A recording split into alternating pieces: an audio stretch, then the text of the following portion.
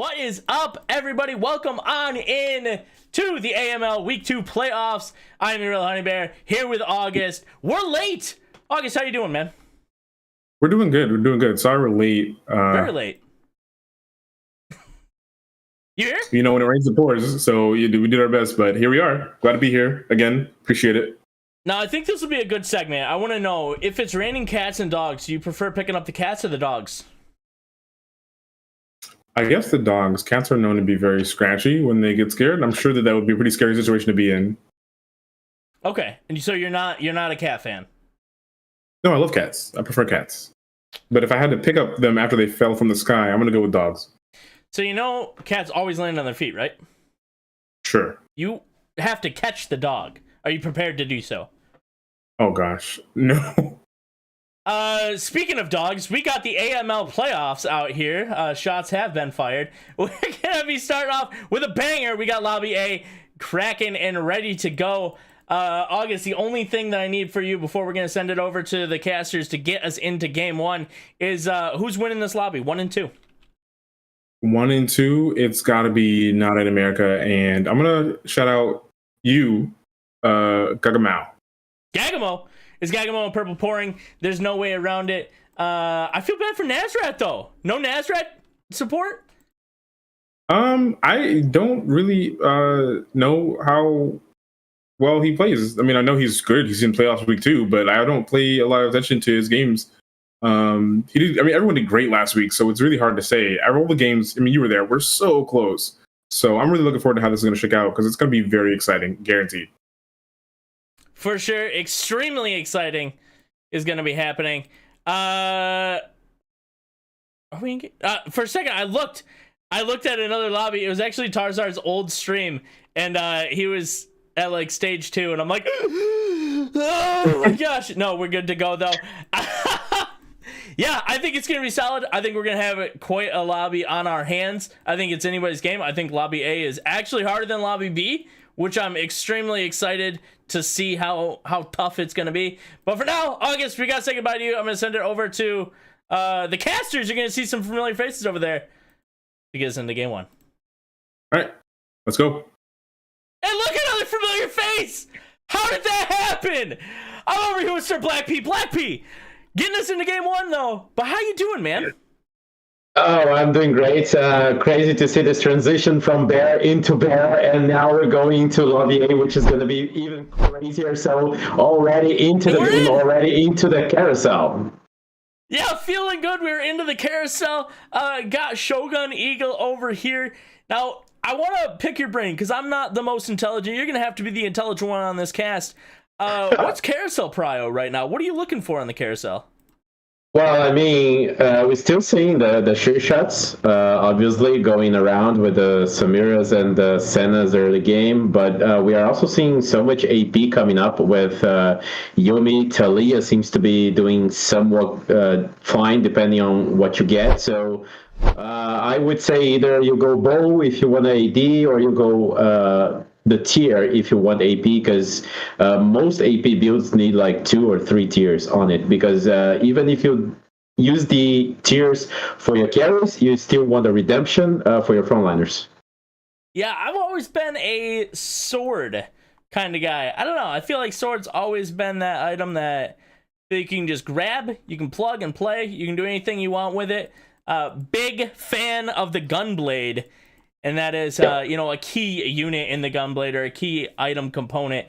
So I'm personally always looking for that. I'm not sure. Yes. Yeah, there are, I feel like, a few items that are 100% slams, and Gunblade is one of them, just in my opinion. But what do you think? Do you think, obviously, last time we had a lot of Gunblade, we had a heck of a lot of, oh goodness, what's the 80 shred item? Where's my head at? Last Whisper. Last Whisper. Those were kind of the 2 standouts. Do you think that's going to continue here? Yeah, for sure. If you're going AD, you definitely want the Last Whisper there. You want it on the traditional vein, with the Shojin, but you also want for the sure shots and anything else AD you go. I agree wholeheartedly. Gunblade is the item to go for mostly. It goes on AP or AD builds, but too many BFs aren't generate great. And so 2 cost hero augments. We got some hero augments. Now, there's a heck of a lot of good choices here in the 2-cost hero augments. I think you can really build your team around a lot of these, so it might take a lot of scouting, a lot of understanding of what do you actually want to go. I know there's quite a pretty famous Lee Sin build out there. It'd be interesting is going to go, but we grab the Vi, picking it up. What are your thoughts on this? Pretty good, pretty awesome augment. If I didn't see wrongly, it is the carry Vi augment, where so. she's gonna grow and get really, really tanky, which is really insane, and it's really good if you want to go for some early underground builds. We have the Gunblade Slam here already. But yeah, I wonder if someone took the listing one, because generally when it's 2-cost hero augments, we see 2 or 3 people going with a double listing frontline, which is insane. Yeah, absolutely. And with the 2 augments picked up, it will be interesting to see, is there going to be contention for this, or is somebody going to have to pivot out of it with Nazrat, aka Tarzan, and Purple Pouring both picking it up? I feel like that's a really tough contention point. Do you think it's a possibility for one to go for it and one to back down, or do you think there's room for 2 people to actually run it? Well, certainly there is room if we talk about the number of units on the deck. So both of them could get the 3-star Vi potentially, but it's also fine if you just keep the 2-star Vi for your board and build anything else. You don't necessarily need to be re-rolling for 3 stars with this augment, but obviously it's the better strategy. So I wonder if both of them go for it. Tarzan here surely could do a 3-star Draven plus 3-star Vi here. Yeah, absolutely. And I'm not the analytical side of things. That's what we got you here for. But I am a hand holder. I love holding hands, especially grabbing somebody's hand and going 7th, 8th. I think it's extremely romantic. Speaking of romanticism, we do have, if you saw the Purple Pouring, has got his Valentine's Day skin rolling. So I'm interested to see, is that the strategy? Is he saying game 1, you know what, let's hold hands 7, 8? I think it'd be possibly a good way to go. It could be. Also, there are some graphs, some studies out there about the facts, the kinds of hero augments that you can forego after a certain stage of the game. So, like in this situation, you could potentially end up pivoting out of the Vi, especially if you decide to go full threats with the Velvet as your carry. But generally, you want to keep the hero augment because obviously it makes a difference. But yeah, holding hands is a cool strategy. Sometimes, in this week tournament setting, if you can at least outlast the other person that you are holding hands with, maybe that's fine. Yeah, absolutely. I'm never am looking. I am a Diamond 4 player at heart, so I'm always looking to just hold 7th, 8th, and just get to go play some more TFT. Or rage quit and go play ARAMs, which is also enjoyable. But none of these players are going to have the luxury to do that today. They're all going to be fighting for that finals spot. An extremely important day for a lot of these players. But speaking of a lot of these players, we do have a substantial amount of their POVs. And do you have somebody that you're actually looking for here to kind of pull ahead, or looking at these boards as we kept fishing around? Is anybody looking pretty strong right now? Well, 2 things I would like to point out here is that we have a spatula on the carousel, so really interesting who's going to take it, and it's Shogun Eagle, so let's see what comes out of that. And also the fact that Dark Mekaki, I just spotted, has a champion duplicator, on its bench, so wondering whether that's going to serve the purpose of a maybe a little bit earlier 3-star unit, or if it's going to just be held for a potential 2-star 4 cost down the line. Yeah, absolutely. And I know we were talking about this before the game, and we did get confirmation on how to say Mekaki, and I believe that is how it's correct. Mekaki. That's how they separated. So I'm going to go with Mekaki, even though they said dark is fine, but what's the fun in that? Where is the fun in that? Yeah, what's the fun in that? So, love to see. You were talking about who we want to see here. Really interesting what's going to come out of Peach Dan's game, just because he's our fellow caster. Also, Gagamo, because he seems to be a favorite of most predictions from the weeklies. But yeah, whoa, now PHN, I I gotta hold you off on that just for a second. People are jumping on the Gagamo hype train. The train left. I was the conductor. I left. There's no more. There's no room. You are not allowed to jump on the Gagamo hype train. It's gone. All right. Black P, if you want on, though, I have an extra seat. So you are more than welcome to. I'm just going to offer it to you and no one else. August tried to jump on in the analyst desk. No, he's not allowed on. Okay, well, with an offer like that, there's no way I'm not going to jump in. So I take it, and it doesn't even matter if it's the window or not. I'm fine with it. Welcome aboard, man. No, you can have window seats. We got plenty of room on the Gagamo hype train. It is sailing around. We'll be interested to see, what they end up doing. I'm gonna pivot over to them. They were.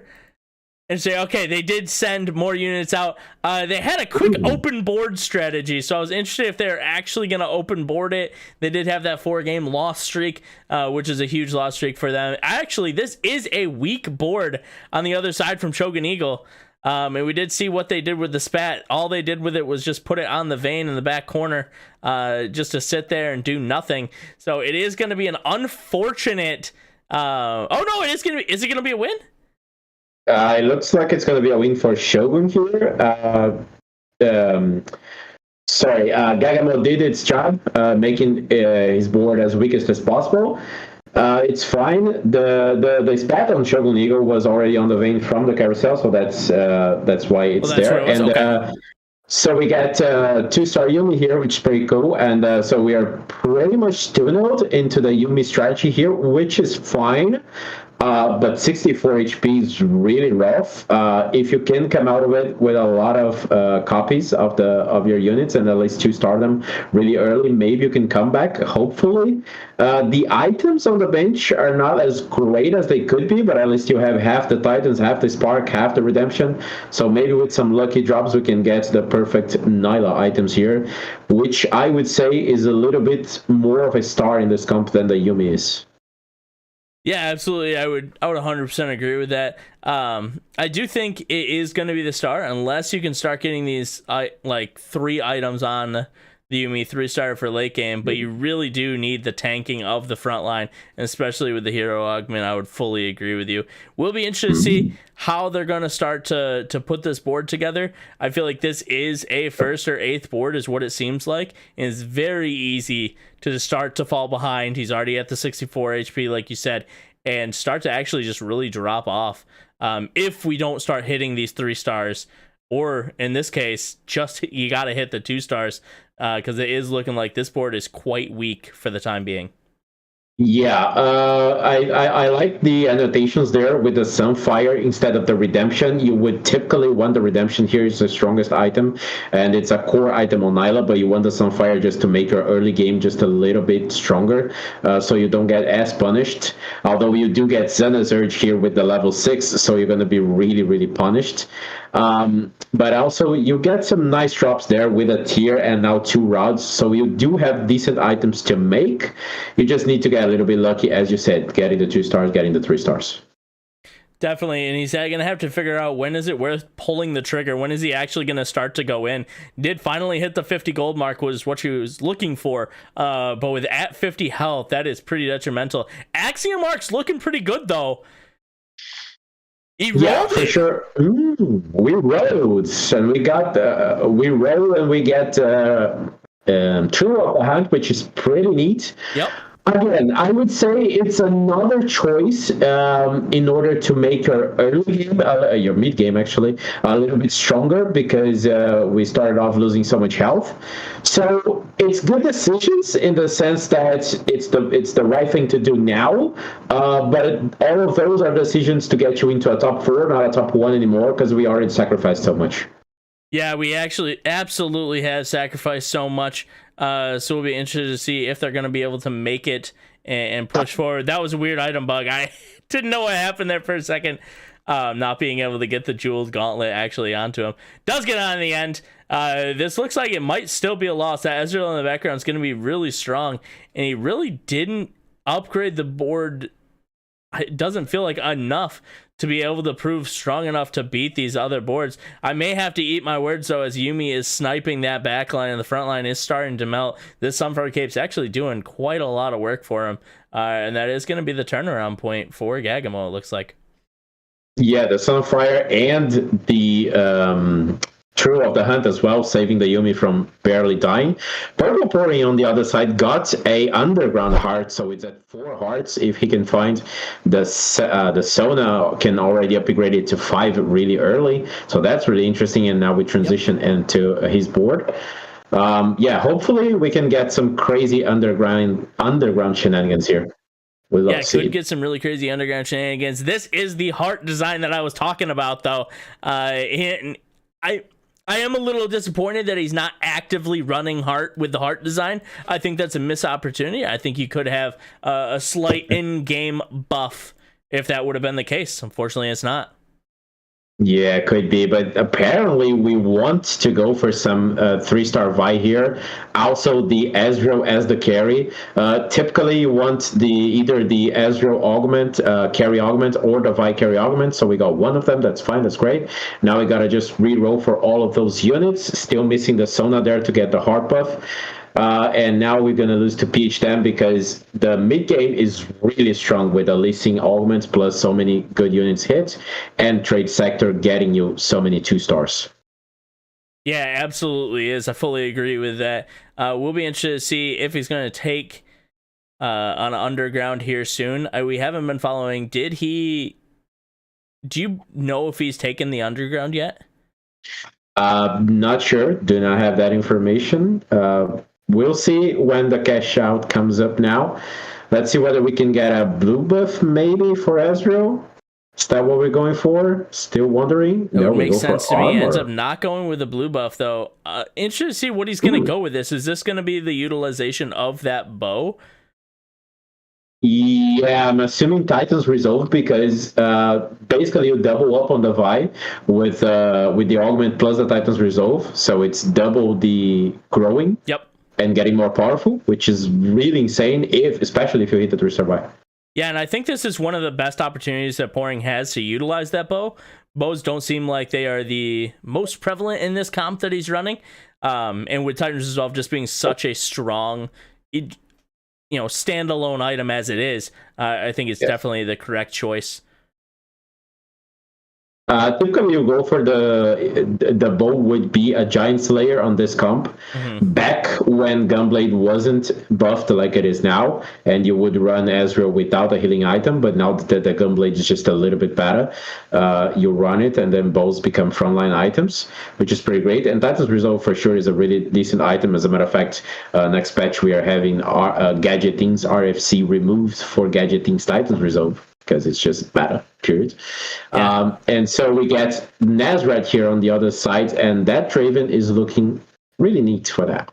Yeah, that Draven is looking pretty tough out there. And, I want to pull back something you said. I thought it was very interesting. Bows being frontline items. It's kind of a funny world that we found ourselves in, that you consider an attack speed item as a frontline item. That looks like quite a good heist. 2 items and a Reforger. And see, he does continue it at 43 HP. What do you make of this? Do you think it's a mistake, or do you think he's actually going to be able to hold on? Okay, so we know he hadn't taken a heist before, because this is a heist 2 level. Yep. And it's interesting. It's interesting decision. Like, I don't know if it's a mistake or not, because it's really easy to talk about things when we are out here just casting, not playing. Absolutely, It's a greedy decision, which I like it. I love it. I don't know if it's going to pay out, but I love it. Absolutely. I am a greedy man myself. That normally leads me to the 8s, which is where I'm happy. I'm at my most happiest, probably at 8th, especially if I can handhold my way down there. Right now is not handholding. Him and Nazrat did pick the exact same augment, but are not the same score-wise. We'll have to see, is Pouring going to be able to move up? He would love a loss here, possibly just a 1-unit loss, but this Ezreal might be able to do too much healing, and no one is taking down that Vi at this current moment. So, tough win, I feel like, for Purple Pouring, but maybe a win that was needed in order to maintain some of the health. Maybe I mean, like losing a possible 5 lose streak, it's terrible, especially because he rolled down so much and went down to 26 gold, losing so much interest. But then again, it's fine to save health at this point. But I like his situation. The Vi is really powerful already, as you saw. He pretty much solo carried there against so many opponents. Now, the only thing I feel a little bit bad about is the fact that we are still really far away from a 3-star Ezreal and a little bit far from the Vi as well. Yeah, it seems like we are very, very far away. So interested to see what's going to be able to happen with him. Here we are on Dark's board. I believe this is our first look at Dark's board, running the Brawler Aegis. Looks like he's just kind of splashing in whatever he hits and just tossing that in there. What do you think of this kind of style, especially at this amount of health? It looks like it's going to be able to work out for him with what he's hitting, but he does need to start hitting these 2 costs or 2 stars. Yeah. Yeah, for sure. Just trying to make strongest board possible for now. Surely going the sure shot route here with Silver Augment plus Runans and Last Whispers. That's definitely going on a Samira or an Aphelios down the line. Still holding on to the Nico, so we already know that our decision is to grid it out to 2-star, 4 cost, or even a 5 cost. Who knows if you're lucky enough. So an interesting decision to make the Jax your tank as well. It's pretty decent front line for now, so on the earliest part of stage 4.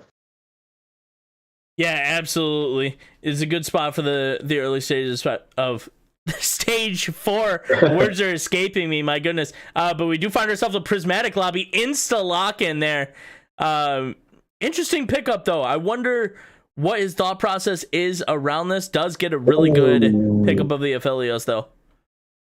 Yeah, like thought process here, I would say I'm getting weaker. I don't have that much econ. It doesn't look like I can go 8 on 4-5. So I'm going to get high-end shopping so I can already start getting my 4 costs and legendaries earlier than everybody. I'm going to be 1 unit down than someone who goes level 8, but it doesn't matter because I can hit Samira too, who knows? Maybe I can find a legendary, and that's exactly what happened. We found the Aphelios, so it worked out. Absolutely important going on the full roll down here. He really needs to start hitting these units. Is getting a little bit closer on each of them, but could start to really hurt. I did not see where he was at as far as the cash out was, but this could be quite a painful loss if it ends up coming through. Yeah, for sure. Like I have to point out, we have Radiant Titan's Resolve on the Vi plus the regular Titan's Resolve. That shield. It's just gonna be insane. That Vi is just gonna be the tankiest thing in the entire world. If it can get 3-star, I don't know what can kill that. Yeah, really got to get that 3-star, though. Is at 13 gold. Is looking like it's going to take a big loss here. Dropping down to under 20 HP. This is an dire position. He does have his cash out, though. Is it going to be a big one? That's a Radiant. That looks pretty good to me. Oh, my God. Like, you do not want a Radiant Ginsos, that's for sure. Maybe you reforge it. But, like... way important than any kind of cash out is to find these 3 stars, and we are just 1 away from everything. Oh my God. It's painful. He's got to win this. He does go for the Reinforger. It's the Bloodthirster. I have no idea where he's going to put that. No. He does have a Sunfire that he can slam as well. This will be his first kind of look at any form of heal cut, and this is going to be a heck of a battle. This is bottom of the barrel. This bottom of the barrel. Gagamo versus Purple Pouring. Gagamo could go out right now if Pouring actually makes this happen. Not sure if he's going to. That Rel in the front line is unbelievably tanky, even though it's doing almost no damage to the Ezreal, but the front line is gone. Yuumi is too strong. And pouring is going to go down to single digits, 7 HP and a dream. It's not looking good. It's definitely not looking good. I said before, I love going the greedy route, but sometimes it just doesn't pay off, and this time it just didn't pay off. The Radiant Ginsos was fine, was far from optimal, but it could work for the Ezreal. The Radiant Bloodthirster is just terrible. You would love to put it on the Vi. Unfortunately, you do not have the slot for it. So, yeah, maybe even the Lee Sin could work out, but it had a Thief Slow on it. So really bad rolls there. The Radiant item is pretty much worthless. It's also taking away from a possible damage item to the Ezreal, which it doesn't have. We have the 3-star Ezreal at least, but it's still bad. Woo! It's so much better, though. You love to see it, and he does utilize, I believe that's still the bug that is out there. Is that correct? Yeah, so right now things seem to just pop off. Items are popping off more than they should. We get the blue buff Gunblade on the Ezreal, so that's pretty fine. We have an orb right there in the middle of the board, which I don't know what it is, but yeah, anyways. I also don't know. Do you just slam that on the Ezreal, though? I mean, you gotta. At this point, I mean, you're down a Radiant item. Maybe he's looking to see, am I going to win this? Is it possible that I can just win with the Ezreal 3? Am I going to have enough strength? It's looking like that front line is going down really fast, but the Ezreal is still alive, going to be able to fire into the front line and the back line. Almost simultaneously, this Vi is going down really fast. He does end up slamming it in the end. Is it too little, too late, though? He might not have enough damage to get through, and he does not. And Purple Pouring is going to go down. I believe that is going to be 8th place. Gagamo's still living. Gagamo's still alive. Should have slammed the Bloodthirster before just because it's 30% extra AD, which is not that much, but it's something, and maybe it would help with just a little bit extra damage there. I don't know if it would be enough, though. As I said before, just unlucky. Pushed, tried to be greedy, didn't work out. Terrible Radiant item there. The Ginsos was bad. The Bloodthirster was even worse. So it just didn't work out. Yeah, and I mean, I respect the play. He's looking at like, this is not an item that I want to slam. I need to be able to win 2 more rounds and see if I can get a better item off of the Aurelion Soul.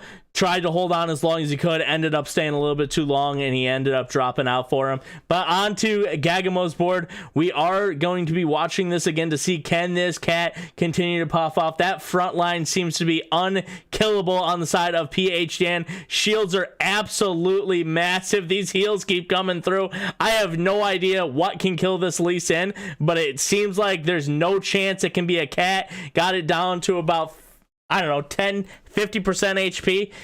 How many times? 10, 20, 30 times? Doesn't matter. He's gone. Yeah, the Lee Sin is just bonkers. We get a hard crown, so that's insane. Now we turn into Dark Mekaki, which might be the next one to go down, because apparently anyone who we watch is the next one to die. Correct. It is the producer / caster curse. Yep. Yeah. But at least we have 2-star Aphelios and 2-star Fiddlesticks, so it is looking decent. Yeah, that Fiddlesticks is going to be tanky and is going to be utilizing a lot of HP, coming back. But I'm not sure. Having the Anima Visage on the Fiddlesticks, what do you make of that? Do you think that is the best play, or do you feel like you just put it on there because that was the best unit to utilize it for the time being? Yeah, obviously don't really care that much about your Fiddlesticks having HP regen.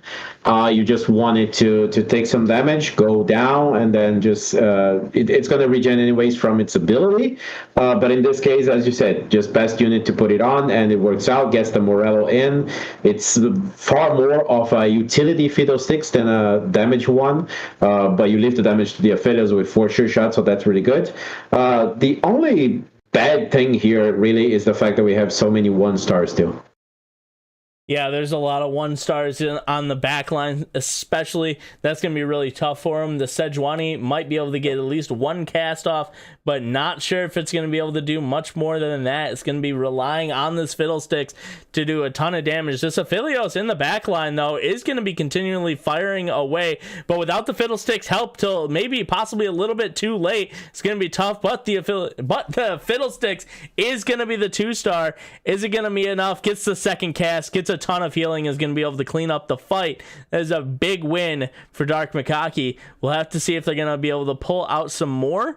It's going to be a lot about this Fiddlesticks positioning until you can start 2-starring a lot of these other units.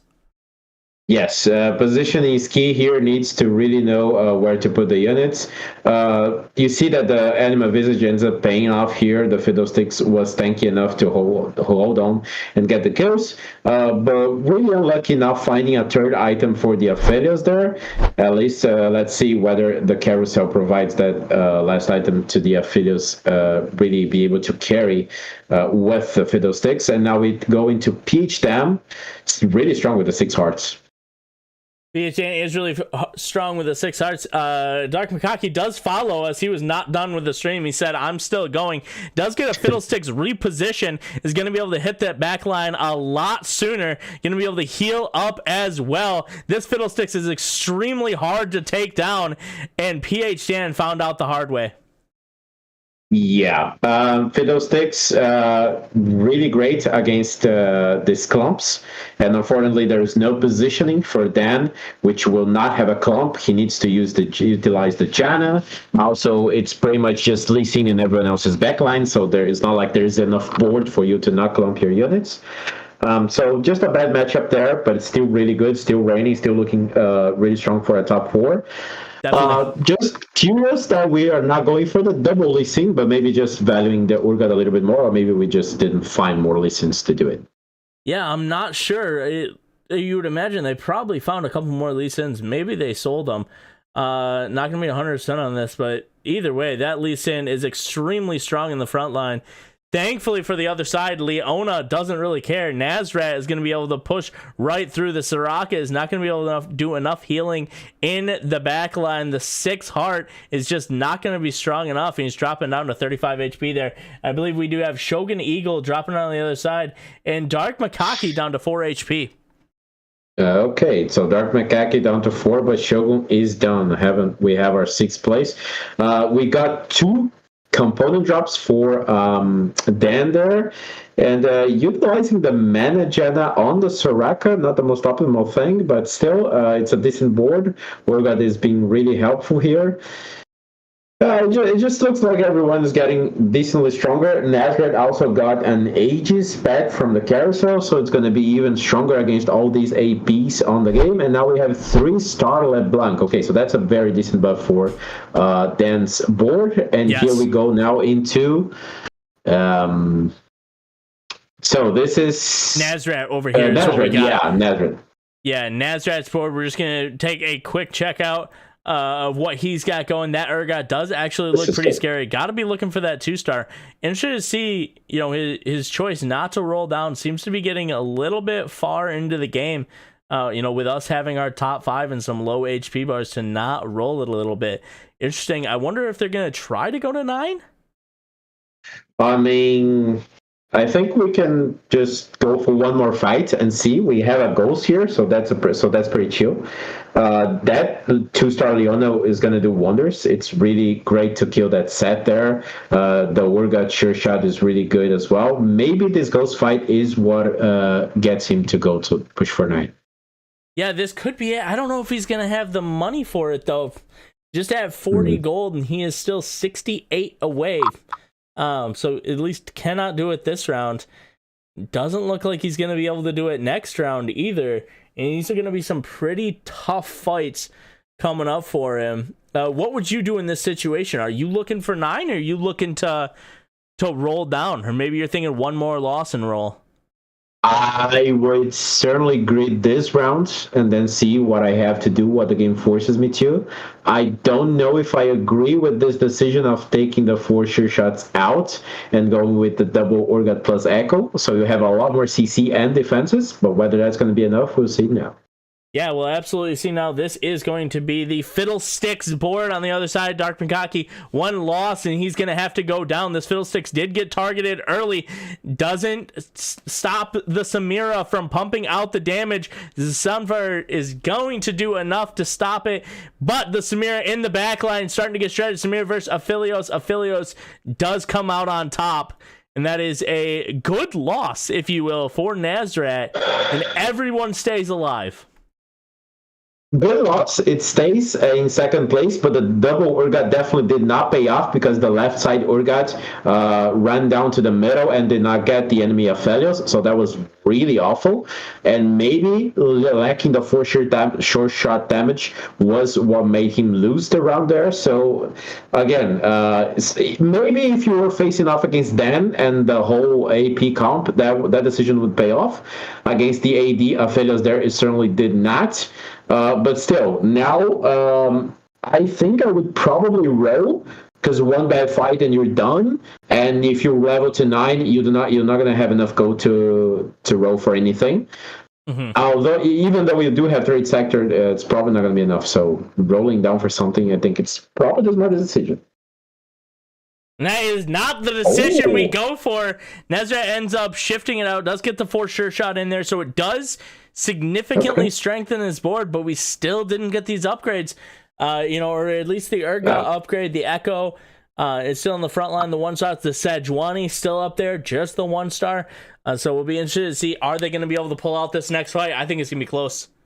Yeah, it's probably going to be close. Needs to really watch the Samira positioning, because then where the Kaiser looks really scary on the other side, we get the LeBlanc on the opposing side. So maybe that's good. The Shroud is good. Yeah, looking like the Shroud is going to be good. Stopping the first LeBlanc cast for just a little bit, as well as some of the other spellcasters in the back line. This Samira is going to be untouched. Really good Urgot wave coming through. Going to be able to stun up some of the team, but that front line is way too strong. The Samira might not have enough damage to be able to shred through it, and does not. Going to end up going down. That 3-star LeBlanc with the others in the back line are just too strong. Oh my god, this is a 5th place. This sucks so bad.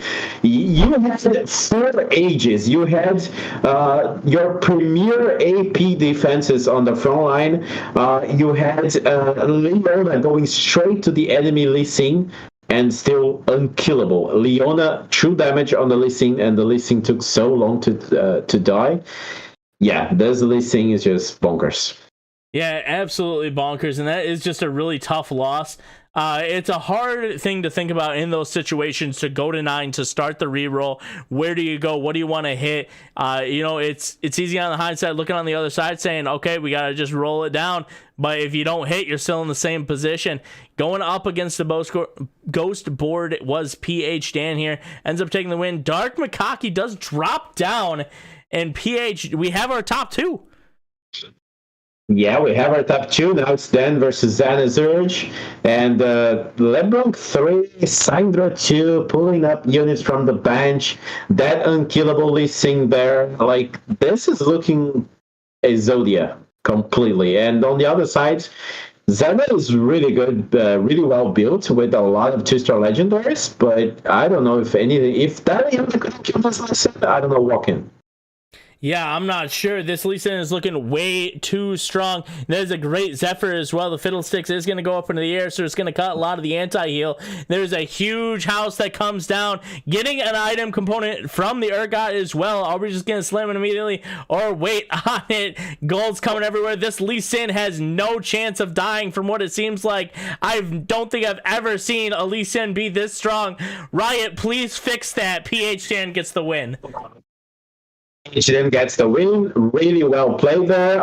We talked about in the earliest stages of the game, somebody's probably going to take the healing Lee Sin augment when it's a 2-cost hero augment. Dan was apparently the only one who took it, and it made it work uncontested. Didn't even go for the double Lee Sin, didn't matter. Got so many leveled up units. So, yeah, great job. Yeah, absolutely great job. It was kind of well done, I feel like, by all players. Feeling out game 1. There's still 3 more games to go until people are eliminated and people are moving on. So I feel like that was a solid first game. Blackpea, do you feel like anybody kind of let you down, or do you think it was a lot of people feeling out the waters, kind of testing where they need to go and how strong the strength of the boards are? Yeah, no, I can't say anyone let me down. I think, as you said, they were just testing out the waters. I think that was just really, really unlucky for our fifth place there, which I forget who it was we were watching. But that bad fight was just sucked, and that was really sad for Purple as well. Gritted out, and it didn't work out. We got a bad Radiant item, and then an even worse one. But it happens, and at least you have 3 more games to come back. Now you do. We're going to give Black P just a little bit of a break. We're going to switch on over to Analyst Stats. Bring on in August. Black P, we'll see you in a moment, man. See ya. Here is the man of the hour, the one everybody has actually been waiting for. Not me, but August. August, what the heck happened that game? August, you muted. All right, Lawrence. Man, that's my signature move, man. I love to do that, apparently. Absolutely. That's a big brain play right there. That was just, I mean, we saw it last week. That Lee Sin carry augment is so incredibly powerful. It didn't matter. He didn't even run 2. He just ran 1, and he just won. Yep. So that's 1-2 cost. It was a 2-star. 1-2 cost. Was his whole front line for 90% of that game. Did not matter, and it's not even like he came. Did he even get down to single digit HP at the end? I don't think he did. I think he just was chilling the whole game. So expect to see more of that for sure. We saw some reroll comps not quite make it out. Kind of, Yumi and Ezreal went down pretty early. And I saw a lot more sure shot than I thought I would. But I mean, AD's been great since forever this set, so not surprised there. I'm expecting to see a lot more Lee Sin forcing though. I'm not surprised at all, and a lot more reroll forcing, even though it didn't work out for them this game. Yeah, what are your thoughts on kind of a lot of the strategies that come through? Black P and I were touching on it a little bit, but it seemed like opportunities to roll and opportunities to strengthen your board were passed away a little bit for a little bit of greed, and that's the way Black P and I said we play. But what are your thoughts on that? Do you think people were greedy in here? Do you think it was a little bit of unlucky? I definitely saw more than one player getting a little too greedy. I mean, we even saw an underground player go, what was it, 7th here? Yep. No, 8th. Portal went 8th, yeah. So that was a little bit unlucky, with Black P as well. Yeah. That Radiant item was garbage, and then you're like, all right, let's reroll it, and then like that Radiant item was worse. So it feels bad, but yeah. It was super unfortunate. And then I think I saw a lot of greed. I think I saw a lot of just 1st or 8th play, which is kind of expected this late in the tournament, because you want to start pushing people out. You want to start securing spots for next week again. Yep. But I think this late in the tournament, I disagree with that playstyle. I think you need to get your 4th, this early. It's not too crazy close. Or I mean, it is kind of crazy close. You want to get your 4th. I don't think you need to be playing for 1st right away every time. But I mean, these are some pretty high caliber players. They are committed to their play styles. I think my camera froze. Sorry about that. Yeah, I think you're gone. I mean, it's a good face to start out to leave us at. I'm like, wait a minute. Is that on my end? Did I do that? No, you're just gone. It's all right. Just deep in thought there, yeah. My OBS has been freezing a lot on me lately. I don't know what that's about. Let me see if this works.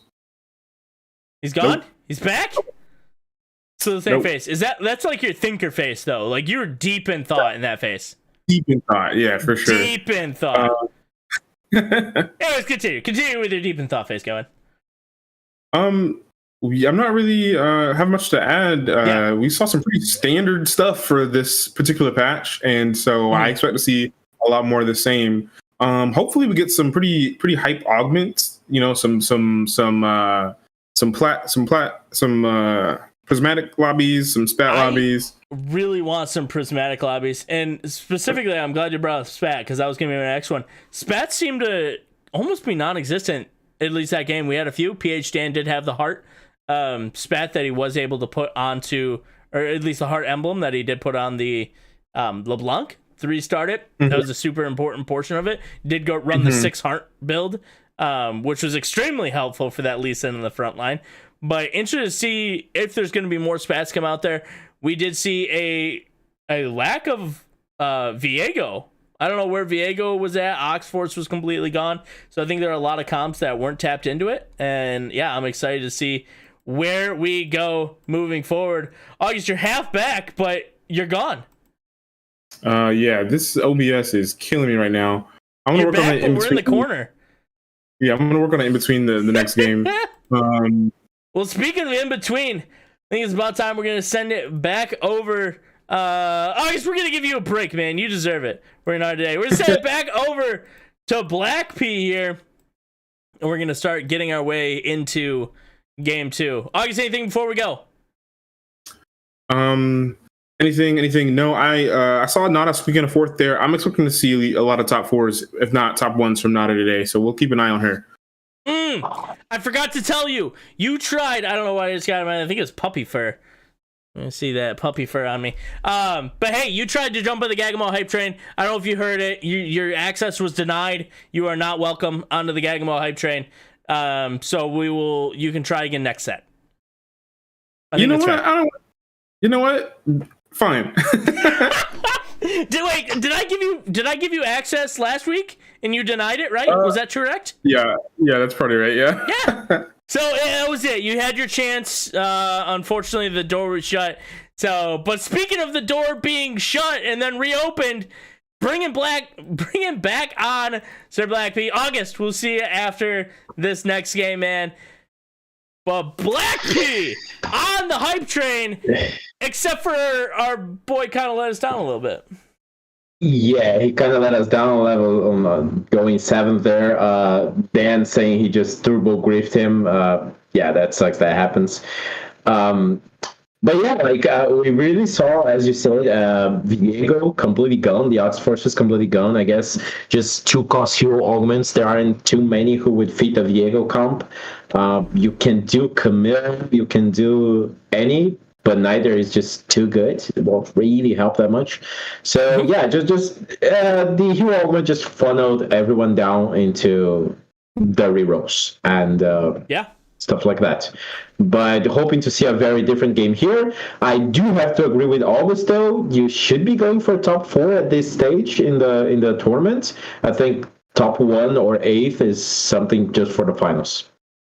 Yeah, I fully agree. It is interesting to see what the dynamic is going to happen.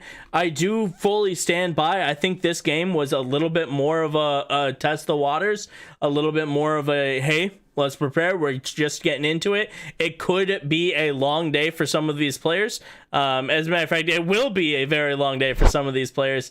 As they transition us into Purple Points board, we got a lot of people running for that cloak or the belt.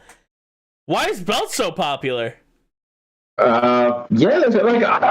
a belt. Actually, I mean, we all know the power of Sunfire in the early game. We saw the slams of Sunfire as well on the last game. So helpful. Redemption is just such a core item nowadays in the game as well. Even if you go with a Warmogs, you can use it on some good units down the line, especially a Zac. So yeah, I think if you cannot go for anything offensive, Belt is really good. And depending on which side you start on Carousel, you just don't want to compete. Yeah, definitely. Yeah, I can fully agree with that. I do believe, I think Belt is a very strong start. I think it is the premier tank item right now. In my opinion, or premier tank component. I think you can do so much with it. Obviously Sunfire is always going to be helpful. If you want to be the rat, you can build something like a Zephyr if you would choose to. But other than that, I mean, I think there's just a lot of positive items that come through. If you would have got the belt here, could have slammed the Redemption, which is extremely strong on, maybe specific frontline units. But can be a really strong item to just hold us out. Yeah, it's really good in general. Doesn't matter what you're running. Even threats can work it. usually when the threat's a little bit more spread out, but even then, even those units can use it. As I was saying on the last game, bows tend to be a little bit more frontline items nowadays. Like you want the last whisper maybe for your backline and then nothing else. Like sometimes a giant slayer, depending. So you can also build a Z-Rot. And now we go into augments, which is golden and it's forge. No thinking about it. Yeah, instant forge. Which one do we take it? Yeah, I feel like this is a little hard. I don't know if you do Obsidian Cleaver in a lot of different comps, so it'd be interesting to see what he thinks he's going to be able to run here and what he's going to be moving forward. Eternal Winter, I feel like, is always going to be the safe option, just an easy front line, and he ends up taking it. I do believe that is the correct option, but a tough one. But I do think that Purple Pouring decided he doesn't want to tunnel vision on a comp that needs the shred. So I believe going with the more defensive, the more tanky item is the way to go. Yeah, I think the shred is really good and really helpful to pretty much anything. It's an awesome item, but it won't help you that much in the early game, especially because the Black Cleaver is something you want on something that can spread out and shred everyone. And though in this set, those are usually the legendaries. Yep. So early in the game, you only have mostly how can I say, one target units, and so not that helpful. Yeah, definitely not as helpful, you know, especially starting off. Is going to take the loss, did not push, ended up keeping a lot of his units to keep a lot of gold on the bench. Not sure if he knows which route he's going to go for just yet. I do see the Anima Squad there on the bench. I love slamming Anima Squad early. It's unfortunately he only has the 2, or else that might have been, you know, a slam for me. I believe it's the Jinx. I'm like, wait a minute, where did I miss it? Yes, got the 2 on the bench. Unfortunately, can't make it the 3rd. But what are your thoughts? He does pick up the Anima Squad. Do you think it is still viable moving into later of stage 2? No, yeah, I think it's still fine, depending whether you can make a strong board or not, because remember, Anime Squad will stack on kills. So if you can get a board that will kill stuff on stage 2, that's fine.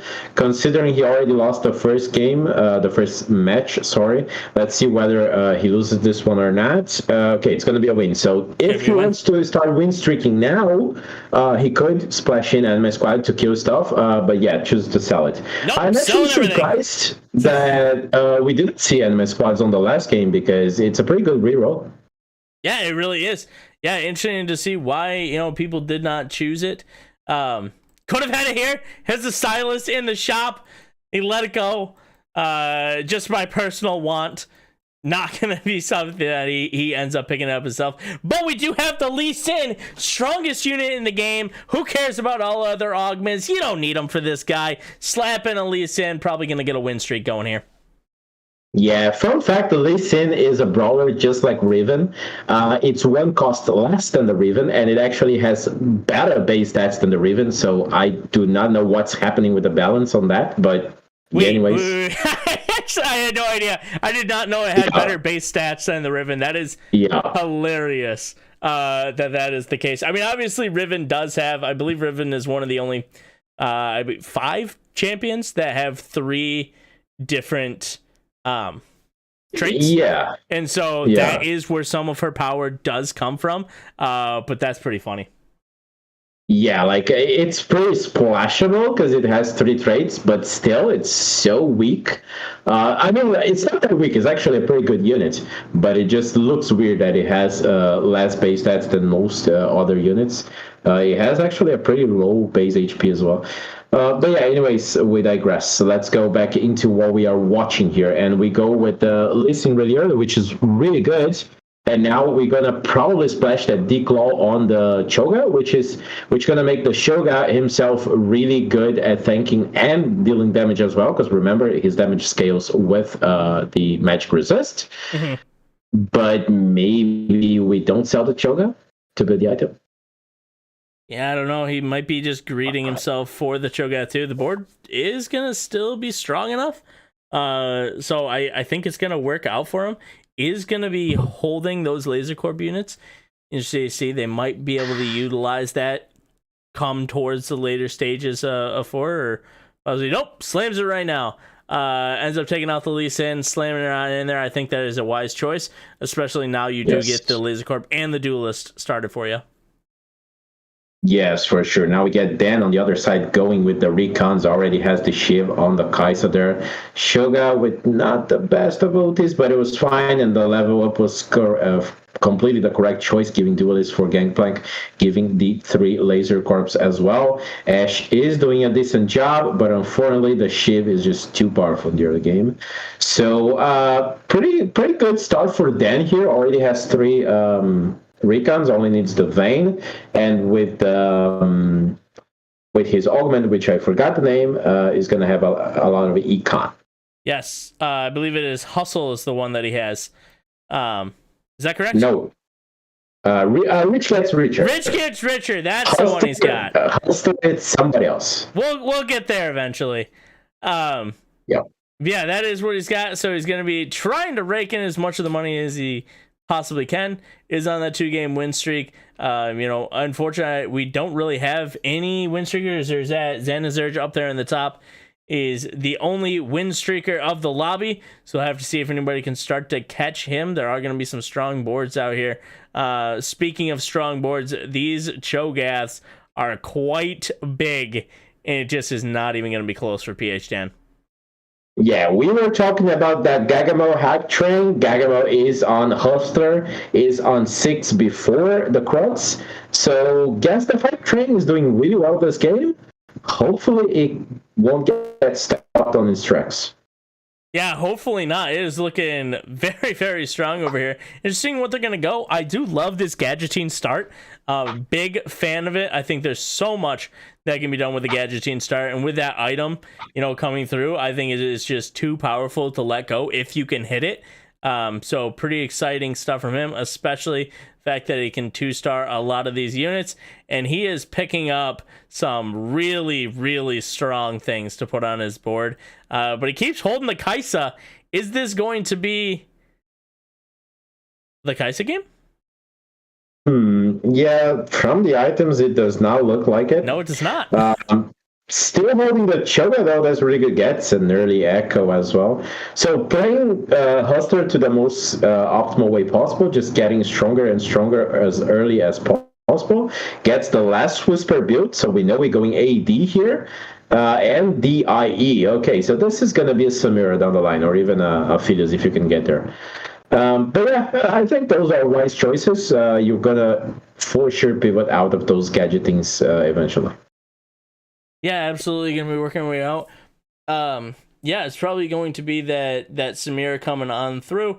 We'll have to see how long it's going to take them to hit. They do have no econ to their name. That is a 3-star Wukong. That's a 3-star Wukong and Lux. I'm not sure where we missed that one. What board was that? Yeah, I couldn't really see who it was, but that's really insane. So that's Shogun Eagle, actually. Just checked it. Shogun Eagle with the re-rolls there, which is a good decision. I played some re-rolls of Wukong and Poppy and stuff like that lately, and it has worked out. And it's Prismatic Lobby for the second augment here. Yeah, big Prismatic Lobby. Interesting to see. This is going to really start to change a lot of this board. Speaking of the Shogun Eagle, this is not the board that he wanted to find, or not what he wanted to find, because that is going to be a lot of power to increase these board strengths, or the end cap board strengths. So we'll have to see what is he going to be able to do with a lot of these rerolls. Yeah, the one thing I gotta call it out, like 2 things I gotta call it out. The first is that for Shogun Eagle specifically, he already had the 2 3-stars hit before Prismatic, so that is really, really good. And now that's the level up, so it's going to get a lot of levels in as well. And then for our previous player, there was also the fact that we got high-end shopping with Hustler, so that's probably going to be even more stronger units hit earlier than everybody else. So I think it's actually pretty good for both of them. Yeah, I would agree. It is going to be looking pretty good for both of them. We'll have to see excuse me, if we're going to transition out of this at all. So interested to see what is he ended up going to do in the late game? We might have to stay away from this PvP. It is a little blurry. Nothing we can do about that. But I am really excited to see, what kind of board he's going to be able to put together coming into this late game. Able to take down Xenazurge's win streak, so that's pretty cool.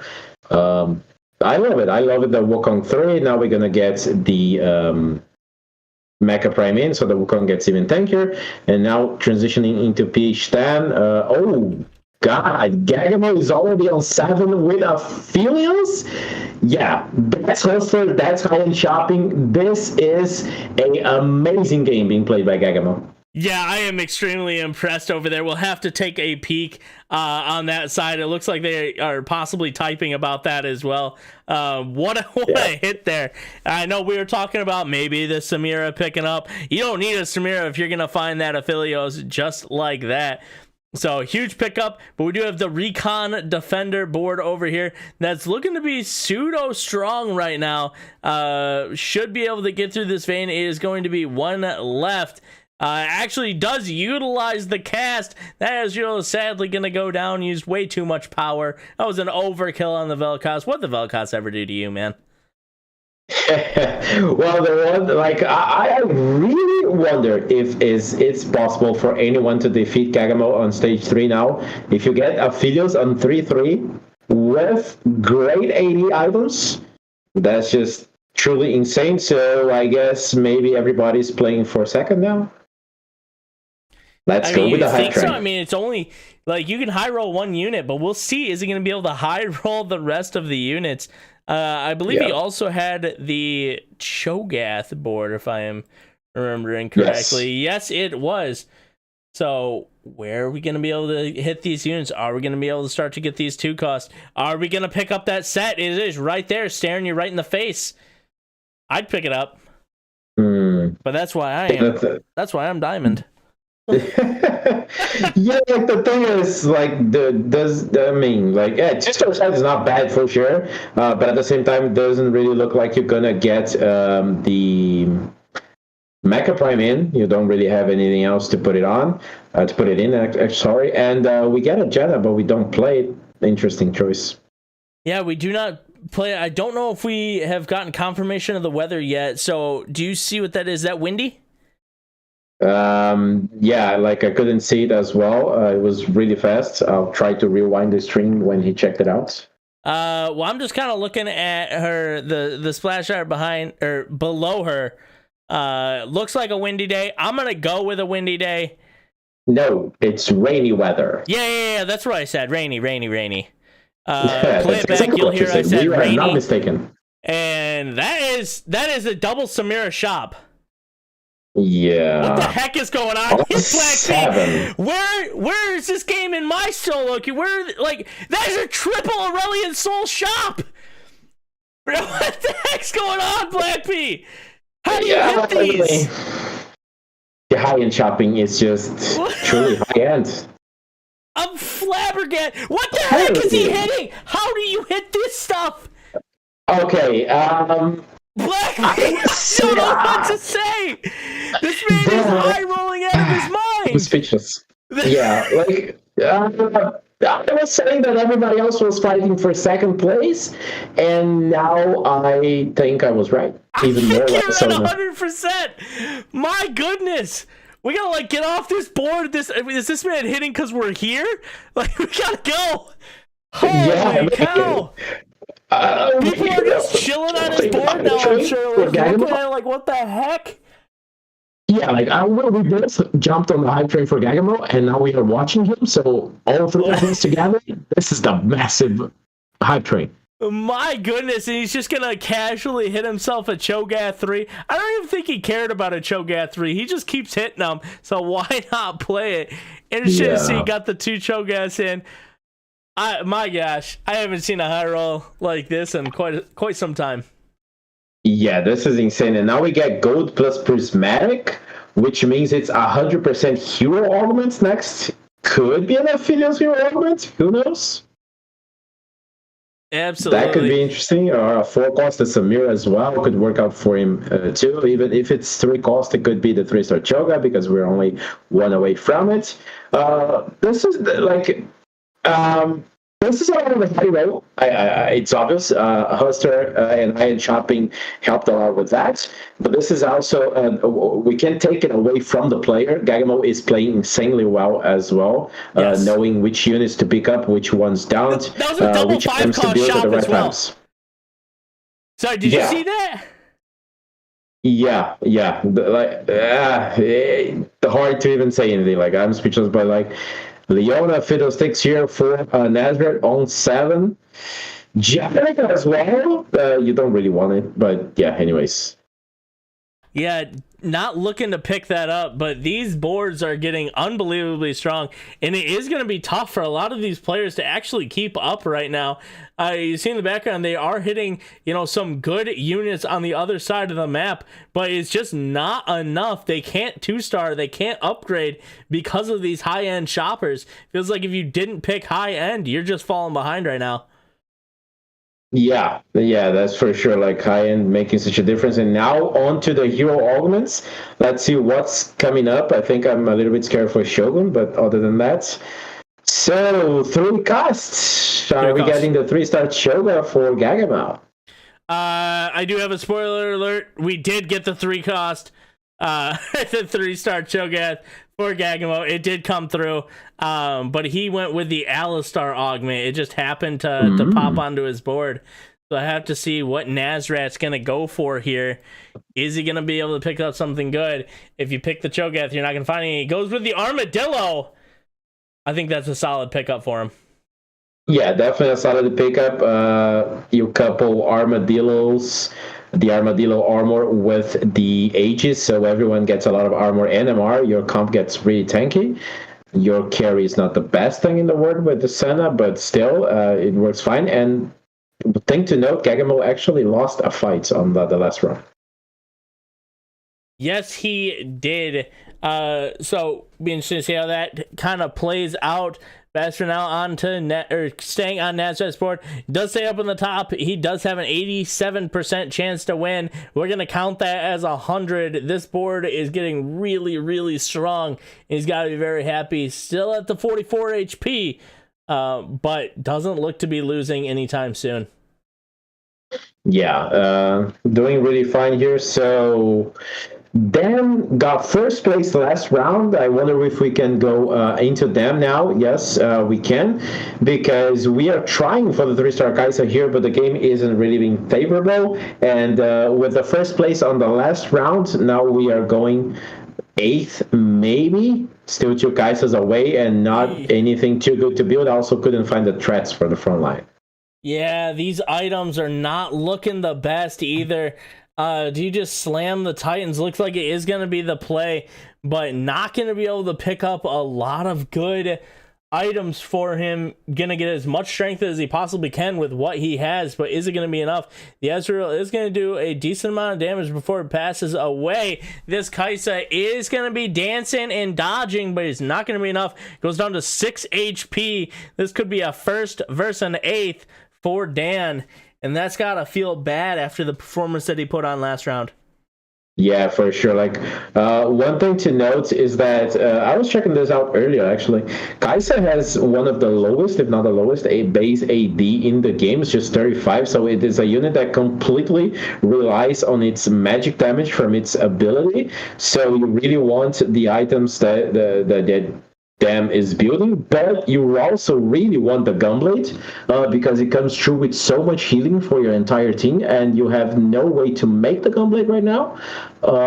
Actually, you do. Now you finally are going to be able to build the Gunblade, so that's going to make a huge difference. But still, this Kaisa board without threats as your front line is so much weaker. So, yeah, just feel bad for him. Yeah, absolutely feeling bad for him. Let's see. Oh, we do see Pouring does pick up the Vayne 3 on the other side, and we do get the Kai'Sa 3, so it is going to be much stronger boards here going into stage 4 or 5, but are they going to be strong enough from the bottom contender? He does only have 1 life left. Doesn't matter how many units he loses to, so this is going to be a very stressful situation to see. Can Dan pick up just even a few more spots? It's not looking good, though, and Dark Makaki's really strong on the other side. Definitely not looking too good. Mekaki is really insane. The front line doesn't last long. As you can see, the Belva just destroys everybody. The Kai'Sa here is really trying to push herself to do it, but it doesn't work out. That is just sad. Didn't work out, then takes 8th place. That's a really tough loss coming through there. Didn't hit what he wanted soon enough. Finally got the hit there, but it just wasn't in time. There was a chance if he could have saved some health in the early game. Maybe could have squeaked out a few more positions. Just wasn't in the cards this game. Yeah, it just wasn't in the cards. So I think looking at the silver lining here, at least we got first place on the last game, so we're not too bad. But yeah, that's a tough situation. Purple on a far better situation, playing the Recons as well, but using the Vayne as its primary carry with the Shoji. Although it's just a 1-item Vayne, but it's a 3-star Vayne, so yeah, let's see how strong is this on the next fight. I'm interested. I'm not even sure how good the Shojin is, on the Vayne, but it's there. It's going to be helping out. This is going to go against the Lux Wukong board. That is an extremely big Wukong. That is a lot of health. That's going to be a lot of damage. It's going to be a lot of tank. So can this Vayne actually shred through the front line fast enough? And it does not look like it, but that Cho'Gath is holding on for dear life up in that front side. The monkey goes down and Vayne pulls through. Oh, that was a pretty good fight there. Yeah, like answering what you said, Shojin on the Vayne is pretty good. It's actually the BIS item for Vayne. Is it? Yes, especially if you have spread shot like he does, the augment. Because here's the thing, the bolt that Vayne fires with the true damage counts as an auto attack as well, which means that she will not stop stacking the third attack for Shojin just because she's casting her bolt, which means she just fires so many true damage bolts with a Shojin, and that's why it's BIS, and especially with spread shot, which is going to do 75% damage to 2 extra units. It's insane. You can do so much true damage to everyone, but you also want to build the Last Whisper on her, and he just gets the glove here because she also deals so much AD at the same time. So this BIS here for the Vayne. Yeah, I do like this. And they do have a champion duplicator. Wonder if they're going to be able to go for one of these 3-cost threats. I imagine that's what they're going to be looking for, buying any 3 costs that come through in the shop. Getting a lot of free shops here, not going to be enough. Wondering, are they going to slam that Sunfire Cape, or are they going to hold on to it? There's, I don't think any reason not to. Do slam it on the Rammus, getting a little bit extra there, and we'll have to see, are they going to be able to keep this win streak alive? This Vayne is very strong. That front line is threatening. Yeah. But we do have the 3 stars on the other side, and it's looking pretty tough for him. Does take the loss. It's only to Gagamo. You might have the second strongest board in the game. Gagamo just has the first. Yeah, for sure. Like I love this Vayne and all the comp. Like, so Gagamo hit the 3-star Choga. Remember, you have exactly 18 copies of 3-cost units, which means there's only 1 more Choga available if no one has it. But then again, actually 2 more Chogas, but we have the Nico's help, so the champion duplicator actually. So maybe we can get 3-star Choga off of that. But yeah, anyways, like, love the Nyla here now. We have Duelist, makes the Vayne just a little bit stronger, gives a little bit, well, actually doesn't, because it doesn't have 3-star guardian, but I was going to say it would buff up the Kai'Sa. Anyways, I digress. Let's see who the Thieves Gloves go on. I would say the Kai'Sa. I would And it's imagine the Dark Kaisa, Macaque on unless the you other think you side. need the front line, does end up going for the front line. Interesting. Those aren't the items that you want on the front line, but it's the items you got. That Deathcat might be able to help for a little bit of, I believe, the healing coming through. But there are so many units. This Vayne might be able to clean up some of them. Doesn't look like they're going to be able to clean up all of them. Dark Macaque is looking very strong. This might be it for Pouring. 2 HP in a dream. Pouring holds on. Oh. Yeah, Pori holds on. Definitely think that Gagamo is going to be the one Nazrak taking drops out. first place. Yeah, Nazareth is out. Okay, so 7th place. So we hold on a little bit. Purple Pori here really needs to hold on after the bad showing of the last game. But yeah, so I was just answering chat there, like for sure Gagamo looks like for poised to take first place. 3-star Shogun does not come true for Purple. So this would BIS items for Vayne for sure, but unfortunately not hit a third item for her, which would be really, really good. The 3-star Shogun would be really helpful as well. Didn't happen. Gagamo screwed him over with the 3-star Shogun over there. So decent game for Purple, just a little bit unlucky again. Yeah, it might be just a little bit unlucky. Interested to see. I mean, I believe there should be at least one more copy back there, right?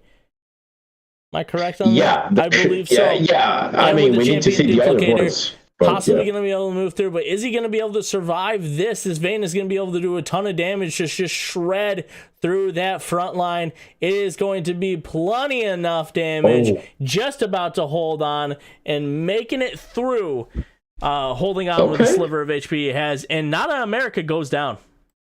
Yeah, Nada goes down, so really good fight for Purple here. Survived by a tread and gets 5th place at least. Maybe more. Now let's see whether we can get the third item here. Runans could work out. Bloodthirster if you want to be a little bit safer. And do we got enemies? Pets? What? I am not It's sure. Shoga. It's because it's Shoga. Oh, yes. Okay, that makes way more sense. I'm like, I have no idea why he went for this. But that makes total sense. He is going to be able to get the Cho'Gath 3. Obviously not the item that he wanted, but maybe he'll be able to make it work a little bit later, or it might just be a dead item. I think having it as a dead item is perfectly fine, as long as you got that Cho'Gath 3. That is going to be a huge power spike for Purple Pouring, looking to just hold on to squeak out another couple positions. Yeah, maybe if we can hold on for a top 4 there. We get a ghost, so that's a good thing, but it's a 3-star Cho'Gath ghost on the other side.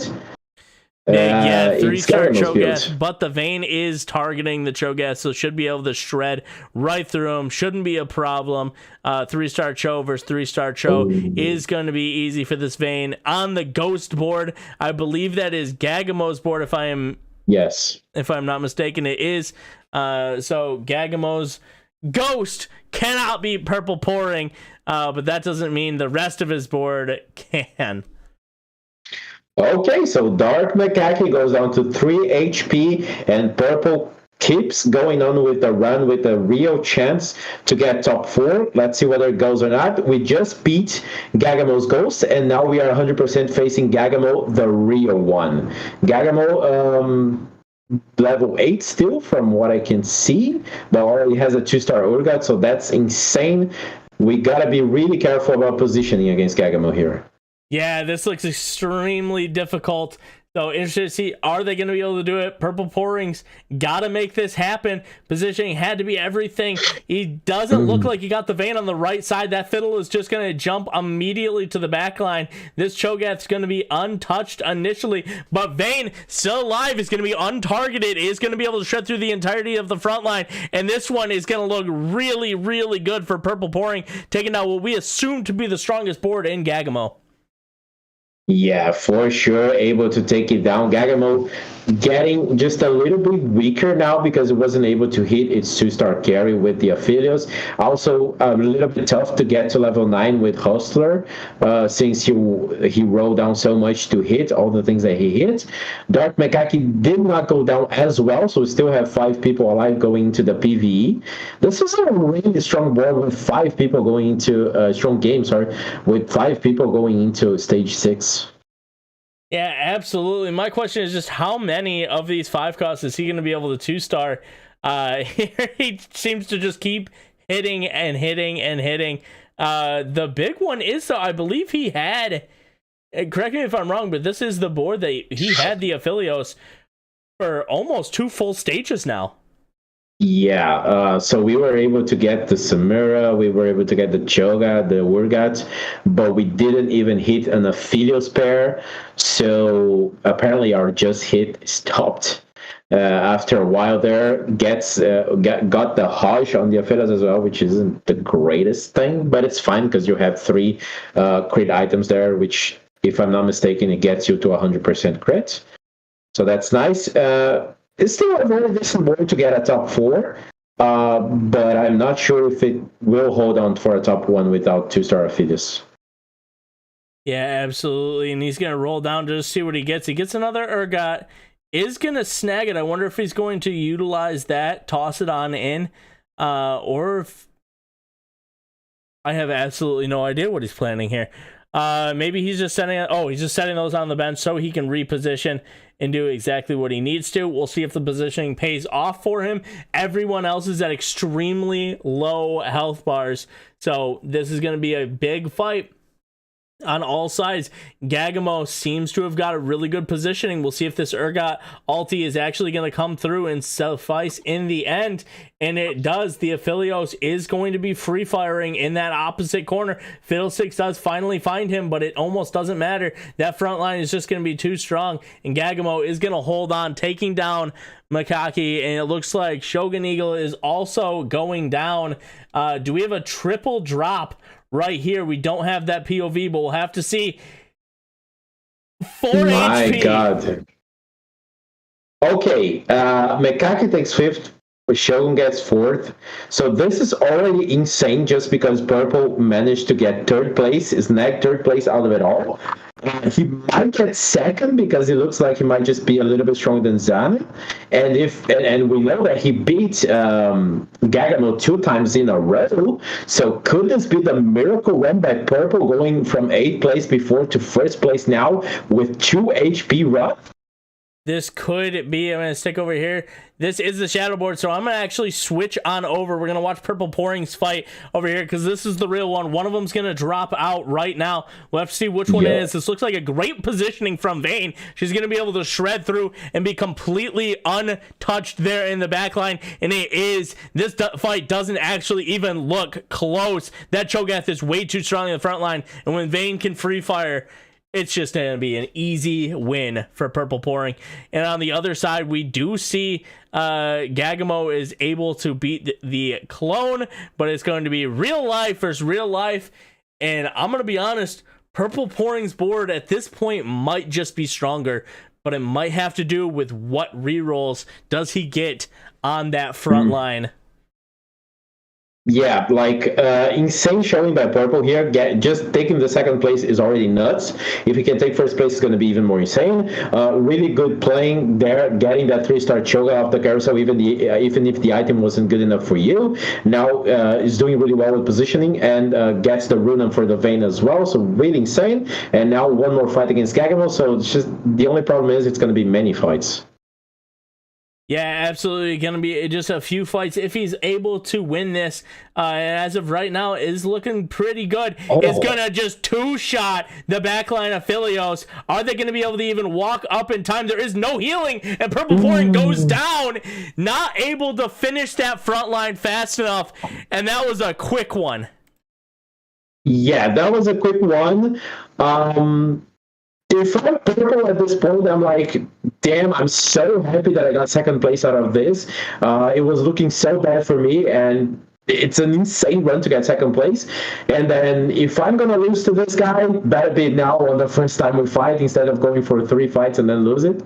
So just great. 2nd place is nothing to take away from Purple. Insane game. Yeah, that's feels real good for Purple Pouring. Ended up getting the 2nd. I believe they got 8th last round. Is that correct? Yes, exactly. So, yeah, being able to pull out the 2nd, starting to put themselves in the middle of the pack. They still have 2 games left in this block, so plenty of time to push for that top 2 and see if they can actually just get the bye but they still have a lot of work to do moving forward. But as for somebody, like Gagamo going 7th to 1st, as well, really looking strong. And this entire lobby is going to start getting really tight. Yeah, and really tight because like 8th place got 2nd, 7th place got 1st. So the points are all a bit crazy. 6 points on Nazareth, 13 on Zena. So 7 points separate 8th place and 1st place. So we still have 2 crazy games to go for. This actually could be anybody's lobby right here. This could be crazy pulling through. But for now, Black P, you're going to take a few games off, right? And then you're coming back to see us? Yes. I'll take 2 games off, relax a little bit, and then come back for the 3 games of Group C to host and play-by-play that crazy best of 3. Yeah, absolutely. But all right, Black P, we're going to say goodbye to you here. We'll see you in a few games, though, buddy. See you soon. And we are back with the man of the hour, August. Your camera's working. Welcome back, dude. We'll see how long it lasts. Don't jinx it. You guys like to jinx things on the casters yesterday. Yes, correct. Man, what a crazy game for Gagamo. Wow. I mean, okay, so we talked about how greedy the lobby was last game. Way greedier this game. Huh? Very greedy, yep. Okay, so I counted. Do you count level up as an econ augment?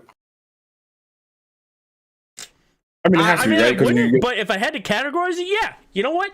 I'll say that. Yeah, I think you could categorize it as an econ augment. So Nada took level up, right? Everyone else, literally 7 people, everyone except for Zanazurge took an econ augment. Correct. Dan took 2. The greediest lobby we had. Like, wow. And then Zanazurge, I was really impressed with their play, simply because being the only person in the lobby that doesn't take an econ augment is rough, because everyone is just full greed. Yes. And no one's punishing anyone for it. You can't do it by yourself. So for Zanazurge to take 3rd in that spot, I'm really impressed. Also really impressive, just like last week, we just flip-flopped the whole lobby again. Yes. With 8th place Pouring taking 2nd place, with 7th place Gagamo taking 1st place, with 1st place Dan taking 8th place. You know that feels bad. You know he's mad. That's got to feel awful, especially with the position they found themselves in. I think they had a real chance and just fell short. I know. Oh man. I love. I don't want to see greedy games like that, and I want to see hype games. But also, I do want to see because the problem with greedy games like that, where everyone is econ augmenting and trying to take everything, it just comes down to it kind of feels like everyone just kind of handshakes with Mordog and says, please bless me. Yes. But only one person gets the blessing. We saw Gagamo take a Samira 2 on just 1 roll, and then the next roll take a Asol 2 in 1 shot. What are you doing? I don't know how that man got so lucky. Like that was the most gifted 1st place finish I think I've ever seen. He won with like 40 or 50 something HP. You were playing for 2nd. Yeah, I didn't believe it. I mean, Black P called it out, right? And then right after Black P called it out, it was just hit after hit after hit after hit. And I'm like, this guy doesn't miss. Like, this is I don't know how you beat that at that point. That is, in my opinion, that's a Lawrence diff. If I had to call it out, that's a Lawrence diff, and I'm blaming him for it. Jeez, I mean, listen, people are gonna blame you. You're the one playing favorites here. I try to play favorites as much as possible, but don't worry, I'm not in charge. It's Lawrence. If you have a problem with my favoritism, make sure you at Lawrence and let him know.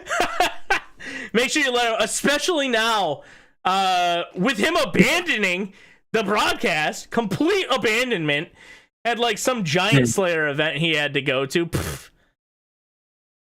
We're bigger than Giant Slayer. Come on. Jeez.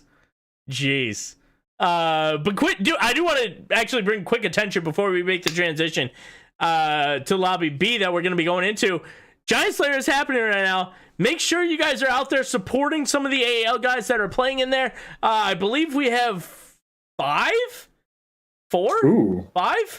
AAL members playing in the Corrupted Cup Day 3. Really? So, wow. Yeah, if you're not hanging out here, make sure you're over there pull them up the dual screen. There's a lot of great TFT action going on, so make sure you guys are peeping that, in between or maybe a little bit of the dull areas here. Not that there's ever a dull area with Honey Bear on here. But August, moving into Lobby B, thoughts? Who's taking it? Top two. Top two? Oh, it's Owen and Soak. I gotta say Owen and Soak. Soak's not looking so hot right now, but I don't care. I gotta say that those are the ones that are gonna come out on top. I don't care how many insane amount of points Rogan has, about 14. Good grief. In the last in Group A, things change. You're like, oh, maybe I'm gonna switch this. No, I'm supporting Soak. In the last lobbies, we saw in that last game between 7 players, 5 sure shots and 2 recons. So I wonder how different, because you know how these little mini metas pop up in these tournament settings. I wonder how different these games are going to be playing out in Group B. Are we going to see a lot of sure shots? Are we going to see a lot of greedy econ players? I'm interested to see what happens. Yeah, I am really interested. Obviously, every single lobby is going to be their own kind of mini meta, if you will. Do you actually think we're going to see this? Is this what you're seeing in solo queue? Is this what we're seeing, hanging out in summer camp? Is this the style people are playing right now? This just greed heavy, get gold, last as long as you can, and then just strong board it at the end? I guess. I mean, I haven't been super active on ladder lately. I think I do. People do recognize that sure shot is really strong now. Even if you're only playing 2, you switch over to that Aphelios if you hit it. Playing Samira, Senna. But I'm surprised how prevalent it is. You think, you think that these lobbies are very adaptive, and you're going to see like, all right, well, there's 6 sure shot players. You expect to see a bunch of defender, but not a whole lot. People are just going to stick to their guns, hit their comps where they want to hit them. So I wonder. I'm willing to bet that it's the same in Group B, but maybe a little bit different. Maybe it's a different kind of spice here. Maybe everyone's going to be playing. I mean, I was going to say everyone's going to play an AP comp, but there's really not that many that you could play. Where's my Viego? Where he at? Yeah, where's Viego? 2 games in a row, we saw no Viego. I don't know. Where my Viego at? I need that man. That's all I wanted to play for a long time. And now Viego disappeared. The only person I can trust to run it is going to be Keynes. And he's not here. Where's my boy Keynes at? He's got to help me run these comps. But August, we're gonna start to slide out of here. I do gotta tell you, your predictions are completely wrong. The top 2 of this lobby are going to be Coach Mac. Big shout out to Coach Mac and Multiver Maniac. Because why not? Yeah. Okay, all right. We'll see what happens. Yeah. I'm calling it now. We're seeing 5 Viegos this game for sure. I hope so, and I will let you guys know before we transition on over. I would have picked Owen, but he fed in my ARAM game yesterday, so can't pick Owen. Sorry, buddy. All right, August, thanks for joining me. We'll be back with August right after this next game, but for now, we're sending it back over to the casters, myself and a brand new face, Seth Kaiba. How you doing, Seth Kaiba? Welcome on in, man. I'm good. Thanks for having me. Freaking great to see you, dude. This is your first time on cast, first time on Aegis broadcast, I believe, in general. Is that correct? At least for cam-wise. Yeah, cam-wise. We did a interview back set 7, I think. That was the only other time. Yeah. That was it. Now, back in set 7, were you Seth Kaiba? No, I was Essential G. Essential G back then. That's what I feel like everyone knew you as. But you made the big change, and now you're hanging out over here with Seth Kaiba. But what everybody wants to know, the world wants to know, why? I originally that was for a group called Essential Gamers. It's supposed to be me and my friends. They all left. I tried to keep Essential G for a bit. Nothing with them. It was just like schedules and everything. Yep. They didn't share the vision. But I don't know why I always like Kaiba as a character, and once you hear like Japanese people say Seth, they say Seto. So I was like, all right, it's a little spin on the name. Yep. And yeah, part of the rebrand villain arc eventually. Wait, is he's not actually like, he's a good guy, right? He's like a Kinda? I mean, like, is a pseudo good guy? He's a bad guy? Does he know what he is? he's kind of a bad guy, and then he's like a chaotic neutral. Okay, you know what? I'll take chaotic neutral. That sounds pretty good to me. But hey, enough about our faces. Who cares about us when you got Plop over here and a carousel? That is a lot of damage on the carousel there. Yeah, it'll be. Are you in it? Are you in it? Can you see it? I can see it now. The initial thing was laggy, but now we're good. Gotcha. Well, welcome on back in. Yeah, there was a ton of damage. I think it was 3 of each: bow, sword, and holy cow, needless over here. So a lot of damage. Pick your poison. You can pick up anything you want. I mean, it's just see what are the comps that we're going to be going for here. You heard August on the desk and myself. Where the world's Aphelios at? Now, Seth, I know you're a better player than the two of us. Where's Aphelios at? Is he coming back? He's strong. The thing is, Sure Shot is. I think you kind of get into this weird meta game of so many people know it's strong and they want to play it. And then once you know everyone wants to play it, it's like you kind of veer away from it, unless you high roll it. But a big thing too that you guys were talking about as well is, where's the Viego? Where is the Viego, man? And I think that's a comp that, obviously we have experts like Keens, but it's really difficult to, I think, realize when it's the proper spot for you. You really need those augments to set up like Battle Mage. Or a Talon 2 is a pretty good start for Plop. Talon 2 is looking really good for a Plop here. Wonder if they're going to be able to keep it. And that seems like the best item that you could possibly start on with Talon 2 as well. Or at least best component. JG. We'll see what else he gets. Yeah, potential JG is good. And he also has the luck, so it'll be really interesting if it's a 1-cost hero augment to start. Yeah, we'll see coming on in. It is not. It is gold. Looking at this situation, you don't want to tunnel vision too much. Is there anything that you're looking at that you'd want to pick up? Sunfire board's always solid, especially when you don't have any anti-ult components, because this rod's guaranteed going to become a JG or a Spark or something, most likely. Scoped weapons, okay. That leads me to think about units like Belveth, for sure. Yeah, do you think it might look for Belveth? Interesting. I feel like that's an interesting slam. That is really telegraphing kind of the way that he wants to play this game. Gonna be going for that AD comp, but I think you're right. I think it is going to be the Belveth board that he's going to be positioning for. Yeah, definitely Belveth with whatever flex front line, especially to get some like threat level maximum. The leaving, I'm a little. Last Whisper is so strong, especially with units like Belveth, the sure shots. But playing around the rod with an AD comp can be a little tricky, so I definitely want to see what Plop does to, deal with that item economy. Yeah, it's going to be really interesting for sure, especially who are we going to be able to find to hold things in this early game. Talon's not going to be the best one to start off with, and I am going to be honest, I hate putting Lux on my board. I am not a fan of that champion.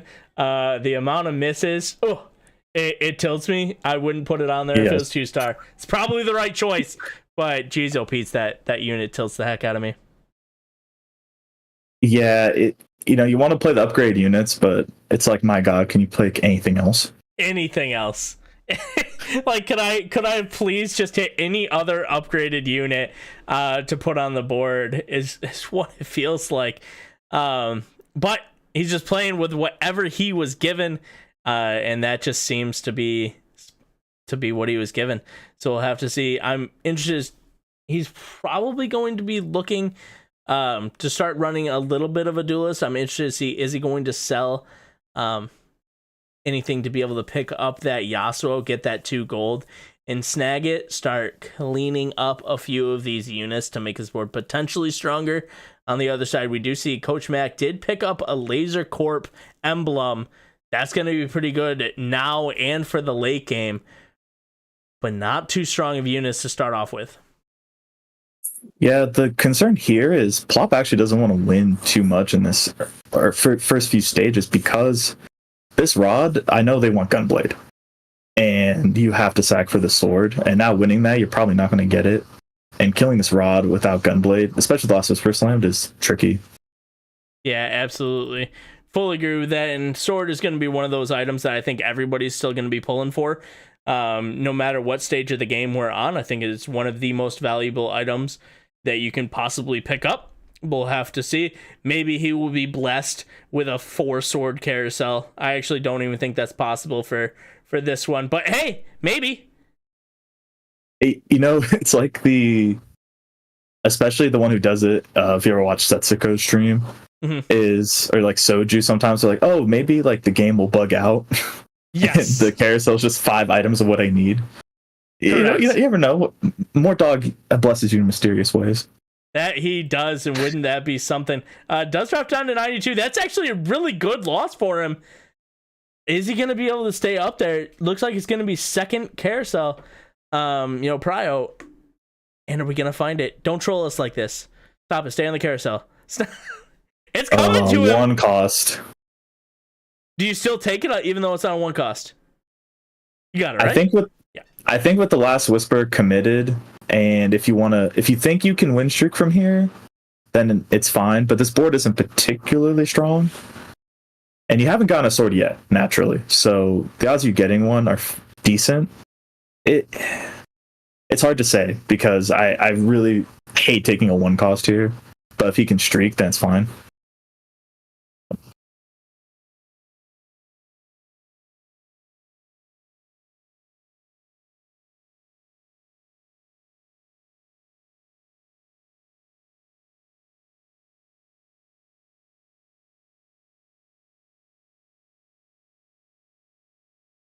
Ooh.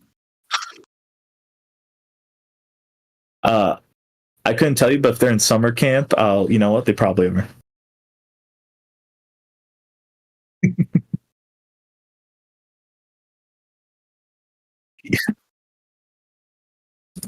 Oh, yeah, I should do that. Let me get the stats. Owen is 692 GM. Very, very close. Me neither. Yeah, why not?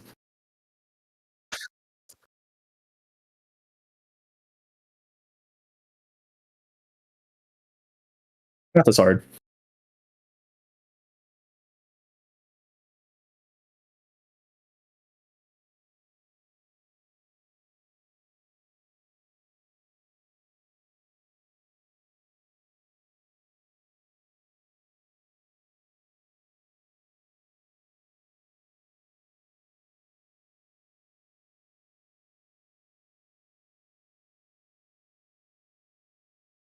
Yeah, I definitely like the level. Assuming they scouted Rogunis. Is that how you say it? Okay.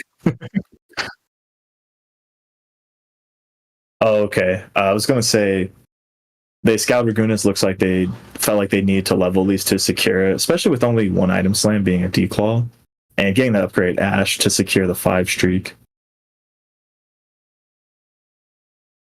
Definitely, I'm gonna have to transition this over. It looks like the audio is just on. I believe that one board. It could have been multiple others. We'll have to find out where my audio issues were coming from. If you were hanging out, I apologize. For the audio issues that may have occurred. But I'm back. Hopefully I stay back. But to be determined, if you will. Yeah, please stay. And speaking of the Mortdog blessings, got the Zed early on to really good use of scoped weapons and the items here. They probably won't stay on it, I imagine, but should help this stage 3 like big time, having a solid unit. Yeah, should be able to have a solid unit moving forward. We have not been able to move through a lot of these boards yet, and we are still early. This does seem like it is less of a greedy lobby than we had the previous 2 lobbies. Do you think that is just based on these players specifically, or I'm not sure? Did you watch the first 2 games? Were you able to catch those? I call a little bit. I don't obviously know the full details of how these guys like to play, but I will say tournament lobbies generally people want to increase the tempo. That's where everyone finds comfort. Generally, for me, like when I talk to anyone, especially as they're getting master GM, they don't want to play from behind. That it scares them. It's cold. We don't have HP. It's dark. It is cold and dark. The big concern I have here, looking at Plop, is Plop got dropped a rod in a tier, and having that last whisper slammed. Having the gunblade already, we can make a redemption with the tier. But the rod maybe it's going to have to be, Morello for a Sejuani, some kind of utility. Maybe a gunblade is fine, but you also have the double Talia shop. Yeah, and I understand passing it up. Ooh, we do have hero augments. It's going to be all 2s with the 4 rerolls. You can get exactly what you want with this.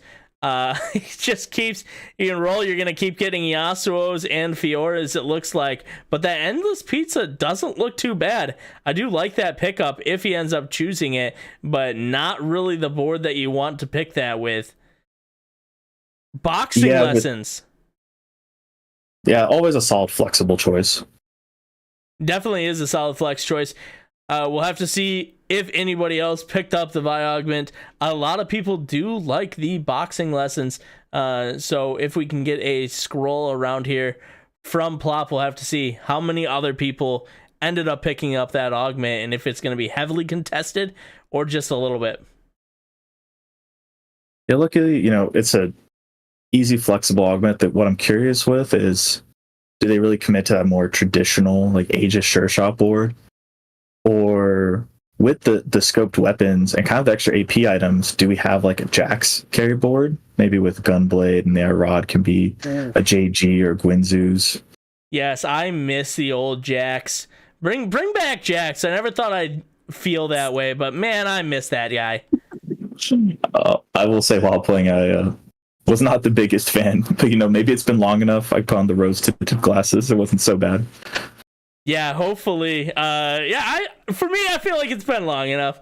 I haven't got destroyed by a Jax in, I feel like, over a month. So yeah, I'm down. Full send. Bring him on back. We'll see if we find him this game. I'm still really curious. Are we gonna see a Viego? In the last 2 games, it was a 100% uncontested line, and in this game so far, still non-existent. Doesn't even look like people are positioning for it.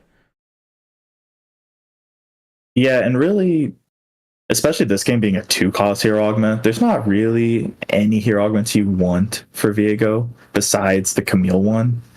And so if you didn't have it set up to have Renegade or Admin in, you're just not going to see it. Yeah. 6-0. Yeah, without that, it's going to be tough. And I know Renegade early, or the early Renegade units are not the best easily to, transition out of once you start getting to that, level 7, level 8. But yeah, as of right now, nobody seems to be wanting to pick it up. Gunblade is slammed on a lot of different units, so still the potential, but looks like a route that people just don't seem like they want to go. It's sometimes difficult to get into that, and with the hero augment already picked up and it not being a Viego hero augment, maybe that's a lot of the reasons for it.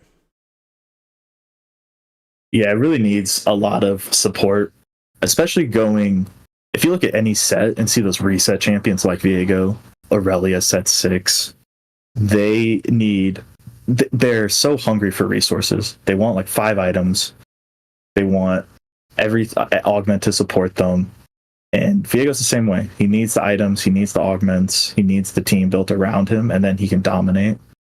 And it's tricky to pull off. I'm liking the transition here from the laser core crust into the Zed Belveth flex. Hitting the Zed 2 on 3-5. But he doesn't click it. Is that a mistake? Do you think it just wasn't fast enough, or do you think he purposely didn't click it? I think that's kind of an issue with you have the mental stack of, especially transitioning, you're trying to roll, move units, set up your items, and there's always units first and then set up the items last. And so a little bit misprioritization, but still going to win the round pretty handedly. Coach Mac definitely wants to streak at least through 4-2 ideally to kind of recover this economy. Yeah, I think that was a really good pickup, or excuse me, a really good win there for Coach Mack.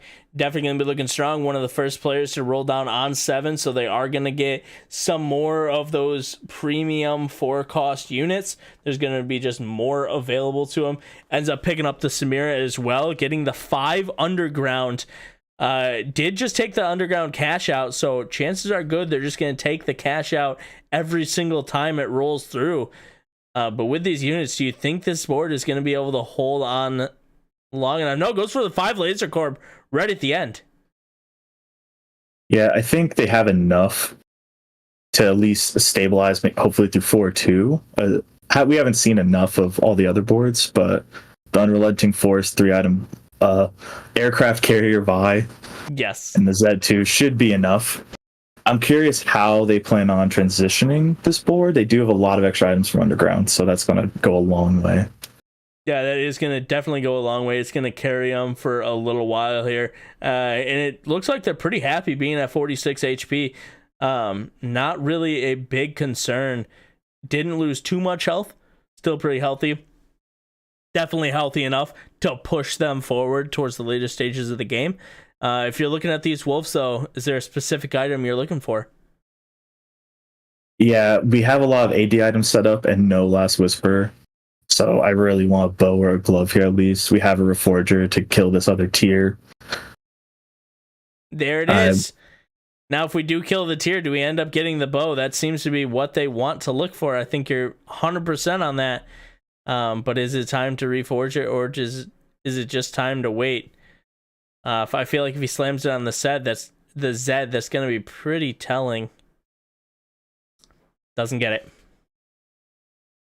You know, belt's good. The thing is, we already have the redemption, so we have no use for this tier. Personally, I think playing AD in this meta, you just really need the Last Whisper, but I understand playing for the max tempo. Getting the Guard Breaker and a 3-item Z2 with 5 lasers, he's hoping to streak through stage 4. Yeah, it really is hoping to streak through stage 4. We'll have to see. It is going to be just a little bit laggy, but lag doesn't matter when you have so much damage. The Vi carrier is going to be putting out a lot of work and holding on. Ended up going to take the win, and that's going to be a really, really strong win streak there for Coach Mack. Yeah, it's big to make 40 gold here now. We can make 50 and push level 8 soon. Definitely, we are going to find ourselves into the next augment choice as well.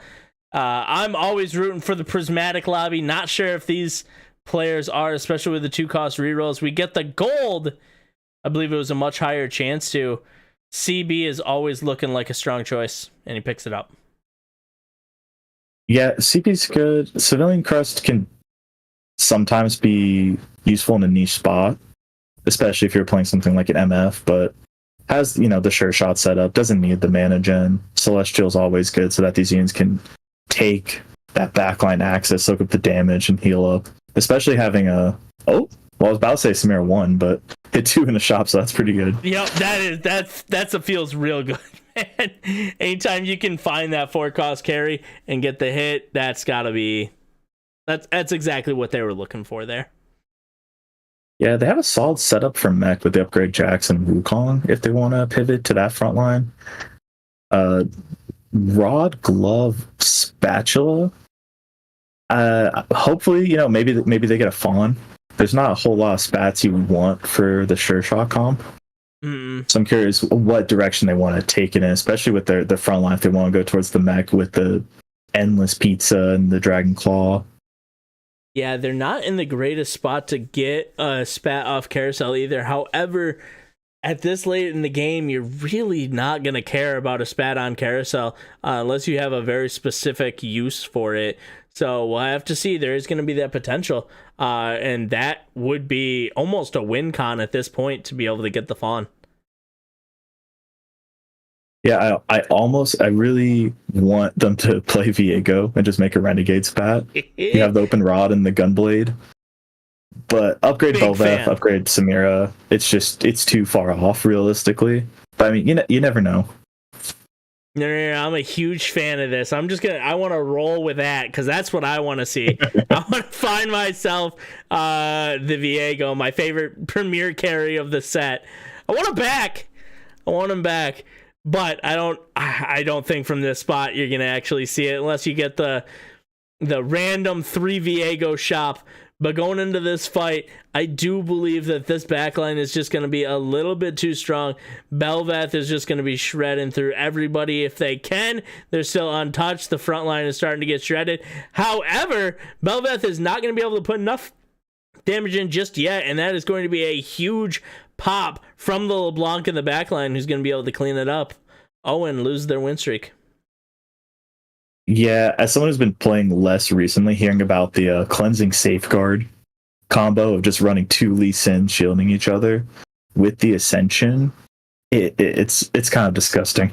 It feels no good. It does not feel good at all. The cleansing Lee Sin is just too powerful. We actually had an AAL member, shout out to our AAL, ask a question in the Discord of if that's going to be banned because they weren't sure on the overall power of it. They thought it was, potentially too strong to allow.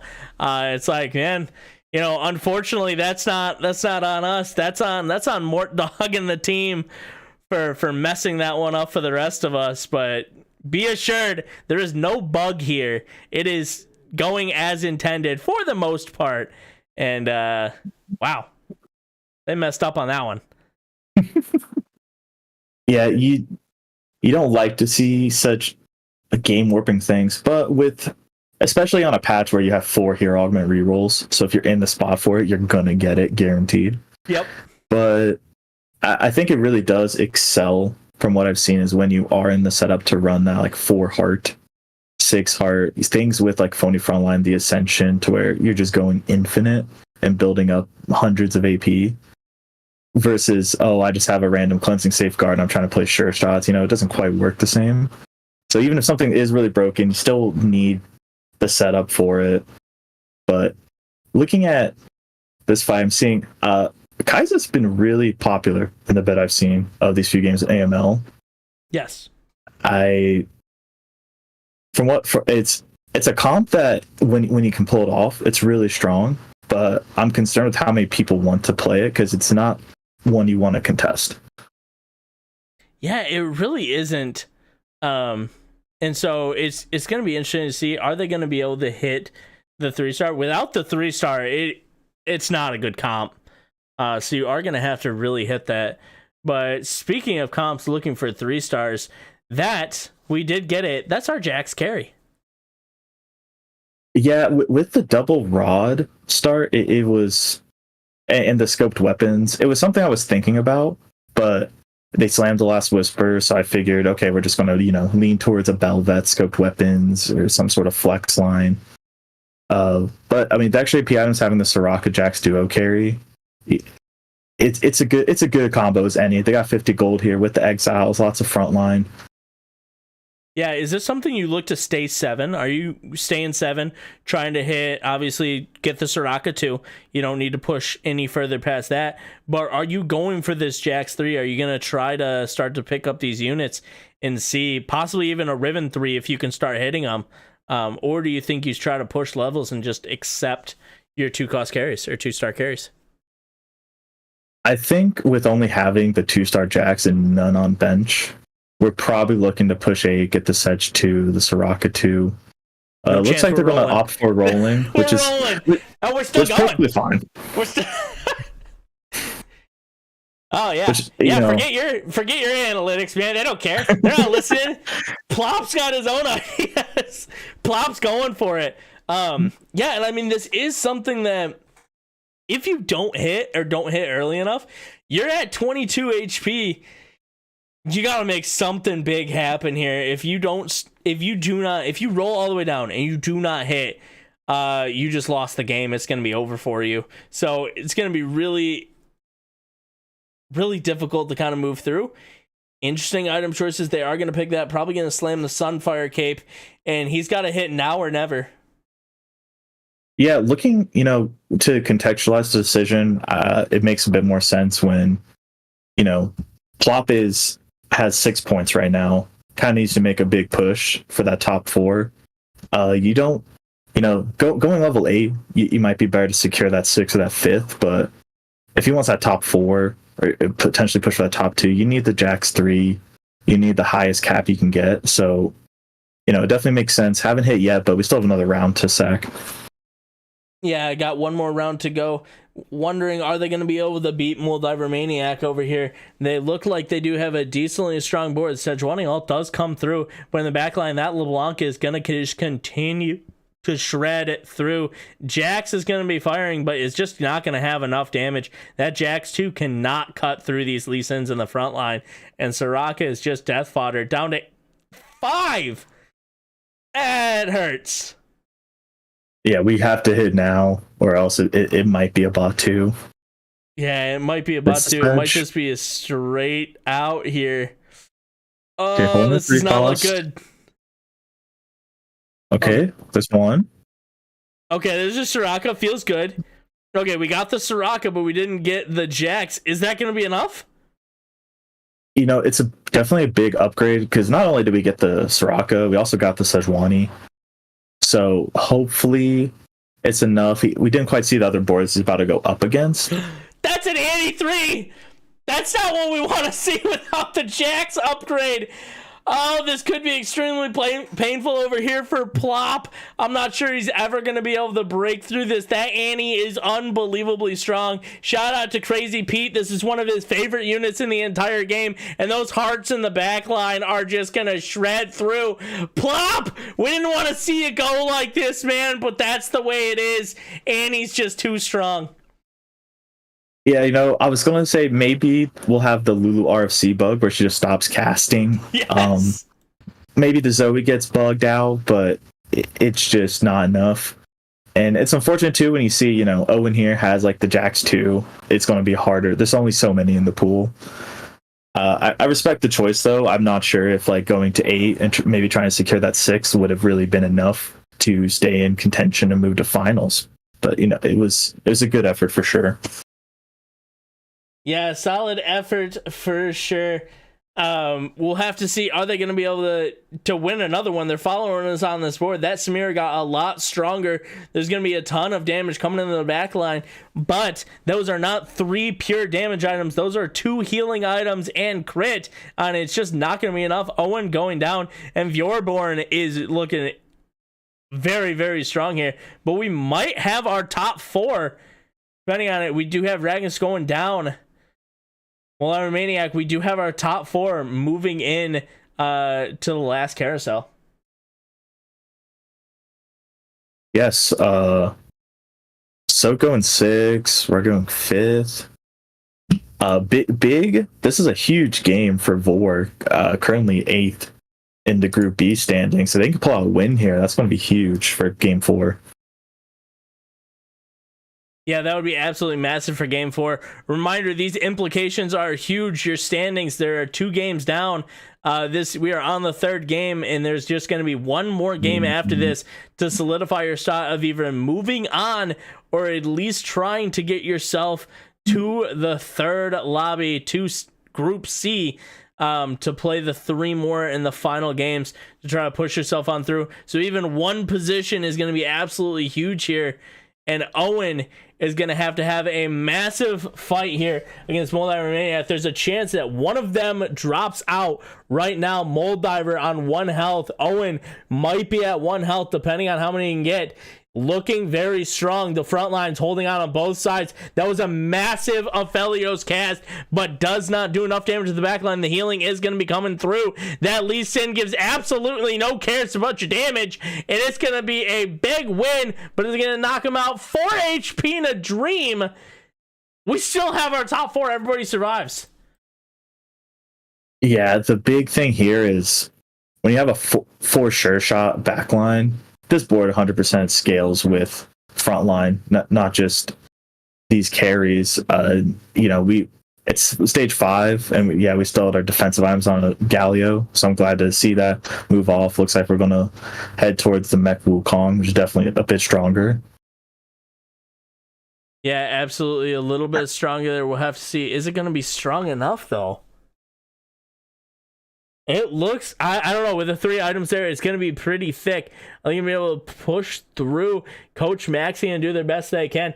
This actually, I believe this could be the end of the game, but no, we can't have a triple kill here. It's not going to happen. That Samira stayed very strong, and I'm not sure what happened with that set, but it is still full health. I don't know what went on, but Coach Mac goes down. Owen, much stronger this time around. Moldown Romania goes down. We're down to top 2. Owen versus Vjorborn. This is going to be a heck of a fight. Switching to the set is huge. Really big implication for this next fight is going to be what Aphelios rolls on the TG. Last fight, what was huge was getting the last Whisper, which he desperately needs to bend. Yeah, it definitely does. We'll have to see here.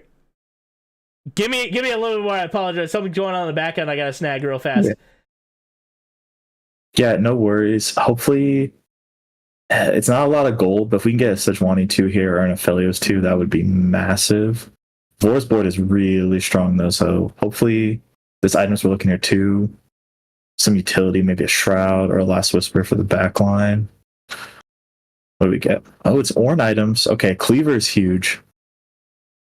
I would like to put on the Aphelios, but maybe if he rolls one, put it in the shop. Okay, isn't our set? Yeah, what are we going for here? That's the set 2. Do we just grab the set 2? Yeah, 100%. This is a huge pickup. Now we have the front line to support. Going for the Black Cleaver on the Senna. It's not going to apply it as well as the Aphelios, but it's going to be fine. Curious how you position this. We need to move the Samir over. Yeah, it doesn't move the Samir over. It ends up just holding hands there in the back left corner.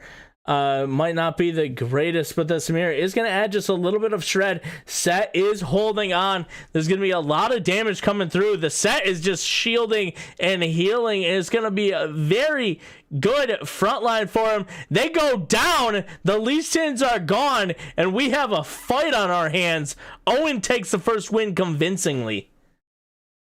Yeah, that frontline improvement went a long way, and the Black Cleaver, even if it wasn't like the same side, her having the piercing shot going through everyone seems to be enough.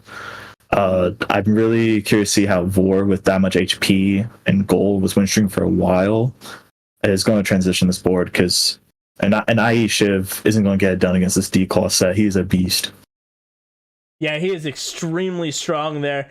I do think that it might just be a win out for Owen. Pretty confident in this board, and especially he just needs one upgrade, and I don't think there's any chance if he hits that Aphelios too. I don't think there's anything that Vjorborn can do on the other side to stop him. But as we go into this fight, there was some repositioning. We'll have to see. The Fiddlesticks did get a little bit better of an ulti, but is it going to be good enough? It doesn't look like it. This set is just holding on like crazy, and the damage is going to be able to come through. The shred ends up working so good for him, and this Lulu doesn't stand a chance. Goes down. Owen 2-0, but still a long way to go to stop Vjorborn. Yeah, what we really, you see it here when we had the patch a little while ago where Set was just so dominant. Every front line was going for him. Zoe was obsolete. Zoe just keeps re-ticking, doing no damage. And there's 4 hard for the Lulu, but no blue buff, anything to really ramp up the AP to get that one-shot potential. So it's looking like a solid win for Owen, unless we can switch to something. I don't know, Soraka, get a Giant Slayer off Carousel.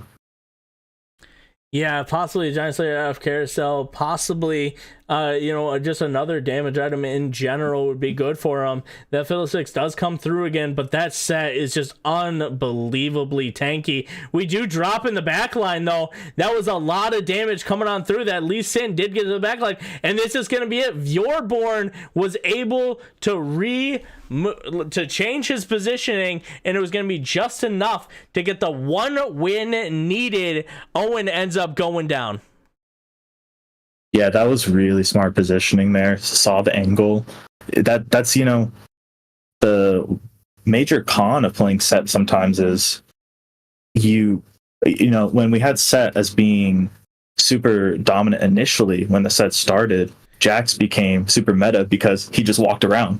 you just ran everyone on the front line, he would just wrap around, murder everything in your back line. So you have this giant beefy robot who is just looks behind, all his friends are gone. Now he's getting exploded. Yeah, absolutely. That was a huge robot there. Interesting. I didn't really see Owen losing that game. Did you see the transitions that were made in order for the win to come through for Vjoborn?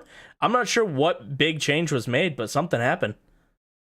Yeah, I saw they put the set in over. I'm not sure what they took out, and maybe they had moved the Lulu because obviously we were on Owen's board, so we didn't get to see who took Vor's board. Yeah. But, That's a tongue twister of a name for sure.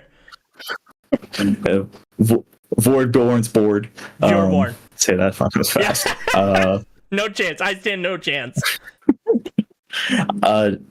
Just again, that's like the big weakness is just if you can get around the set, especially only having the because set being in the middle there, they can wrap around if they position properly with only the Alistar holding the fort down the left. So it's just really good, especially if they had I'm trying to remember if they had angled the Lulu. Sometimes you can angle her maybe second row to snipe the back line. I'm not sure what final moves they made there, but yeah, really solid. It was looking secured for Owen with just the gold state, but yeah, solid again from Vord. Yeah, big, solid win over there for Vjoborn. And to break down this game, I'm going to bring back on. We're going to give Seth a little bit of break. First off, Seth, well done on the first cast, man. Let's freaking go. Thank you so much. We'll be back for game 4, game 2 for you. But I'm going to bring on August to do a little bit more breakdown of that game. August, what the heck happened that game? That game was pretty shut, open and shut for I'm muted. Are you muted? Hello. I was muted on something. Oh. No, I thought you were good. I saw you coming through, I think. I was muted on the pull where you pull me in, I think. Anyway, that game was pretty shut and dry for Born there. Yep. One with like 40 plus HP was 60 HP at 5-6. That's pretty dominant. This lobby was a lot more variety. Not so much. I mean, we had a couple of twins, couple Sivers, couple Vi's, but overall, it wasn't everyone playing just the same two things. We saw some laser core come through. We saw Ezreal. We saw Underground. We saw, some civilian stuff. And then Gadgetzine board won the game. I don't know. I think they dropped Heart for that set at the end. I don't know if they dropped the Lulu specifically or what, but that was an Annie 3 frontline Yes. with the Zoe carry. Hadn't seen that yet today. That was the AP board coming through for the win. Looked pretty good. I mean, just hit, right? So I don't know if it's going to be something we see again, but pretty solid, convincing win there. I did think, just like you, that Owen had a chance. That 4 HP in a dream. Yeah, it was a pretty good dream. I had the same dream. I was hoping he would pull it through, but top 2 for Owen, pretty good. Now looking what else do we have going on? Yeah, looking at the standings. So it does look like people are pulling away right now. Owen moved his way up to 20 points. Really looking strong. A strong contender moving forward. They're the highest point total among the 2 lobbies. 18 being the next highest. 2 people on lobby A or group A, and then Roganus in group B. However, right there next to him, we do have Coach Mac, Moldiver Maniac at the 17 each. So it does look like, especially this lobby is very split top and bottom, which is interesting, but a lot of pieces can move here. Yeah, Owen and Coach Mac, only players in this lobby to have put off a triple top 4 so far. So obviously looking towards Owen to pull through one last time, just sort of cinch his day. No one wants to play 7 games, right? Everyone's clamoring for those 2 top spots. Owen looks like he's got it pretty secured, but I mean, we've seen crazy things happen. We saw some pretty crazy nonsense last week in the in the games going into Group C. Yeah, I want to say something, and I know it's a caster curse. All right, Oh God. I know it is. I'm emphasizing it. If you don't like caster curses, go get a drink of water. Go step away for a moment. But I'm looking at this, and there's a chance that either Coach Mac or Owen find themselves in Group C, right? Oh yeah. There's a chance. Yeah. There's a strong chance It's that close. one or the other. If that happens, do you think there's the possibility we have our second ever person top 4, 6 lobbies in a row, and then go 8th and not make it through? I mean, we know it's possible is the problem, right? So it's kind of scary to think about. It's terrifying. Because like Lawrence said last week, at a certain point, right? This is so it feels everyone mostly agrees this is a very fair format. So Extremely fair. At a certain point, you just have to not like he's in such a good position. At this point, all he has to do is not shit the bed. And if you shit the bed 3 times in a row, well, tough luck, man. I'm sorry. If he goes 8th here and then tilts out of his mind, he might go 8th in the Group C. It's possible. I don't want to see it though. And he's a really for either one of these players, right? Yeah, and we're only pinpointing them because they are the top 4s. They are winning every top 4, or getting to top 4 every other time. There's only one person in the other lobbies. That's Xanazurge, who has done this as well. They are looking a little bit easier task moving through. Higher point totals than the 3rd, 4th place. But yeah, it's scary. Especially in a lobby like this that is so top heavy. With the top 4 being within 3 points of each other and 6 points ahead of the 5th place. Jeez, oh Pete's, that's a tough top 4 in this lobby. I'm looking at those top 4 thinking they gotta put together a good game and they gotta push for that top 2, because that top 2 is so unbelievably important. You don't want to find yourself in Group C having your points reset. You get that little buff by having, you know, the hot streak points, if you will. But just like, I mean, August, you can say, how important do you think for these players is that top 2? Oh, I mean, it's the difference between, you know, being chilling and super stressing, because even the bottom 2 guys aren't out. If it's anything I learned from last week, it's that you can eke those. Getting an 8th, getting a 7th, getting a 6th, getting a 5th. I mean, it's only 1 point difference each time, but the 1 point makes such a big difference that they might not be out. You know, I mean, and we've seen these boards flip flop. First going 8th, second going 7th. You know, things like that. So it's definitely not over. You got to keep your head in the game. And all of these players deserve to be here based on the points that they got during the regular split. So it's not like we think that any of these people are bad. Sometimes you low roll, sometimes you get more dogged, etc. So I'm not counting anyone out. I'm not counting anyone out yet, and I'm not counting anyone in yet either. No. Last thing from you. We did just get confirmation. This is how you say the name. How do you say that? Voriard? Okay, Voriard. All right. Voriard? That makes sense. Do you emphasize the eh? Voriard? Voriard? Well, it's just Voriard, right? Because it's the J is a Y sound. That makes sense based on how it's spelled. I don't think my lips can handle that. Voriard. I think it's easy enough. Well, I'm gonna have to count on you for the next analyst test to take that and run with it. But August, anything you want to say? Final thoughts before we say goodbye to some players. We say hello to some players in the finals. Last thing, I noticed no econ augments were taken, or at least very few. Not as greedy of a lobby. Maybe it's time to get greedy. We'll see. Greed it up to win the game. Thanks, August. You froze again, by the way, but a great frozen face. Switch us back over to Seth Kaibo over here, taking us into the game. So, guy, welcome back. What are you thinking, man? So I had to check in on what adjustment was made for that last fight. Okay. And it seemed like the biggest thing was, one, getting the defender in, having no pen. The whole team got armor so that the Samira couldn't punch through. But the big thing was it was a mix of the reflector shield, the poppy buckle, the fiddle, all went in and bursted Samira down. And maybe if they had positioned Sivir to the left, the Fiddle wouldn't have gone to the right onto the Samira. Maybe could have outlasted the fight, but it's a close call. Just those little micro adjustments secures it for a. Now we know Voryard. I'm still gonna struggle. I'm gonna do my absolute best over here, but my gosh, I'm gonna fail. But hopefully, I fail comically enough to where they don't hate us here. That's my hope. But speaking of failure and not failure, we are on to the carousel where if you don't get your item, if you don't click fast enough, you lose the game. Who won the game here?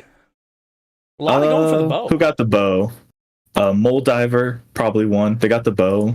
It's all that matters. The rest is irrelevant. Correct. You'll have to keep track of that for the end of the game. Make sure everybody knows. We believe here on the caster desk, Mole Diver Maniac takes first spot. They got the bow. Therefore, they claimed victory. But other than that, is my boy Viego showing up this game? And what do you think? Are people getting greedy? That's the next one. I think what we're going to see is, based on the score, Voryard and Soak have a potential to sneak into that 4 spot, but what they need is Mac or Maniac to go like bot 2, and they have to win out. So they look to them to play really greedy, go for the max cap. Maybe they do go something like that Viego, right? Hit the nuts. Whereas guys at the top like Owen, they're secured. If it's especially with that 6-point gap between 4th and 5th, they're going to play very conservatively. I imagine just taking combat augments, playing it slow, play their comfort, what they know.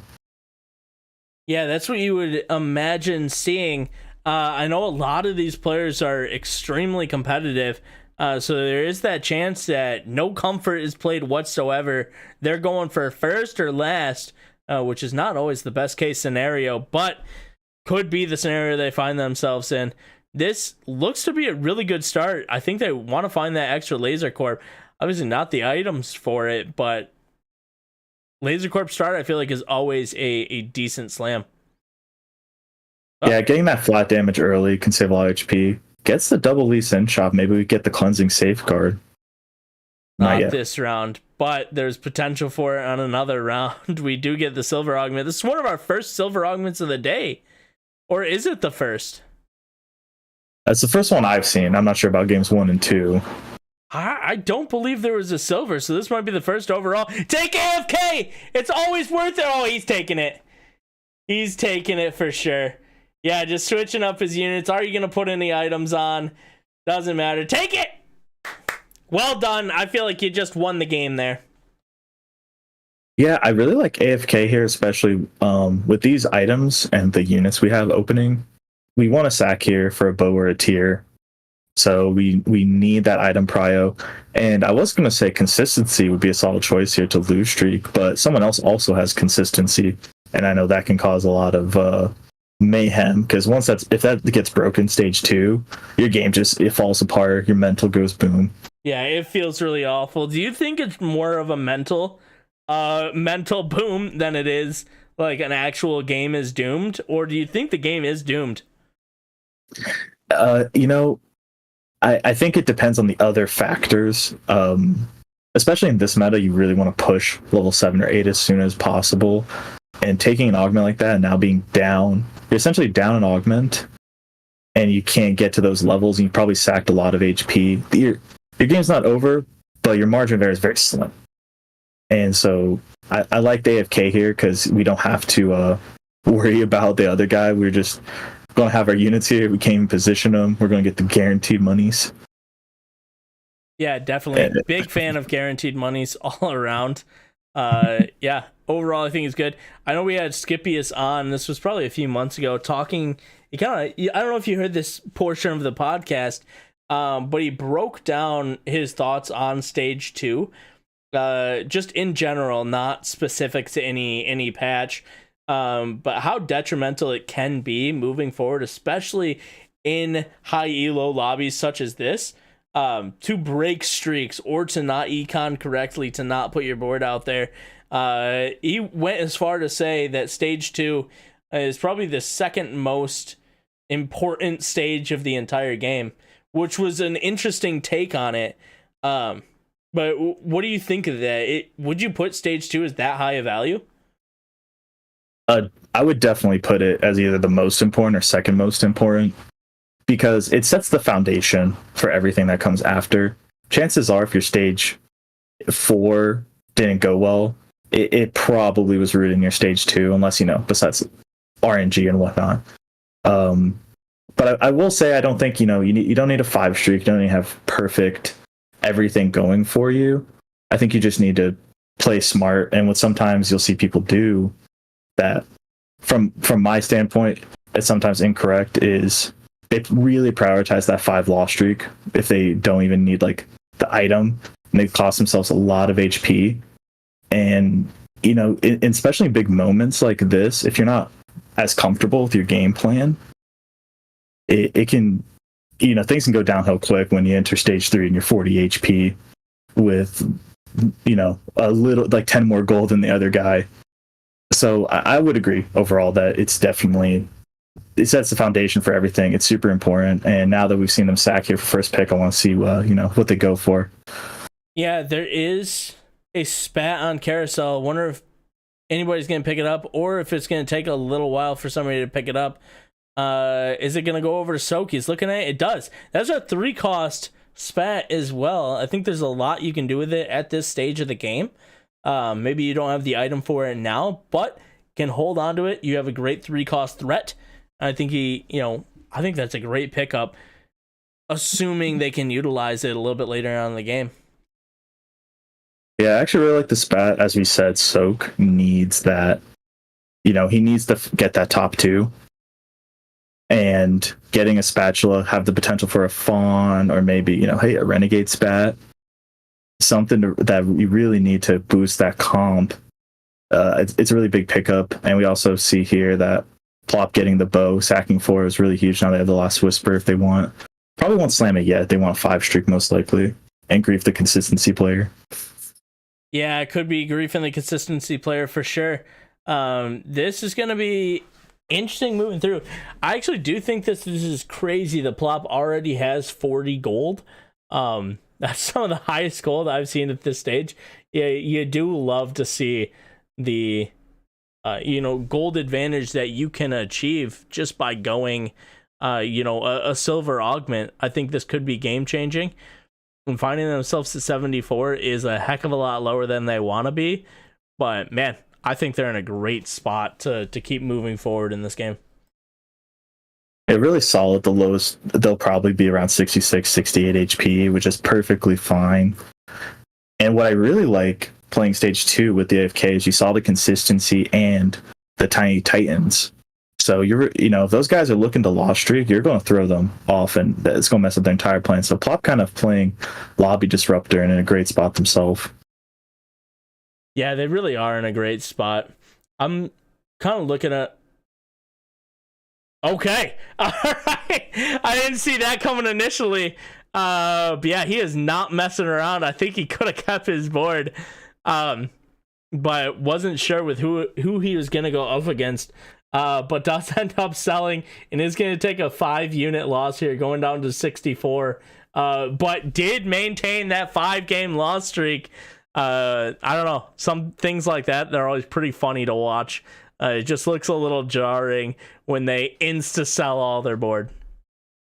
Yeah, they probably looked, and I'm assuming Bong Lord 420 sold their board maybe. But when you have that much economy already from AFK, I don't mind playing a little bit stronger board to save a little bit of HP. You're already at the 50 gold. You're going to get max interest. But this definitely does secure them. Hopefully, most likely going to go level 7, 3-5, like 50 gold and roll it down. Yeah, most likely is going to be the opportunity that they're going to go for. From this spot, what are you looking for here? Is it just going to be the Belveth angle? Do you take whatever premier 4-cost AD carry you can find, or what are you kind of looking for here? With this econ, having the last whisper in play, having double cloak probably for say a dragon claw set up the front line. Definitely sure shots in this meta is just the most important comp, or the strongest comp, I should say.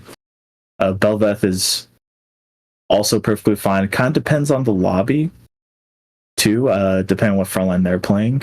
With their stage, though, you know, especially in the standings when you're on the lower end and in this, the way the scores are kind of set up, you're going all in. You're going for broke.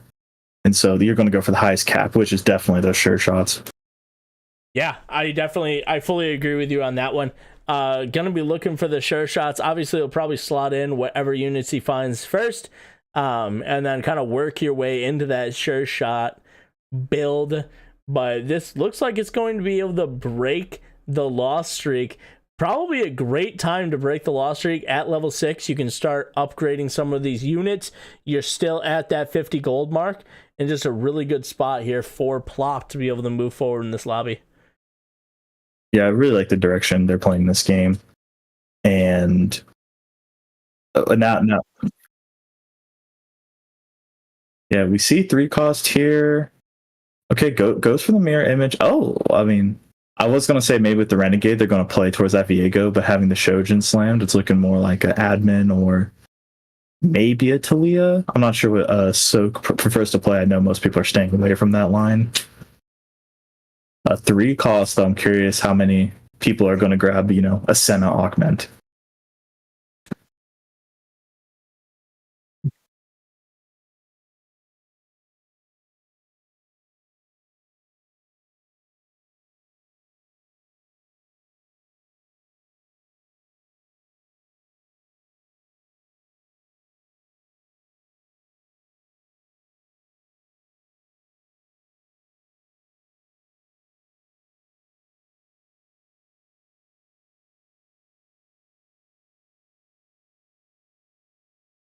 For LeBlanc, this is the support cloning augment.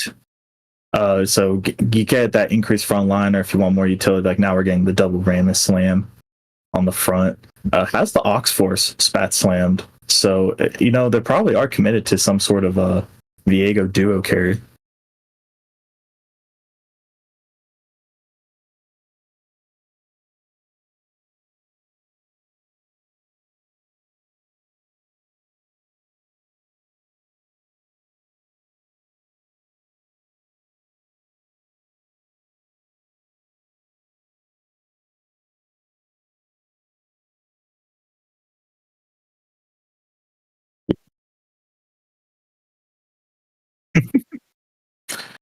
Do it for Honey Bear. Don't do it for your scores, your finals. This isn't about you.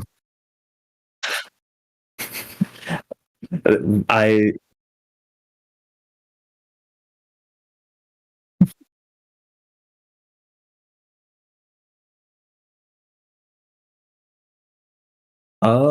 you know, I think the big question marks for this is Soak and Warriord. So okay. Oh, and it is. No it is. Yeah, that's what. There we go.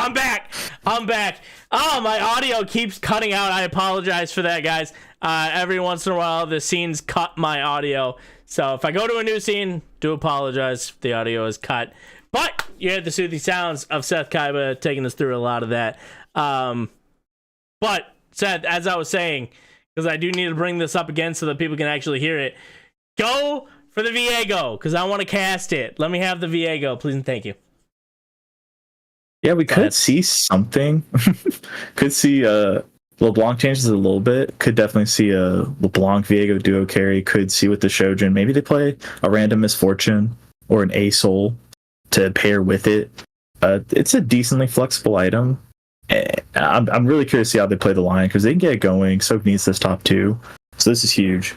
And we already have Owen, man, just bullying the lobby. First place in the standings, 100 streaking, still through 3-5. You know, come on, spread the points. Yeah, he really is bullying the whole lobby. At this point, like, do you think anybody's going to beat this board either?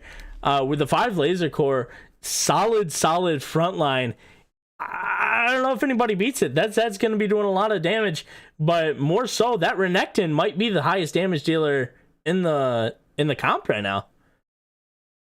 Yeah, having the laser damage magic, the laser core magic damage with the electro charge connecting to with a spark, it's huge.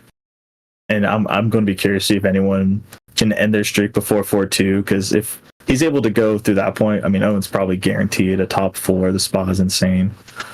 Yeah, and can sell the Yasuo to make 40 if they want.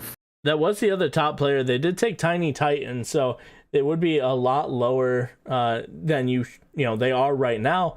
But yeah, I mean, that fight wasn't even close. That was a 6-unit loss. Is that correct, or is that all 7? I don't think he lost a unit. That's the whole shebang. It's luckily they have the extra HP to absorb that. And again, when we're looking at the HP, I'm seeing Soak and Voryard. They're still in really solid spots. They haven't lost too much, because again, those are the guys that really have to push for this top 2 to have a chance. And Owen, what you want as well is if someone's going to win that isn't you, it's probably Owen, because if Owen's in first anyway, then it doesn't change anything. Correct. So they're going to keep an eye on him for sure. Yeah, it might just be keep an eye on him, but let him win, and that's going to be fine. Everybody seems to just be positioning, fighting for this second place spot, or the second bye. It's really, I mean, at this point, it's anyone's game for who's going to get it. There are still 3 people essentially bidding for this spot, assuming Owen is just going to power themselves through to a top 2 finish. Hey, maybe somebody high rolls. It's the Aphelios 2 on level 7. Could happen. Probably not, but could. Hey, I've seen crazier things happen. Have you? Oh yeah, I mean, okay. Let's see. In my own solo queue, someone had a 2-star duelist bat Aphelios on 3-6. All right, you know what? That sounds pretty high roll. That's as high roll as you can probably get right there. I'll leave it at that one. We do find ourselves getting some good items here. I have no idea what he's going to slam those on. Those components don't go super well together for the comp that he has. What do you think he's going to look at here? Yeah, I mean, he briefly hovered it looking at the guard breaker, but if we have the Sen augment. If we want to go towards sure shots, we need that last whisper. We already have the Sunfire, so we don't need Morello. I'm probably looking, take the belt, make the redemption with the tier, leave the rod and the glove open for more offensive items.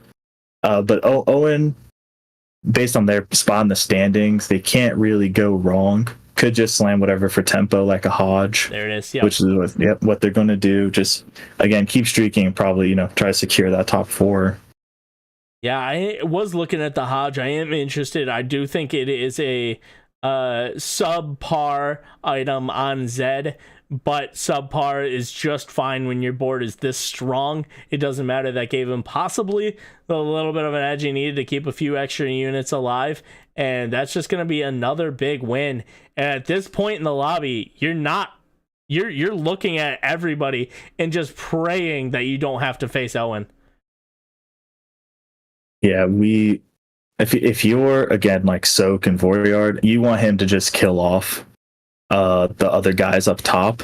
You want to hope you high roll into whoever's weak. You really want that matchmaking to pay off for you. And big, getting the Sejuani in the shop with the laser crest. Maybe we see a 9 laser game from Owen. That'd be pretty hype. That would be really, really fun to see. It does slide into the 7 here, like in the laser core Zach. I am a big fan of just prioritizing tanks with laser core. I do think probably not in this elo with these guys, but it's so important to prioritize those units that might last a little bit longer, because that laser core, especially a 7, is going to be doing so much damage. It's almost unreal when you scan over it and see how much it does. Yeah, it's really high tempo here. I would have preferred them to just move the emblem over to the Vi 2, especially having Brawler. It's probably more effective HP than the Zac. But Owen's still in a really good spot either way. With this augment for sure and the Hodge Slam, just going to tempo to level 9, play a Bill Gates board, bully the lobby. It's such a good spot for him. You really You know, like on the other side now, unfortunately, Soak had to run into him after rolling to 0. Doesn't look like they hit yet. These are big that rounds. was a strong board from Soak, but just not strong enough, and gets rolled over by this board by Owen. And Owen hasn't even found a lot of these upgraded units. It looks like it's purely the laser core that's just doing it for him. Let's do a little bit of a roll here. Echo. Big like the Echo. Getting the hacker, getting prankster in. We can get the aircraft carrier Echo. I'm fine with rolling. We got 3 strong pairs here, 4 strong pairs, 5. Okay. We just keep hitting. All right. We like to see this kind of moving on. Yeah, I mean, you will like to snag a few of those, but hey, you got the Sejuani. You should be just strong enough to clear through with this Zed not dying, being able to do a lot. These laser corpse in the back, just annihilating everyone. I don't know if they're actually doing any damage or if it's just the lasers from the back. I'm gonna guess it's just the lasers, but another easy and clean win there from Owen, and doesn't look like anybody's gonna be taking him down anytime soon. Yeah, this is looking, especially if we can naturalize upgrades, just a free path to 9. Maybe get the Sejuani with the spat, probably get a sword and go for the 9 laser guaranteed. Do you think 9 lasers seems like one of the biggest win conditions of the game? Would you agree on that? Maybe not based on the way they changed it, it might not be quite as strong as it was. I do know for a while it was one of those verticals that didn't feel like it. When you get that big shebang where you have to be level 8 or 9, you have to have the spats. You want Exodia, right? Back, set 6, we had 8 bodyguard where nothing could kill it. It was like 2,000 shield, 5,000 armor. Laser core at times can feel a bit underwhelming, but I think an Owen spot, if he can especially get the Mordekaiser soon, it's probably a win con. I don't, based on what we've seen, see anyone else capping out based on their gold. Yeah, and he does end up picking up the spat, and so should be able to do it. Did we not put Zed on the Hackerim? Okay. The zoom in and out. Yeah, we did not put Zed on the Hackerim. It'll be interesting to see if it actually does matter. This is going to be a really close fight. That's a big front line. It doesn't seem to matter. Maybe it does. There's one left. It's the carrier, the double carrier, and we are going to be just fine. That is so many lasers. It's one of the most gratifying things in the game, but he goes down. Owen, streak over. Owen's going 8th. I'm calling it right now. Yeah, you hate to see, again, when you're in these big games, what kind of, luckily for Owen, he's probably moving on either way, but what will really keep you up at night is those small mistakes, the little hacker in positioning, not having him next to the Senna for the little bit of AD. You really see those small things play out. Absolutely. We meme on it a little bit. But these players are in a more stressful situation than I am, getting to just make jokes, on the desk. But yeah, it stinks a little bit. Clicking the wrong unit. He wanted to just click the Hackerim, ended up clicking on the Z to move it instead. And that was a bummer of a mistake, especially because this is against Bonglord and he's probably just going to take the win here. So he would have had a full win streak going through another neutral round, which would have gave him just that little bit extra gold. So gotta be feeling it, even though this fight actually is really close. I don't know if he's gonna break through the Rammus. I don't think he does. That D-Claw was strong. All right, maybe you can sleep better at night because your mistake didn't matter. You lost anyways. Yeah, and while that happened, it's unfortunate to see Soko 8 there. Looked like they tried to play the Oxforce Talia line. Interesting one, and I always love the creativeness, but sometimes it's such a small margin of error, especially lines like that, and didn't quite work out. I would have really liked to see how it panned out, but again, we saw earlier when he fought Owen, it just wasn't enough. And if only Owen had moved his Hackerman correctly that round for Soak. Definitely, yeah, that might have been the big play for him. We are gonna have to watch closely these standings. I am going to transition us over here to Plop's board, because this is going to be huge. With Soak going out there at 8th, there is a chance that he does not move on to Group C. He really has to step up and be able to, not step up. His whole look is in Plop and Bonglord's hands. If they don't drop down, I believe they have to both bot 4 in order for Soak to move on. It's going to be rough. Yeah, it's really tight, and I'm curious how I'm looking. They have the standard Samira board set up, has the anti-heal from the ASOL. Went with Spark, which is interesting, playing the Sure Shot board. Could have had maybe like an Edge of Night or BT for extra Samira survivability, but really the highlight here is this Recon Riven dashing around. Yeah, it really is. The Recon Riven is pretty funny. Dashing around. Yeah, I am interested in the item prioritization. I wonder if they prioritized that first. That's another fiddlesticks. Or prioritized that early on and just kind of got stuck with it.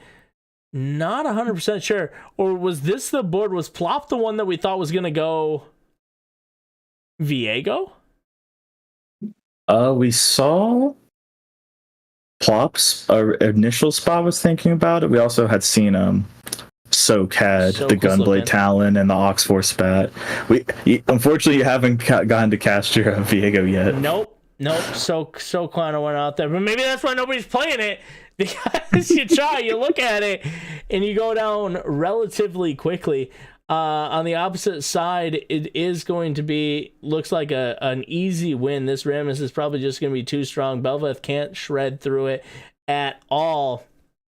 Gonna do a little bit of damage, but overall, good win for Plop. They gotta be very happy with that, and people are gonna be starting to drop down really low with low health boards. But for Soak, you're looking at this and thinking, Plop's got a little too much HP for my liking, and it's gotta be a little scared. Yeah, they use that econ well from the AFK, has pretty much everything upgraded, sitting on the fiddle pair. Such a good front line. If we can have so much room to cap out as well, I mean, we have still up there open slot on the Samira. We can even switch off the Rammus once we get maybe. Oh, actually, it's the 7 Rammuses with the augment. Never mind. We're looking at the Rammus 3, and it doesn't look like he's super contested. There's I believe one other Rammus too, but other than that, it's possible that he hits it. Yeah, Owen here gets the hack room onto the Samira side, but it's going to go towards the Vi. Yeah, it does go towards the Vi. Ends up getting a really good cast. That healing reduction is going to be quite nice, but the Zed is just going to shred through that back line, and feels bad. Owen is back online, and nobody wants to face him again. Ragonis is going to drop down to 5. We got Bonglord down to single-digit HP as well. Again, Soak probably breathing a sigh of relief over here, seeing some of these health bars drop down. But with everybody so close, it's anybody's game besides Owen. He's chilling up there at the top. Yeah, everyone, it's still in it, and that's a huge thing in tournaments. It's just, it's not over till it's over. And I want to see what Owen, if he's going to grab this Mordekaiser with the laser spat. Looks like he does. That's a little scary for everyone. Yeah, I think that's going to be 9 right now. We'll take a little sneak peek over there, and it is 9 Laser Corp. My gosh, that's a strong board. I'm thinking anyone who faces Owen right now is going out. Yeah, already level 9. Most of the board's upgraded. Still has more room to cap out. This is not the one you wanted to face right here. This is gonna be a feels bad. Zed goes into the back line, shreds right through. That was so much damage coming through the house, dropping down. Zed's destroying him. Bonglord, you had a chance, but you don't have a chance against Owen. This man is a wrecking machine. Yeah, that was not close. Just unfortunate timing, as we see here. You know, if Owen goes and faces someone else, could have easily been a 6th or a 5th minimum. That's where matchmaking's play such a huge role. Curious? Yeah, it's tough to see that go through. We did have a few drop out here as well. I believe that's Ragonis did drop out. That could be detrimental. I believe we do have Coach Mac and Moldiver are still in. So depending on their positioning, that could have dropped Ragonis outside of the top 2. And I believe it's going to be whichever one places higher at a Coach Mac or Moldiver Maniac will move through onto the finals, but we'll have to see. This is going to be another one. And as for Coach Mac, we were just talking about it. You wanted to move on to the finals, but you got to do it without facing Owen, and you faced him, and that was the biggest mistake. You got to make sure you avoid that guy at all costs. Yeah, you know, you have to wake up. You have to look at your Mortdog Shrine and say, today I'm not going to face Owen. I'm not going to face the high rollers. And, you know, it wasn't quite enough. Yeah, that's unfortunate. This man was blessed in some form of way. And, you know, we've thought we had Gagamo's board early on in the day. We thought that was the high roll. This seems a little more high roll than that board. He is just dominating at every turn.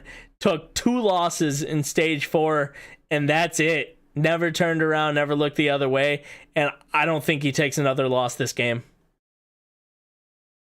Yeah, now what we really want to see is who's Owen taking out next. You know, hopefully Plop avoids him. Who's dropping down next? Is that crit going on to Mordekaiser? I think he's going to see. It depends if he rolls here. Probably whichever he 2-stars, either the fiddle or the Mord for sure. He slammed it on the Mord. He's just confident. He doesn't care about the fiddle, which is fair. He already has the echo. He's at level 9, 56 gold, and he doesn't even care to click the refresh once. Like, Chad. It's mega chatting out here. He's got so much gold. He could click it if he wanted to. He's like, nah, I don't need to. Like, I'm good. I'm good. I'm happy with where I'm at. Oh no, who's the next victim? No, Yo-Yo Board! I just learned how to pseudo-pronounce your name. This isn't the way we wanted you to go. We will see you in Lobby C, though. You did have a strong enough showing in this game to see yourself through. So a few more games to play so I can mess up the name, but that's an unfortunate way to go. Owen claims another victim. Yeah, you know, he had the 4 Warmogs, but they just couldn't absorb the lasers long enough. And big thing, too, was just not having the upgraded sure shot units. But now, hey, this is what Plop needed, was a top 2. It really is. So this will be Plop moving on to Group C as well. GG's to Plop. Obviously, Owen is moving through to the finals. This is just for bragging rights for both of them. Owen's gonna win this. Sorry, Plop. I'm not sure what you can hit in order to win this one out. But that also means with Moldiver Maniac going out in 3rd, that will be Moldiver Maniac taking that spot to move themselves onto the final as well. So GG's to Moldiver Maniac as we get into this last fight. Those laser corps are doing a ridiculous amount of damage. The front line is dying, but that Sejuani is just the aircraft carrier. But wait! We do have life! And name is Samira, and Samira is showing them that we're here to fight. Owen goes down. I still don't think there's a chance, though. What do you think there, Seth? I mean, you know, Plop is about as strong as they're going to get. They have the Ramus 3, the Zac 2, the Urgot 2 is really huge as well. But, right, we see here, we can easily get the Mordekaiser 2. This much econ, I want to see Owen holding the Zeds. Z3 is very doable from here. That's an instant win con as well. Plop maybe can do it, but it's a big hill to climb. It is. I also do want to point out this Fiddlesticks on the other side is not 2-star yet, so there is still a chance to get a little bit stronger, but not much. That Ramus is going to go down a little bit faster than it did last time. Sejuani's moving through. It's Samira versus the Laser Corps. Samira does not win this time around. Plop down to 1 life. What are we going to get on Carousel? Go for the 10 Laser Corp. At this point, it's basically a fawn. We can drop the Ashe now and put in a Fiddlesticks or an Urgot. It's scary. Yeah, it feels good. I think that was a great pickup for them. You can drop one of these lower units, and there's the Fiddlesticks you just asked about. Are we going to see the full roll down? Does he actually even care to see the full roll down? Is he just big chatting, staying there? Come on. Got the Mordekaiser too. Is he just not going to buy it? I don't know if he's going to buy it. He's thinking about it. Really likes the Ashe. Okay, we bought it. Is he not going to do it? Wait, are we not putting out 9 laser cords either? We still okay, we're saying we're going to win with 8.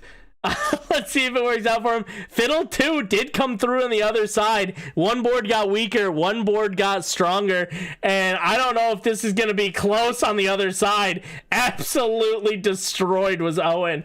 Getting a little bit too big for your britches over there, young man. Yeah, Owen kind of playing with his food here. Maybe want to secure it. I mean, he's guaranteed moving on, but, you gotta say, how much do you want those first place bragging rights? I mean, I think he's gonna get first regardless, right? He just has to play his strong board, but he's actively choosing to not play the strong board. I wonder what's going on in his head. Maybe he thinks he can hit a Mord 3. Yep, he's saying, if I don't hit Mord 3, why did I play? Yeah, if he misses, might as well FF. I respect that. I do hope that we see a full board sell once it gets to that point in order to hit the Mordekaiser 3. If it's not, I'm going to be quite disappointed. Down to 36 HP, and we got another neutral round. And if I'm Plop, hey, he's giving you a chance here. Why not take it? Yep, if I'm Plop, I'm holding the Mordekaisers. And I'm just going to pray Owen tilts from not getting it. FFs. That's the feels. I'm not sure. Yeah, I'm okay. Now, I was looking at the standings. I'm like, wait, can Plop... If Plop wins this, I was wondering, can he actually get a bonus point? No, he cannot. He cannot get a bonus point. Would have been funny, though. But no, it ends up he will not be able to get it. So it is strictly for bragging rights here. And absolutely nothing else. There's another Mordekaiser. Yep, and we're getting another Mordekaiser item at work here. It's... Is it full go? He's running it. Grab the fiddle. He could sack one more, but he's just sending it. It's like 7,000 Leonas you're running past here. Oh, it feels bad, man. Oh! He says I'm done. I'm selling everything. Fiddle, gone. Do we get another more? There it is. We need two more. Mords. We got 1 round. 2 mores, 1 round to go. Are the double Mordekaisers going to help out? That was a massive amount of damage that Zed did get to the backline, was unable to kill anything more. If Zed kills that Aurelian Soul, he wins that round. Yeah, that was scary close, especially with 2 spats on the bench. It doesn't look like it's gonna hit. Extremely scary. Yep, we're going. We're selling. We're full send. Here, we're going for it. On the other side, I don't see any movement. I don't see him looking for it. We're full send. We're not gonna hit it. It's not even gonna be close. It's the FF angle. It's over. Plop ends up taking the victory. I think these Mordekaisers can't do anything, right? Well, yeah, unfortunately, they can't hold the 3 laser core spats on the bench. No, they can't. It's over. That's a G angle. Plop ends up taking over here. Plop's a little bit behind, so I can see the end of the fight. There's the Plop win. GG's Plop getting your victory, destroying him, not letting him get the Mordekaiser 3. Well done on your victory, Plop, and moving on to Group C, man. Yeah, that's huge for Plop. Awesome. GG's for sure. Absolutely. Huge GG's over there.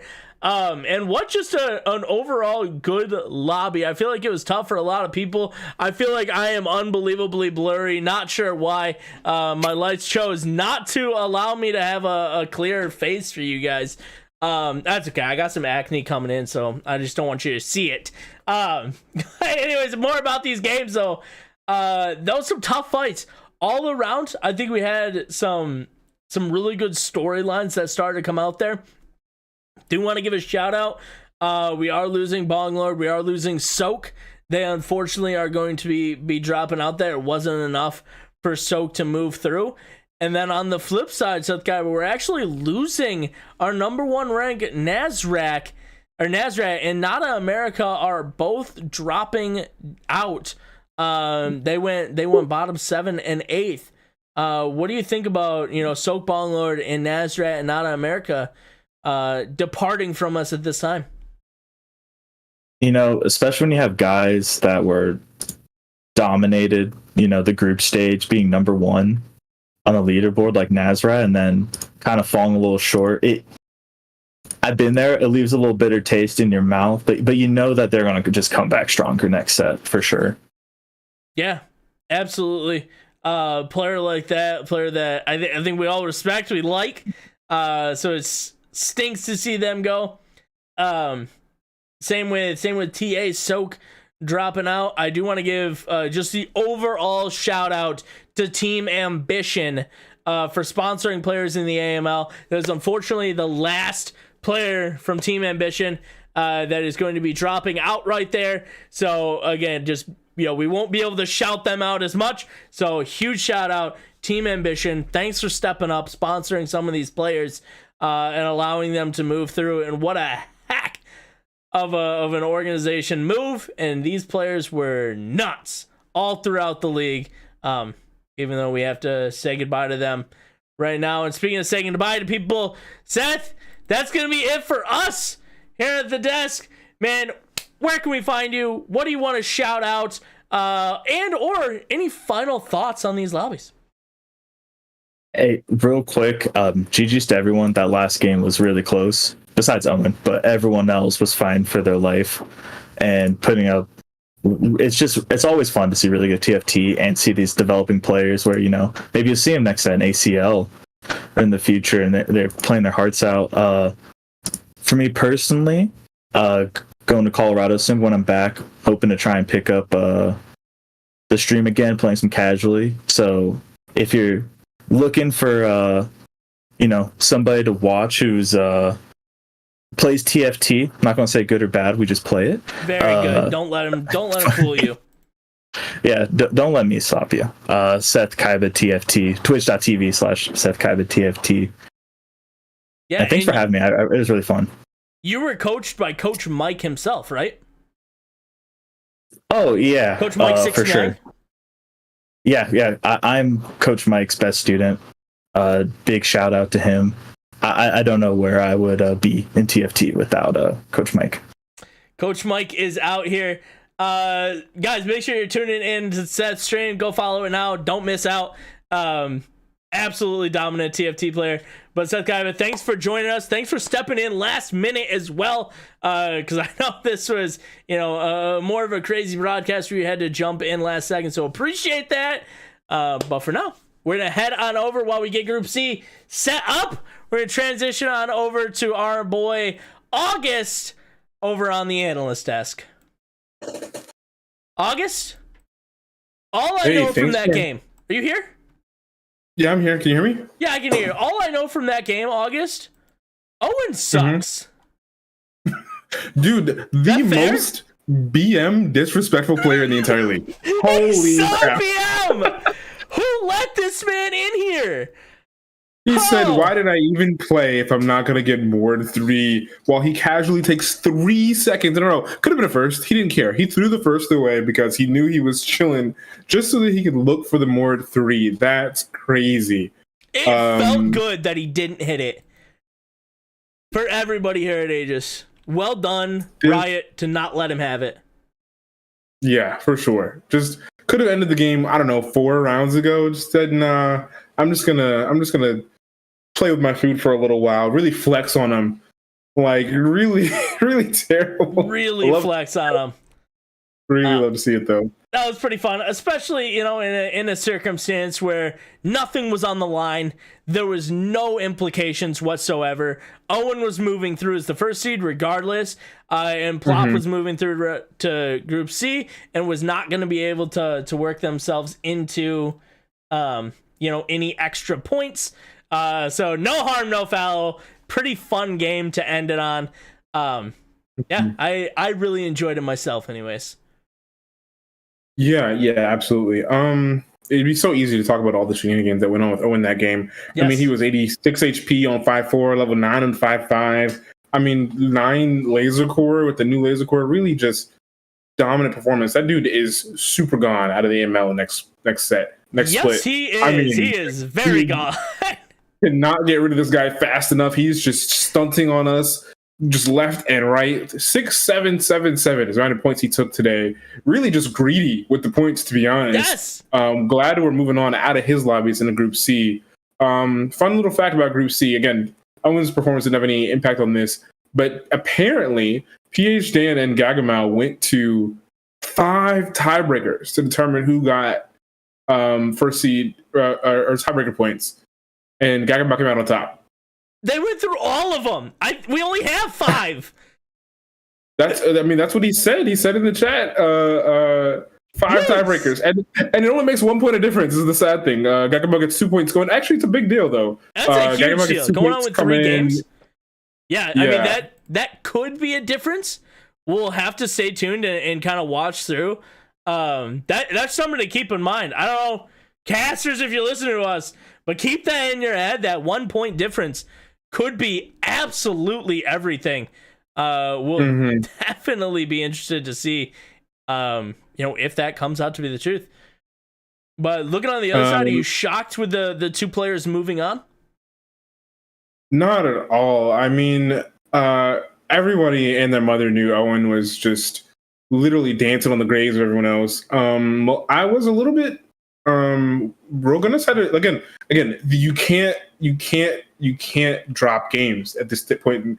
Roganus put himself in a really good position to move forward and lost by 2 points. Those games he bottom forward just now, and Moldiver top forward made the difference. Only a couple points means your night's over, or you got to keep toughing it out. And these last 3 games, we've seen it before. Fatigue starts to set in, tilt starts to set in. If you just barely got pushed out and you're just upset about it, and so we see that Gagamau has 2 points coming in, PHN has 1, Roganus has 2 points coming into this next 3 games, and Coach Mac has 1. These points can make a lot of difference if you play like you have been the rest of the night. Getting your top 4s in here and there. But like we saw last week, anyone can just bottom out, and it didn't matter what kind of hot streak you came in with. You this is it. We're basically reset, as close as we can be, with a little bit of bias towards your previous performance, which is good, which is fair, feels good. Yep. But to be honest, if you go 8 2 times, that's actually 2 points. It isn't going to matter. So you really got to keep playing the game, and not disrespect your opponents, Owen. But I guess he's built different though. He very much is built different. Owen, I believe, is the only one left that did hit Challenger. Is that correct? Yeah, I think so. I'm looking at the names. I'm pretty sure. I'd have to double check. I don't know. I'm pretty sure. Yeah, I think so as well. So it'll be interesting to see. We are moving into Lobby C. Preview of Lobby C. Who do you think's going to take top 4 here real fast? Oh, this is so hard. I'm going to go with, apropos of nothing, because it's really, really, really anyone's game. I'm going to go with Roganus and Voriard. Wait. You get that? You got 2. I need 4. Oh, that's right. It's top 4, not top 2. And then after those 2, let's go with Coach Mac and PH Dan. The boys. Okay. So you stood strong. You're not getting rid of, or you got rid of Gagamau. You jumped off the Gagamau hype train. Was that correct? You didn't say Gagamau? I said, you made me forget. Yeah, well, yeah, I did. Yeah, no, yeah. Gagamau's out of here. Gagamau's moving on. Purple Pouring's moving on. I think Dan is moving on, but gosh darn it, I would rather Dan cast the finals. So I'm going to say Dan not moving on. So we got Gagamo, Purple Pouring, Coach Mac, and then my boy that I can't pronounce, Vjorlebborn. He's going to pop off. Yeah, you heard me correct. He had like 8 syllables there. That's just how many is in his name. But that's it for us here at the Analyst Desk. We're sending it over to the casters. I'm not there anymore. I'm finally gone. Holy cow, my throat just frogged itself. I'm gone. Thank goodness. Protroid, help me out, please. I'll do my best, but it sounds like you need a glass of water more than anything that I can really give you in terms of comfort. With that, though, we're now here in Group C, the last chance for all these players. I'm Protroid, that's Sir Black P. We're going to guide you through the rest of the action. Yeah, I am back in for these 3 games, and it's going to be a crazy one because this Group C is nuts. Gagamo went through. I mean, August is obviously not on the hype train, but I'm still on it. I'm hoping he gets the top 4 here. Obviously, Dam is very good at casting, but he's very good at the game as well. So I'm rooting for him as well. But the guy I have my eyes on mostly is Purple Pouring. What an amazing showing he had on Group A to just barely make it to Group C now. Now let's see whether we can keep that strong, the mental game especially, because you need resilience for 7 games in the same night and to make it through on the top 4. But it's a big story for all of those. Tell us a little bit more about it, Protroid. Yeah, I mean, you said it better. You said it already. August was saying it on the desk a little bit as well. This is a marathon. It's a lot of things to go through, and we are starting to get into the last length. Pouring, of all the players in Group A, was also the only player not to hit that three-way tie for 20 points, only down at 14. So, going to be a bit more of an underdog sort of app so far. Yeah, I agree. He's for sure the underdog, but who knows? Because now the points are completely reset. So I think whoever can show a little bit better mental and resilience game is going to do a little bit better. Because when you're tired, sometimes you're just going to make poorer decisions, if you will. So who knows? Yeah, and I especially, in terms of trying to see how that mental works out, I actually really want to watch PH Jan and Gagamo. Because if you look at their scoreline in Group A, both of them had a very first or 8th place style. Both of them got 1 first, hooray, there it is, and then had some other kind of bottom of the pack, not too well score to get a 7th, a 2nd place therefore after. I want to see them get a little more consistent to try to keep themselves in the top 4. Yes, both of them with 1st and 2nd, and then tying on the bottom 4 placements that they had overall. So, and then also on the other side, you have Rogunis and Coach with very strong performances in terms of being consistent. Both tied at 21 points. So I think maybe all of those would be the favorites. But you can't count anyone out. August said it better on the Analyst Desk. It's anyone's game. Yeah, and just generally, too, I mean, this is going to be a difficult kind of thing. Coach Mac as well. Just generally a respected player in this community. So many players lean on them for their ability to give good advice. And on top of that, too, hey, they survived the group of Owen, so that should be nice here as well. Going into our first augment round, the gold is going to be a pretty nice thing to see. Yeah, I would for sure be taking Three's Company here. Renegade Crest is pretty interesting, but getting those 4 3-cost units is so much economy.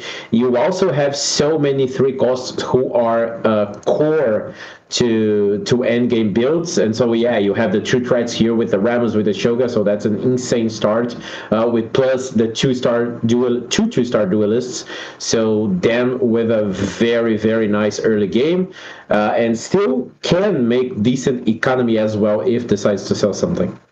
Yeah, I mean, threats, remember, they don't have anything in their trait proper. Instead, that's just turned back into more bonus stats. So Rammus, especially when you have so much physical damage in the early game, is going to be an amazing hurdle for anything to overcome. Yeah, definitely. Shoga very helpful as well with mana shredding. You don't even need to ever build a Shroud of Stillness if you have a Shoga on your front line. And then also has a possible declaw to make their front line even tankier on the Shoga because it really pops off with extra magic resist, or the Ramos to compensate that he only has armor defenses. But still, like, PHM has one of the best starts he could hope for. Yeah, I will say, as you were kind of alluding to, usually when you take Freeze Company, you're trying to figure out how you can flex into the recon board. There's just so many free costs that you're running in there.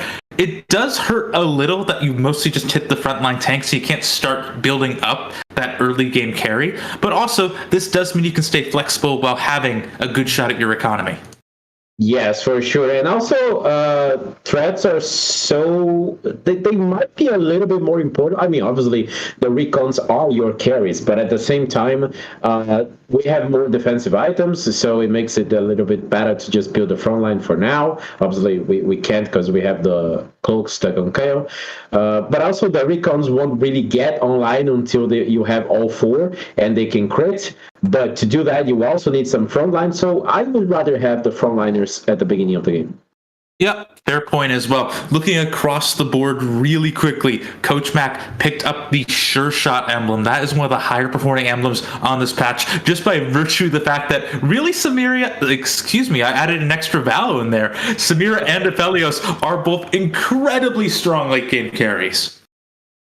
Oh yeah, definitely. Samira and Aphelios. So, we do not get economy as you usually would with Frieza Company, getting like 10 gold really, really fast.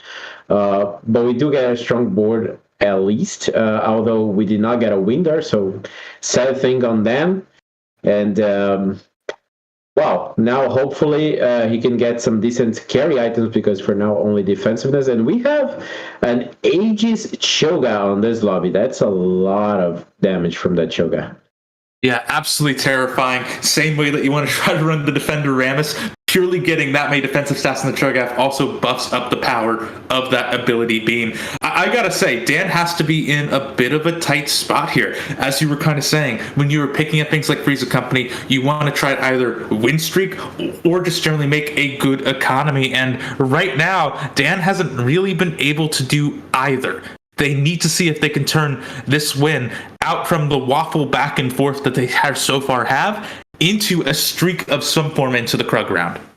Yeah, like lost a round, still chose to go level 5. It's interesting because it keeps health, and again, we were talking about this before, the lobbies were so greedy and so top 8 or 1 before, but you really want, in my opinion at least, go for the top 4 mentality all the way until you get to the finals, and then maybe you want to go all for top 1s. So I like this decision, even if you are going to win after a loss, doesn't matter, but you keep a lot of health, and keeping a lot of health can be the secret to getting a top 4 down the line. Yeah, certainly agree. Players, especially at this stage, should be trying to focus up on top 4s as much as possible. Remember, when you are in this format that we're in right now, in this final group, all you really need is that top 4 to move on. You don't need to play for the top 2 in order to advance. Purely off of that, you can just hit the top 4 to move forward and have the right to face Owen and everyone else that already made it to the final round. Yes, for sure. And now we transition to Gagamo's board, and I gotta say, I absolutely love this. 5 gadget things are set to be put on the board eventually. We are running undergrounds for now to get some econ from the cash out, but 5 gadget things is an insane thing to be played with 12% damage reduction and damage amplification as well by each item, so totaling 36% per unit if you can get all of them with 3 items on. Thieves Gloves being really good on it, and I had a very recent amazing game of 5 gadget things, so I love to see it again here. Yeah, not to mention the fact that, remember, you are looking at the Gadgeteen Heart right now. That means that you don't need to wait for the Nunu in order to properly run Gadgeteen. You're able to get all that additional power, and from there, really get a strong Zoe. This is one of those comps that I feel like I've been watching quite a bit since we saw the hero reroll changes as well, just because it's easy to guarantee the fact that you're going to be getting the Zoe hero, carry, or support augment, and from there, that can further buff out an hilarious amount of damage. Exactly. As we talked about before, I think in another broadcast, the Zoe support augments not so great, in my opinion at least. Like I don't like it that much. It makes you think like, oh, the enemy is going to be CC'd for like a few seconds, and that's really great. But the Zoe double bubble is so insane, and with this Gunblade, it will provide so much healing for the entire team, keeping anyone alive, everyone alive. And considering they also have damage reduction, coupled with healing, that's just it makes it almost impossible to kill anything. Yeah, and look at that. Speak of the devil. 5 Gadgeteen has been locked in, was just going for the 1 level of the cash out. That is, I'd say, I like it. It's not too greedy. You get probably the highest econ option as well to make sure that your economy is looking as strong as it can going into this Krug round. If you look on the right side of your screen, by the way, you're going to see a lot of players in a huge divide. Bottom 4 all have a 70 in terms of their health, while meanwhile, top 4 have all stayed above 90. So we're already beginning to see a pull away. Oh, that's a great shot. Yeah, that's a great shot. We get Poppy 2, Lulu 2, we get Sunfire from the Gadgeting, which is really good to get at this point to keep one, to turn around and start winning rounds. We get the Hodge really good as well, and maybe we're seeing a Slam. Yeah, we're going with the Shojin on the Zoe. We don't even care about waiting out for the blue buff. Maybe I would have gone for the Redemption, who knows, but this is the choice. And now it's time for a fight against the Threesa Company. Dan on the other side, still running the KO. Now with a Gunblade and the Ionic Spark, runs the KO to the front line in order to make use of the Ionic Spark's Shred. Has the Declaw on the Rammus as well, but it doesn't look like it's going to be enough to take down these Gadgetings. It's so much power. And I call this out for Honey Bear really quickly because I feel like he's still thinking about this. Dan could be using that as an angle to potentially go for Viego. That's 2 of the 3 core items down. I only say that with the hugest of caveats, though, just because, as they had alluded to during their cast, Viego and the AP line in general isn't seeing as much exploration, and meanwhile, Gunblade is just phenomenal. Recombobulator is a bit of a choice here, but I'm not quite sure if we're going to be seeing it picked up. Man, I don't know. Oh, if wait. I would think it. Okay.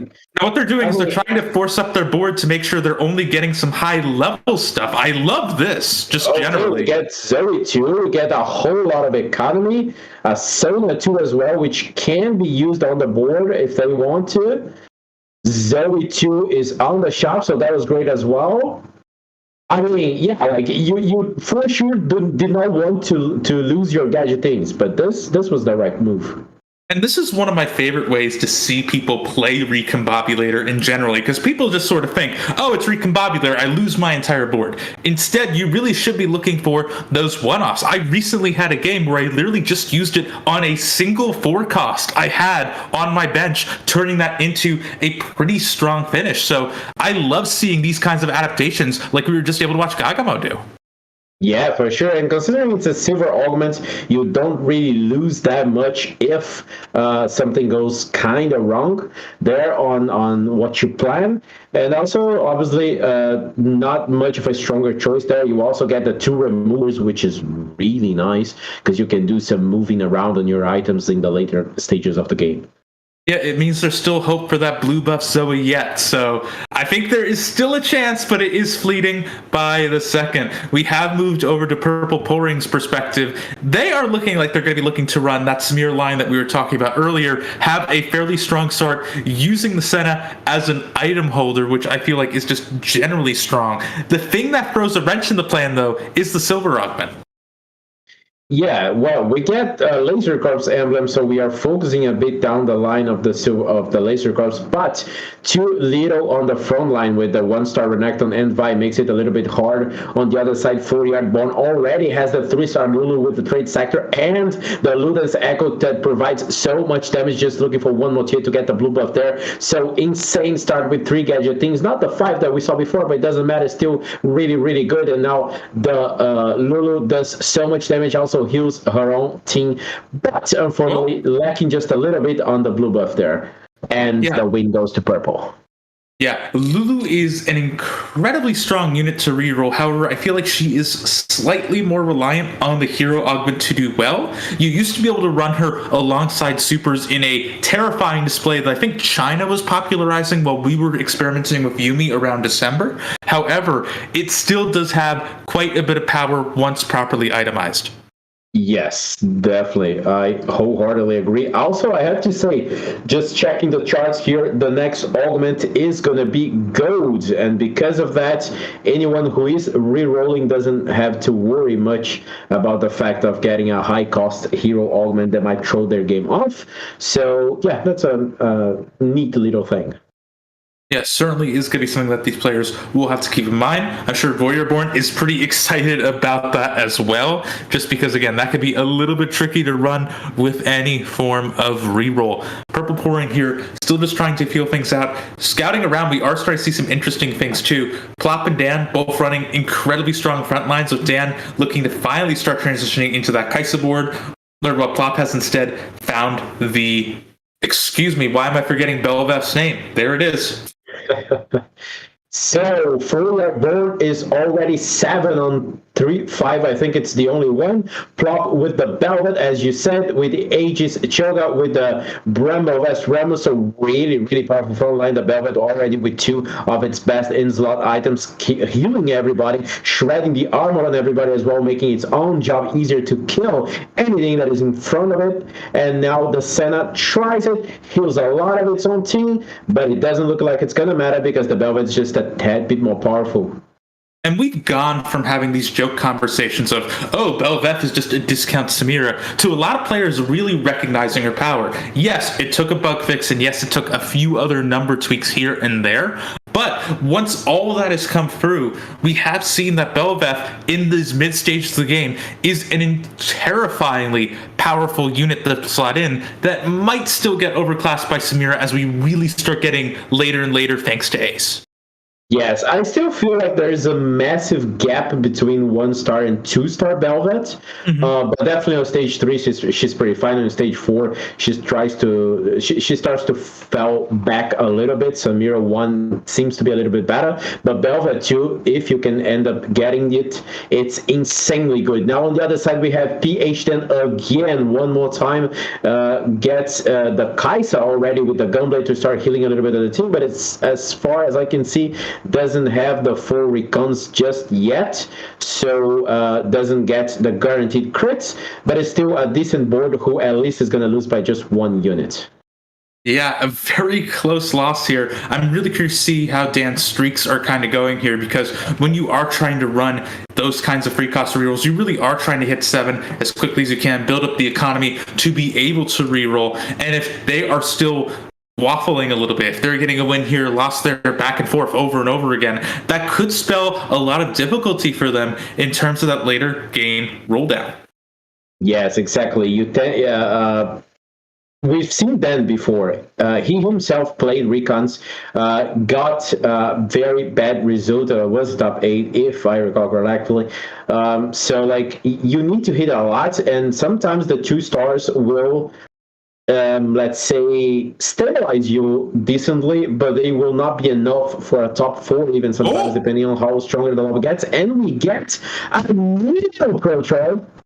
That is huge. That early Nunu means that you're going to have access to the potential of the 5 Gadgeteen, because you aren't running the Gadgeteen Heart. You do have to run every Gadgeteen in the tree, but hey, you've already free started your Lulu. I feel like that's a pretty fair trade-off as you start getting deeper and deeper in. You also have the Zoe. That's going to be you're only missing the Annie. I couldn't quite see what was missing on here. So that is going to be a pretty huge increase in power. Another thing that is going to be further buffing up the Lulu. I'm curious to see if this is going to offset what has been lost with that kind of reroll supers Lulu that we saw earlier. I believe so. I would say so. That is an amazing thing to get. It's also the Thieves Gloves, as I said before, really, really powerful with the gadgetines, because remember, it's going to count as 3 items. So it gets the maximum amount of buff from the gadgeting synergy. Just missing the Annie, hopefully soon enough it will come up. And just missing a tier as well gets a close win over them. And now we go on 4-2 and augment time. It's gold augments, and we get battle mages possibly, or the cybernetic implants, which would be fine as well because you have a lot of items, but we're going with the battle mage, Pro Troy. Yeah, Battle Mage can get a little bit scary. We could see the potential for the bait of making your Lulu go from the second to back row to the second to front row. That can lead to some very uncomfortable splash situations. So I really feel like they have to be a little bit concerned. That said, though, this is going to be huge for Nunu. Hopefully now that they've rolled... I was going to say now they've rolled slightly better items, but actually they rolled exactly the same items. That isn't going to be as strong. But again, remember, like you were saying here, that's going to count as a fully decked out Nunu itemization-wise. It doesn't even necessarily matter that it's all AD. The bonus 12% resistances and damage is going to make up for it. For sure. Now, my only question is, where is the enemy? Why doesn't it come up? It's 7-4. It's on the other side. It's prop level 8 already. We're still with our 1-star. David Aaron has 2 cybernetic elements with the shell and the AD as well. The Velvet is so powerful right now, shredding through everybody. The Lulu is not focusing on it. The Velcros helps with the shielding, just turning for a few seconds the Lulu, and the Velvet does such an amazing job dodging anything that he has to dodge and killing everything else. What a nice set of elements for prop there to combo with the threats. I have to say, that was absolutely insane to see. Really, as you had already touched on, when you're able to run the double cybernetics, you're able to hit some pretty strong things. What is this? This isn't level 7. You're pulling things like the Urgot as well? My goodness, what's happening to this board? Yeah, like for sure, like oh my god, with a Warbox and a Ionic Spark, this Nunu is going to be so powerful. We also get an Urgot. Yeah, this is one high row for sure. Yeah, I mean, I will say, not having the Annie yet does hurt. It does seem to come from the fact that a lot of different players are going into this gadgeting tree, be it 2, 3, or 5, or even just want to throw her in for that bit of extra Ox Force support. As a result, it's getting to be one of those more contested options. Definitely. And on the other side, we have Gagamo with the 5 gadget things. Let's see which one's going to be more powerful, because remember, we do not have the 5 yet on this side, but that Nunu really hard to take down. Also really helpful with the Ionic Spark shrouding everybody on the other side. Well, now we just gotta hope that we get that tier and get the blue buff on Lulu, and then we are all set with the dream build. Shogun Eagle, by the way, also goes down to -2 HP. That is incredibly quick. I think for a little while we saw Purple Pouring at risk. However, it seems like the Eagle has fallen at this stage. Oh yeah, the Eagle has fallen now. The blue buff, the Dream Blue buff is on the Syndra, and it's a legendary. So we get the item that we want, and we get on a legendary a 5 cost more go to row. Still missing the Annie though. Hey, I mean, to be fair, at this point, you find Annie, you're going to be leveling up here to 8, and then you're just going to say stop. Hopefully, if you still maintain that Urgot, you're going to be able to get a decent amount of economy going in order to keep things up. But again, that's all going to be things for the future to figure out. Yes, so get the blue buff finally. The Warmogs goes on the Wukong, so we get a Solari as well, pretty interesting. Gagamo leveling to 8 just now. We see quite a difference on health between people there, Dan and Purple on kind of the situation. Purple gets the Z2 just now. Samira 2 is also hit by Rogunis, I believe. And now we go on to fight against, yeah, exactly, the Samira 2, but it's Coach. It's actually Coach Mac with the full crit plus Giant Slayer Samira. Let's see whether it's going to be enough to take down all these gadget things. The Poppy goes down really fast. The Zera now takes its place, and the Lulu is still safe, not getting aimed at. But now the Ramos, the Armadillo, goes on top of it. Samira deletes the Nunu really easily, and it does an easy job of killing 4-yard Born's board. As you said before, Lulu on the second row, maybe a little bit risky. Thinking the armor wasn't quite enough to do anything against the Samira. One other thing to point out there too is that I believe that was still only 3 sure shot for Coach Mac. They haven't quite hit the 4th just yet. The Senna seems to be a bit more elusive. To call things out too, over to the other side, I do want to see if we can check out how Dan is going to be doing eventually as well, because they're looking like they're in a fairly risky position. They were starting out to try to go for a recon board. However, when they were unable to hit, they decided, hey, I need to make a big shift here. They got the Viego, but I don't think this is the debut that Honey Bear really wanted it to be. Yeah, for sure. Kind of a tough situation, but at least it's a 2-star Viego already. If you can get one more Aphelios, it's going to be the 2-star Aphelios. And it is actually 4 shot for Coach Mac, because we just took a quick look at his board, and he has 2 sure shot augments, making it the 4. Now we get 4-yard Born again on our string following us. It's on the opposing side to PH10, still trying to survive with his 18 HP. The Viego is really trying, but unfortunately the Lulu is just way too powerful, and the Aphelios gets a little bit stuck on the Nunu. Doesn't seem it's going to be enough. The Lulu misses the hit, but it's not going to matter. It's another loss for Dan, and really got to pray to hit that second Aphelios at least. Not as bad of a loss as it could have been, though. You had the Aphelios able to get a few more units as they were going down. Aphelios is quite amazing as you get later and later into the Oxforces trait. The thing that I'm more concerned about is the fact that this is a 2-item Viego that we have here. And don't get me wrong, both of these items are best in slot, but the thing that it's missing is a form of damage amplification that's going to be allowing for easier resets. And because we don't have that yet, that means that Dan is just going to be struggling here. Dan is going to get stuck on some units. They're not going to be able to get those resets, and eventually, because of that, Viego isn't going to be able to jump around, deal damage, and heal off the Gunblade.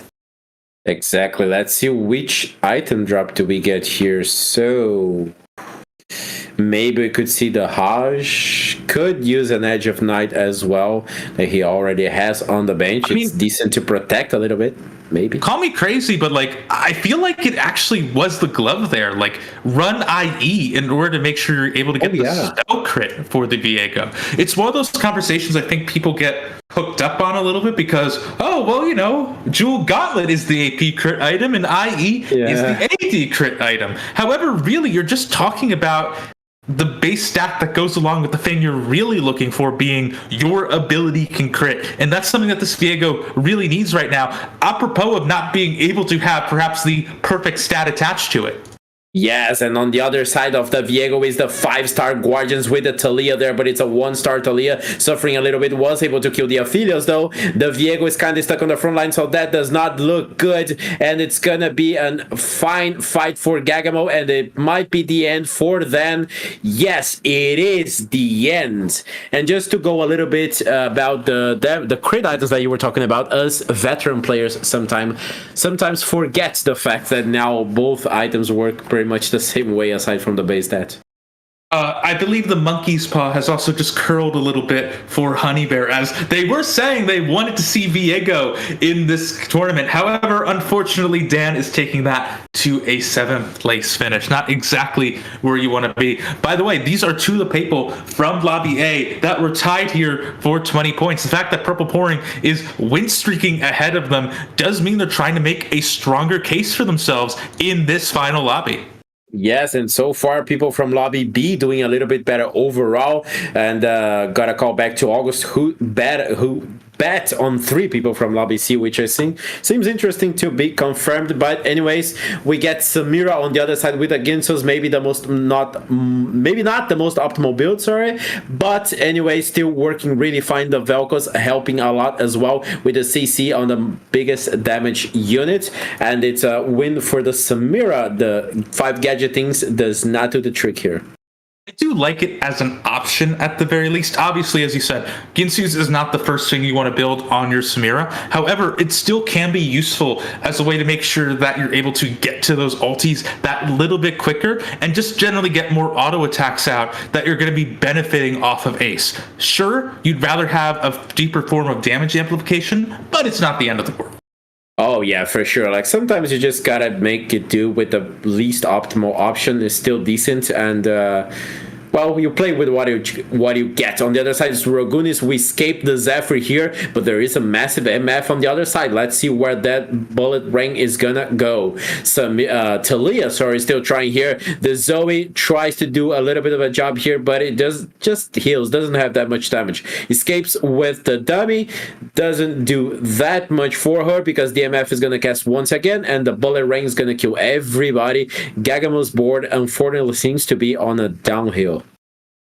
Yeah, and I have to say, I just feel like as much as I love to see the Zoe build, I feel like the fact that we haven't seen the hero augment that we were talking about, the fact that Zoe isn't fully itemized, I feel like, at this stage, and you haven't hit something like, oh, I don't know, a heart emblem that just so happens to be rolling about on a Zoe on a carousel. Because you're missing all of those things, you really aren't able to build up as strong as the cap that Zoe could have compared to other boards that we're seeing here, like Samira, that have proven they're capable of running crazy high power levels despite not hitting crazy augments. Yes, for sure. It's pretty interesting to see a Heart Zoe on the carousel. Now wondering whether 4-Yard Born is using it with the Zoe or not. But again, we go now here to Purple Pouring, who already has 7 laser corpse and has the hackers that's ready to pull on to jump on the enemy backline. Also a Rabadon's Mordekaiser from the Thieves Glove, so that's a pretty nice row.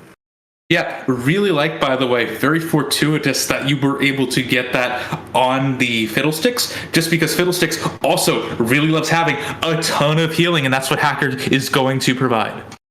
For sure. Now let's see whether the Fiddlesticks is going to do its job or not, because the Zed is already fallen to the Lulu. Not enough there. The Nunu is critting and healing himself with the Bloodthirster, but look at that healing from the Fiddlesticks and the Hacker. Well called by Protron, but it's not gonna be enough because Zoe kills it, and 4-Yard is really using, in fact, the Heart Zoe.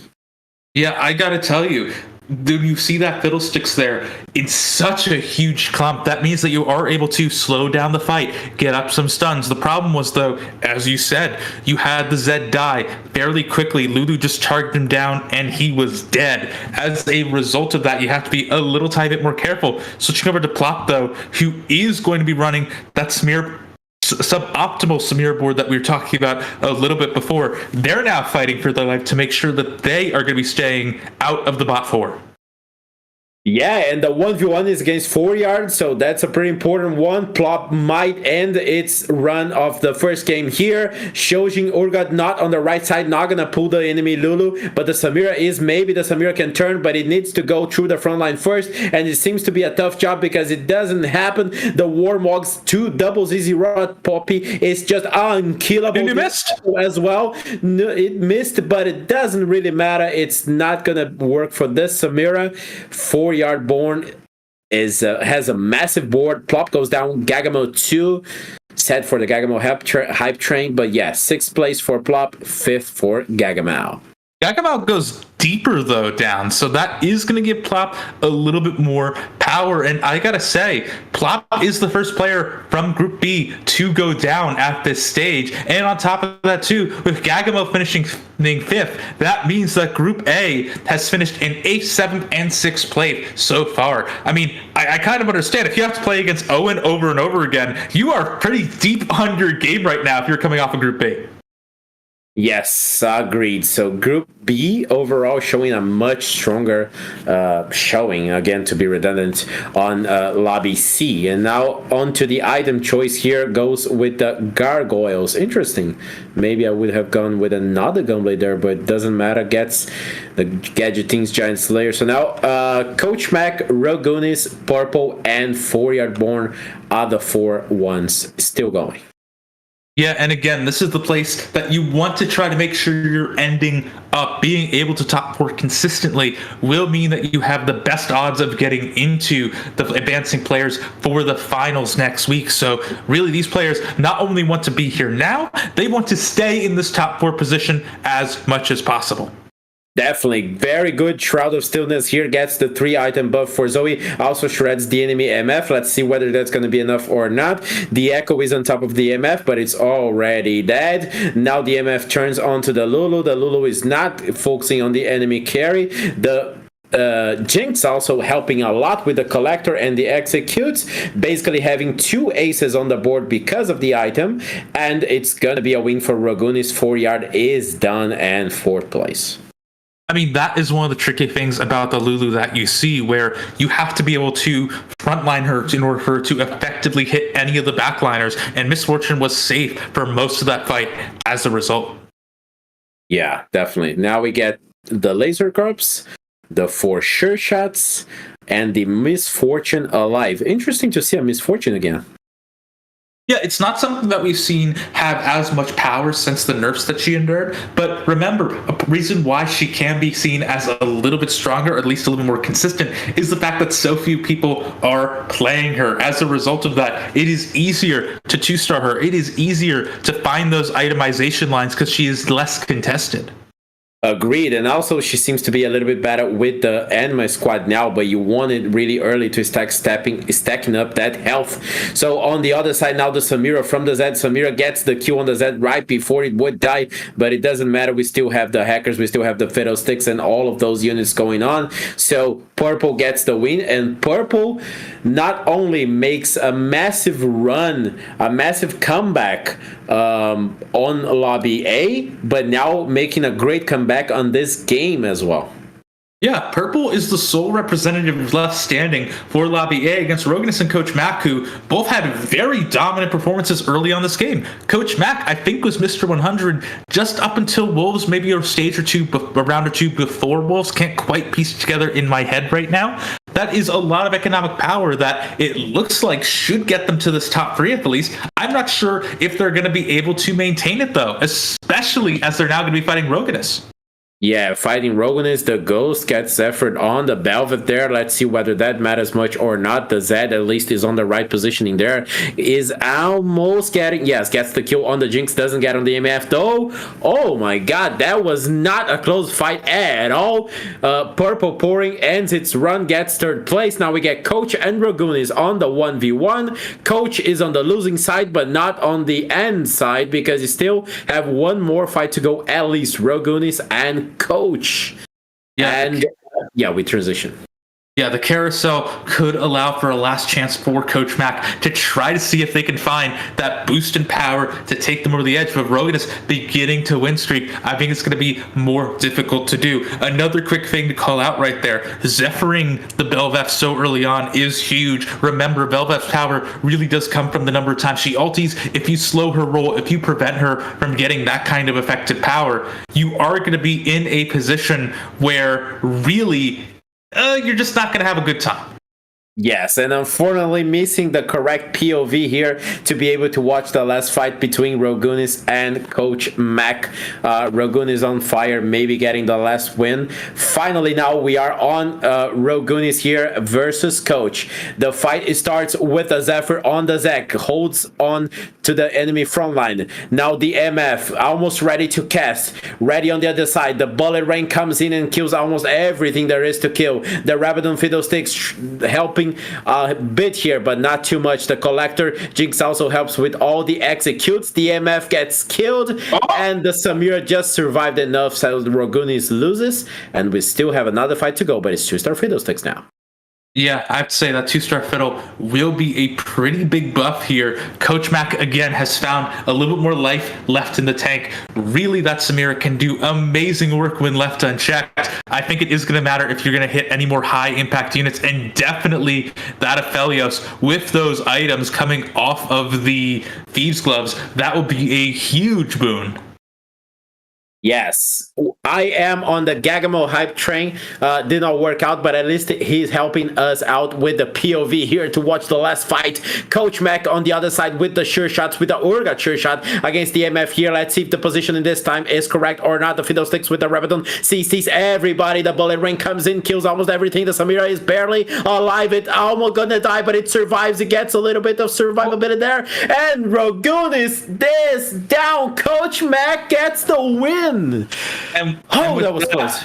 With that, Coach Mac says, never didn't had it, 100% whole time. Doubters get out of here. Coach Mac just obviously doing what they can. They threw a very dominant performance when they were in Group B, came just shy 2 points of being able to advance, and also, I believe, 1 point ahead of that 20-way split coming in here. So they were certainly the favorite coming in.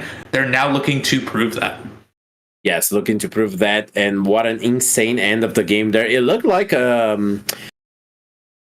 the third place Purple Pouring was going to make the ultimate run to get the first or the second place. Didn't happen, but anyways, strong showing from everyone in this lobby, and definitely Rogunis gets gets the second place actually, but it also had 2 bonus points, remember, so insane showing. Gets off to a great start. Coach Mac gets the first place and 1 bonus point, so they are currently tied. Yeah, and good thing calling out those bonus points as well. Rogunis with the 2 is going to make them finish out the game 1 with 9 points. That is going to be a fairly nice thing to see. And Jajamao also, now that they were able to get the 2 points as well, even though they finished in 5th place, really we're going to be treating that more like a first. That is also going to be fairly huge for them as well. With that though, we're going to take a quick break, toss over to Honey Bear, see what the analyst desk is thinking after game 1. Well, hello there and welcome, everybody.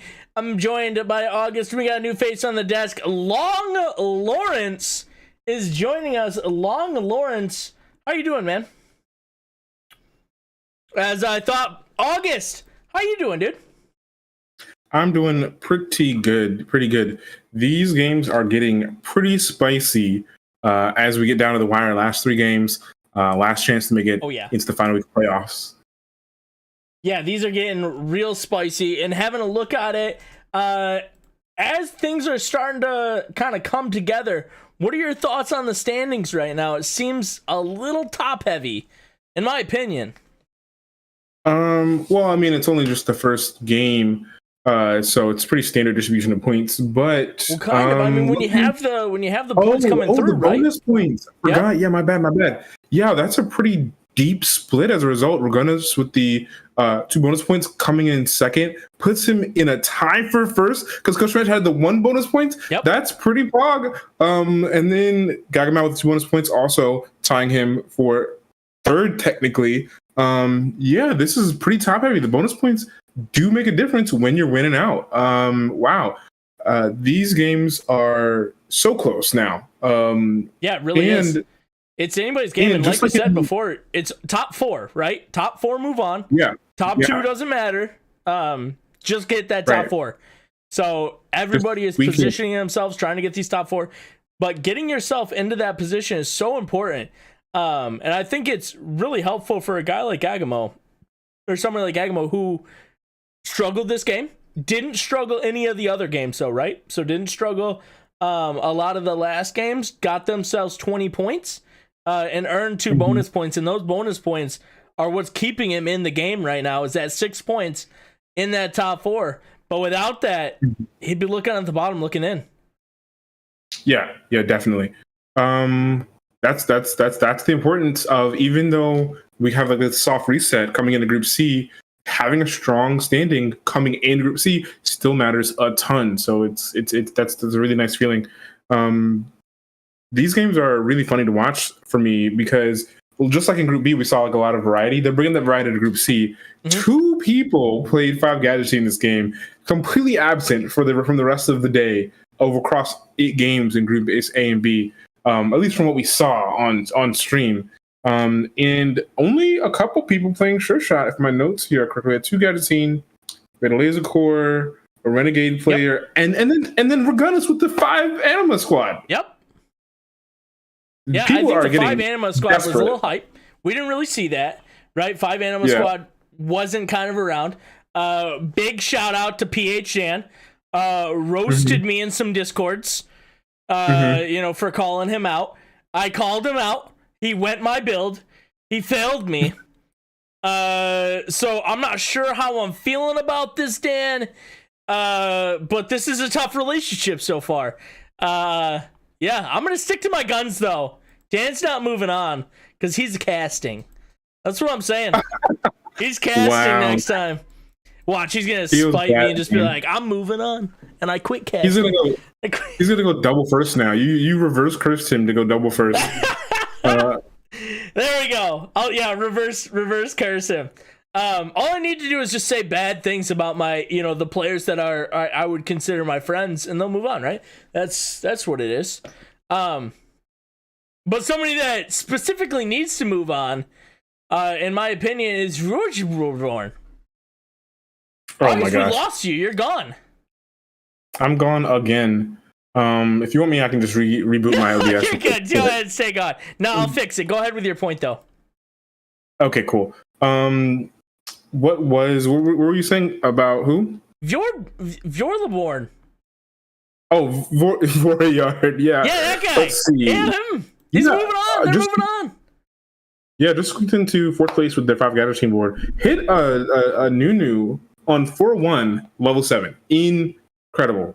Only managed to squeak out a top 4, but listen, top 4 is all you need right now. That's it. I'm taking it every time. We'll take a top 4 any day of the week if it means you're moving on. Feels pretty good. What do you think of looking at the bottom of the lobby? Anything scaring you down there? I mean, we got the 1 point. Would you be nervous, or are you just bringing it back next game? Nah, yeah, I think he can pull it out. I mean, it's not an 8th, right, which is detrimental.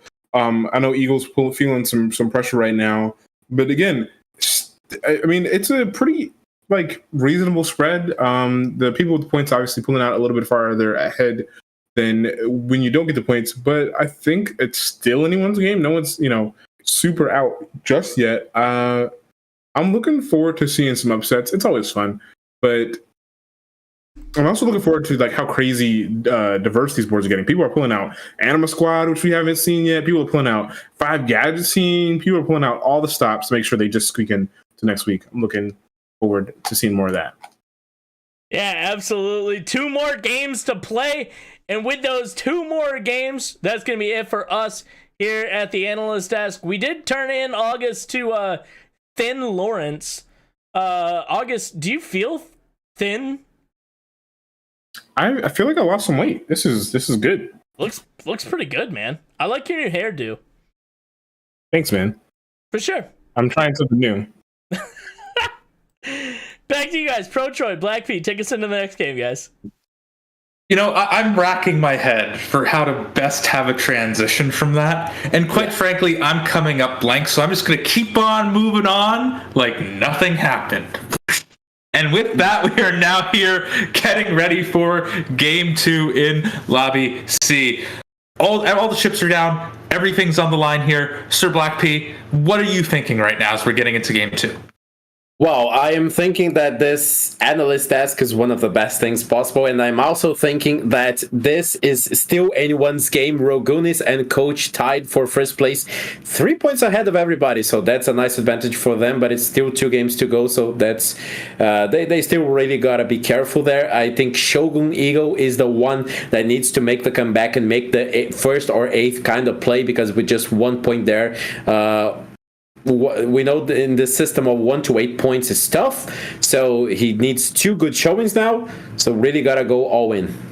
Yeah, like you said, and like August was saying on the desk as well, there really is a lot of pressure on Eagle specifically. We were talking about how these players can try to go for the meat shot. However, if you did finish in a bot 1 in your first game, you really do need to start swinging for the fences and play that burster A style.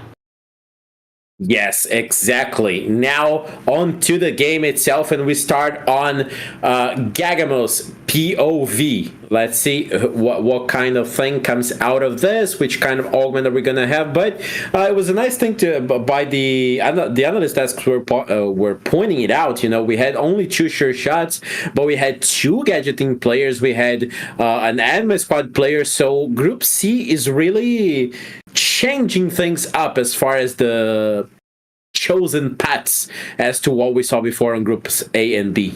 And I did mean to check this in between games, and unfortunately I forgot to. Remember, the Corrupted Cup is also going on as we speak, so I'm kind of curious to see if there's been any sort of theory crafting coming down from hearing what players are running in that tournament, trying to see how you're best able to really run things down. Yes, exactly. Now we get a very early Ramos with an armor for Gagamo.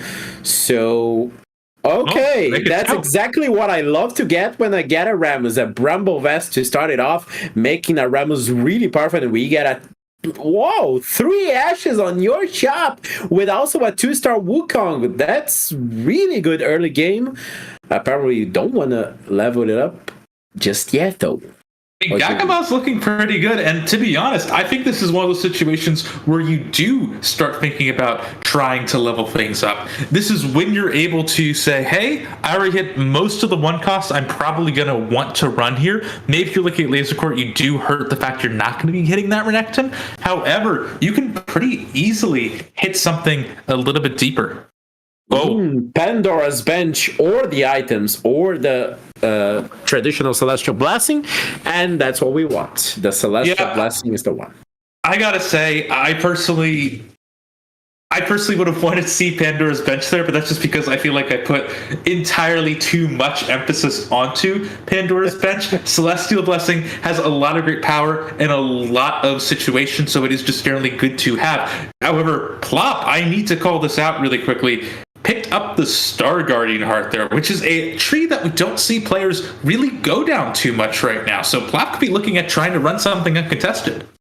Yes, definitely. We don't see the Star Guardians too much, but I do like it when you can get a Star Guardian augment, so you get to those 5 or even the 7 down the line easier. You can do some crazy things because it's a lot of mana generation for everybody. Recalls you to those Star Guardians back of set 3, where they would just cast insanely non-stop, cast after cast.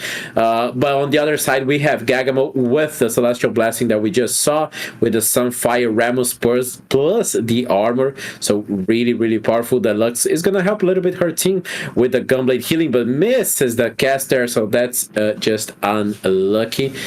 Really like to see the Star Guardian path here.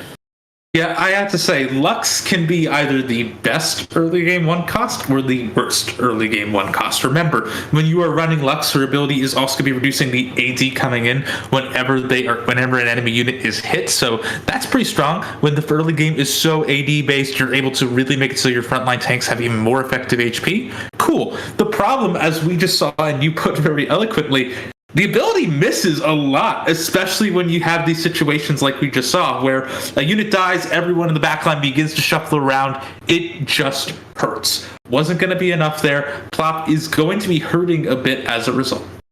Yeah, one of the biggest pain on any TFT player, which is when your ability just misses, just whiffs, just whatever, just doesn't hit. On the other side is Shogun Eagle, who needs a really good showing and starts off with a very weak board with a 1-star Wukong and Poppy. Doesn't really care about the units and is focusing on economy, but gets a blue and a Rabadon build. What kind of path are we looking at? I have to say, I'm a little bit concerned here because, yes, this is certainly a very deep economic play. You're giving up so much early power in order to make sure that you're getting these consistent losses for a consistent streak to make sure your economy is strong. Unfortunately, though, this entire lobby seems to have leveled up to 4. It's going to be difficult to try to find these losses where you aren't taking these huge hits.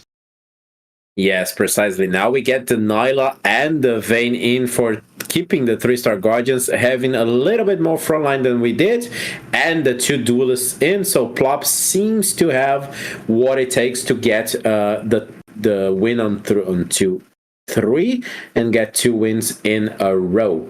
So yeah, Star Guardians.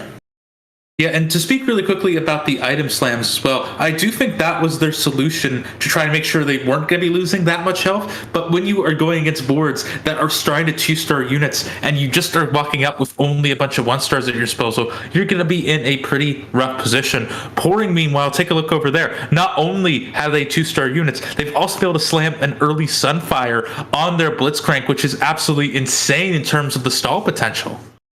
Yeah, for sure. A lot of good stall potential, but it looks like it's not going to be enough because the Star Guardians are going to get the win here with the Lux and the Vayne doing the job. Purple loses and can't keep the 3-win streak, unfortunately. Now we go on to the carousel. We have no spats, so nothing too crazy. Regular carousel with all the components. Yeah, curious to see where Plop is going to be ending up here. When you are running things like a Talia, as this could probably be in the late game as you are trying to go into the Star Guardian vertical, you might want to be thinking of things like a Giant Slayer. However, you really do need that mana generation to help make sure you're able to get those consistent casts. So I think a sword might be the name of the game if it is still around by the time that Plop gets to pick. Oh no, excuse me. I missed that they went the safe option for the armor. Yeah, safe option with the armor. Now we go on to Gagamo. Let's see whether that 100 is going to be kept all the way until the Krugs or not. We already have a Zoe. We don't have too many synergies on the board, though, so that can be scary to keep your win streak going. Sometimes synergies and the buffs from it are the things that keep you going on the early game. Let's see whether that happens or not. And now against him, it's 4-Yard Born, still on level 4 with the Vayne. And hey, with the Driven. And hey, it's Pandora's Bench on the other side. Yeah, this means it's going to be a lot of potential reroll here for Voidborn. I think they're already rerolling a 2-star set, by the way, so curious to see which way they're going to try to go. If I had to guess, it's probably going to be a Super Draven, fishing to see if they can try to find that Gangplank. This is also a risky position for Gagamo. They are currently win streaking at 100 HP. However, they have invested everything into their board strength right now. If someone else is able to grief them that tiny little bit, they're going to walk into the Krug round with a really rough economy. Yes, exactly. Really need to keep that win streak going. Now, quick question. Is it worth it going for a Draven if you do not get a Draven augment? I feel like it still can be. Obviously, a lot of Draven's power is tied up into trying to either getting League of Draven or his other augment. However, you can still get a decent amount of power out of him just through the supers in and of themselves. Makes sense. And here we're trying to figure out which board is stronger. Maybe the Hakarin, maybe the Spellslinger, but no, we choose to go with the 2-star Ashe. On the opposite side, we have the double threat plus double defendants with the Gunblade Ashe, but it's all 1-star units. So hopefully Gagamo can keep the win streak going against the Exiles. It's looking fine for now. The Realms with the Sunfire also helps a lot. The mana shred comes in from the Shoga, but it's not gonna matter that much. And yes, we are safe, Protroid.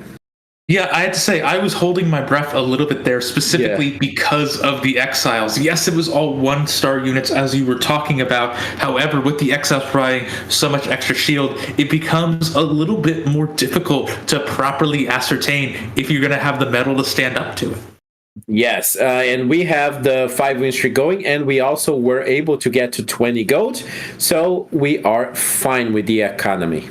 Your economy is booming, actually, more so at this point, because if you were to sell this LeBlanc, for example, it means that you're going to be able to have 30 gold here coming into Krugs, which is above the number that you want. Remember, you usually want to try to stick around that 20 mark. The fact that they're holding on the bench means that if they don't hit any kind of gold off these Krugs, they have the option to sell, but if they do, they can happily put it back in immediately thereafter. Yes, precisely. And so we gotta check now what the second augment is going to be in 2 rounds and which items are going to be built here. Gagamo has the option for the Static Shiv, having the option to go the Recon route, although he did not pick up the Vayne there. Gets the double Raven. Maybe we are going into some sort of full defendant angle here. Yes, we have the 4 defendants on board. we did get to see really quickly the supers have been rolled. That was a Lee Sin free before stage 3 too. That is a big thing, and why you can't see a lot of power just from uncontested super specifically. Yes, you are also going to be getting a lot of extra benefits from the Pandora's bench. It means that you have many more options to go for these kinds of roles, but that's going to be absolutely terrifying to see. And Purple Pouring is, I think, a little upset they're going here against Kagama. Yeah, for sure. Gagamo is quite big for now. The Ramos really strong there. Some firing, everybody cutting the healing. It's kind of close, but still favored to Gagamo. And now we're going into the augment. Gagamo does not lose its win streak. Yeah, again, the defenders, we already talked about how just strong the defenders are as a frontline stall. The fact they have the 4 this early means it's going to be so hard to get anything through. And gold is going to be the second flavor of augment. Yeah, and here's the thing. Recon Crest is so insanely good, but we don't really have the setup to take it. So the other options would be the preparation or the first aid kit. Tough one. Which ironically also kind of feed into that recon comp too, right? Because if you're going prep, that means you're also trying to reroll things. Recon is built perfectly for that. I feel like at this point, as Purple Pouring just decided, it is just better to try to go for the crest and go deep. Yeah, I'm guessing you should just go Vayne instead of Kai'Sa then if you have the Last Whisper. Let's see whether that works out or not, but here we go. It's the 3-star Lee Sin on our screen. It's from Furia Born. Gets the fully built with the blue buff plus Gargoyle. Interesting choices here. Not very conventional, but still really strong for sure. And the IE plus Gunblade Draving really helpful at healing the ally team, as well as dealing so much damage with the crits on its auto attacks and the ability as well. On the other side, we have a Archangel's Sivir, so seems to be unconventional builds, the name of the game here. Yeah, curious to see what the end game of this is actually going to run, because those aren't usually items that you see built together in the same comp at the end of the day. I feel like as a result, we could see some kind of mixed carry, like say, for example, trying to run something like an Aurelion Soul alongside going for the Belveth. It's a dual carry comp that I've seen some players, including myself, try to go through in the mid game. Yeah. I'm not quite sure if that's gonna be the best option here, though. For Bjornborn, excuse me, I'm also struggling to pronounce this too. I do apologize. They are beginning to sort of hit a bunch of these supers, and granted, they are going to be in a bit of a bind. They really do need to start 3-starring things to get that kind of power. But the fact that they're already sitting on 4 Dravens, the fact that they're sitting on 4 Malphites, not to mention the fact that they've already 3-starred their Lee Sin, that's a good amount of power that they have. Yeah, it kind of compensates for the fact that you do not have maybe the most optimal hero augment to make the build work. Also, nobody's getting a hero augment, so it's really fine that you play Draven and Supers in that scenario. With the Pandora's Bench, you can keep getting your units and other copies of your units, and you get the win over Purple Pouring here and the Recons. Dan is on fire with that Sivir, and remember, Dan can actually remake his items because he has the augment for it. That is another really strong point as well. Good call out there. And I think Dan is also taking to heart what Honey Bear was saying of, hey, wait, you're saying that I'm going out here? No. I need to make a big show of force here. I need to prove that I can get a strong swing at a win after a 7th place in the last lobby in order to really keep things going. Yeah, and so just to inform our audience, we have silver and gold augments, which means we have a very high likelihood of seeing hero augment on the next one, but it could be silver or prismatic as well, with a low chance of both. So players should be getting ready for a hero augment on stage 4, which is going to be either a 4 or 5 cost, most likely. Could be a 3 cost as well. Yeah, there is still a little bit more room. I think, say, for example, if you are going to be our reroll player, if you're going for that Draven free, you really don't want to see that 4 or 5 cost. Yes, you have the chance of getting that Leona to go for the 5 mech. Unfortunately, though, that might be a little bit too risky because of how much you really are trying to reroll here. Yes, definitely. Now on the other side, purple and the recons once again. So we do have the 4 recons, which is really good. It's a nice chunk of damage. But as I have said previously today, do not remember when exactly, lacking a lot of frontline on purple, and that's the reason he might not get the win here. Who knows? Oh. 1 extra item there for the crit and gets the win then. Yes, recons really strong, really great with the crits, but lacking frontline, they really can't do the job. And that's why you see them so often paired with, the other free cost threats being the Cho'Gath as well as the Rammus. Both of them are just such good frontline options. Also have great CC to boot to further act as additional pseudo tankiness to further protect your recon units. Yes, exactly. So then on the win streak here, 7 wins on fire, followed by Gagamon and Plop. Might face off one of the two, or maybe it's Ego. Coach drops down to the 8th place there with 52, but still everyone's game for now, I would say. And now we get the face off against, it's gonna be Shogun, and is still going with strong with the Lux, with the blue buff Rabadon, and now the Gunblade. Seems to be a Talia angle, I would say. Yeah, certainly does. And I gotta say, for Coach Mac, by the way, to finish first place in Game 1, to be in such a risky position as of Game 2, there has to be something going on here, and they need to start looking to make corrections, just because, again, this is a terrifying point of health to be in. Just as terrifying, as you said, as this Lux. If she is able to hit, she is gonna nuke things, but at the very least, it's gonna give Shogun Eagle good losses. Yeah, that was a good loss, and that was really scary for them. Really hoping that the Lux would just not nuke the Silver. It did not happen. I mean, it happened at the end, but it didn't matter anymore, so that was great.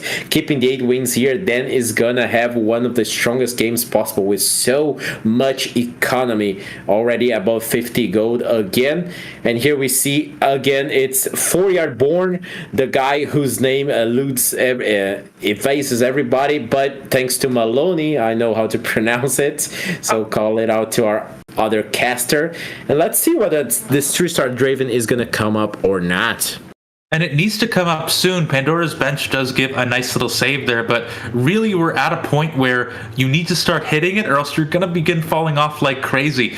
I also really do love the level to 6 here. Really, at this point, staying at 5 was a little bit too risky for me. Same thing as this roll here. They need to start hitting soon, or else they're going to be at risk of some things re-rolling. There's going to be that first hit there of your second super free start. 1 away from the Draven, rolling to see if it's going to happen.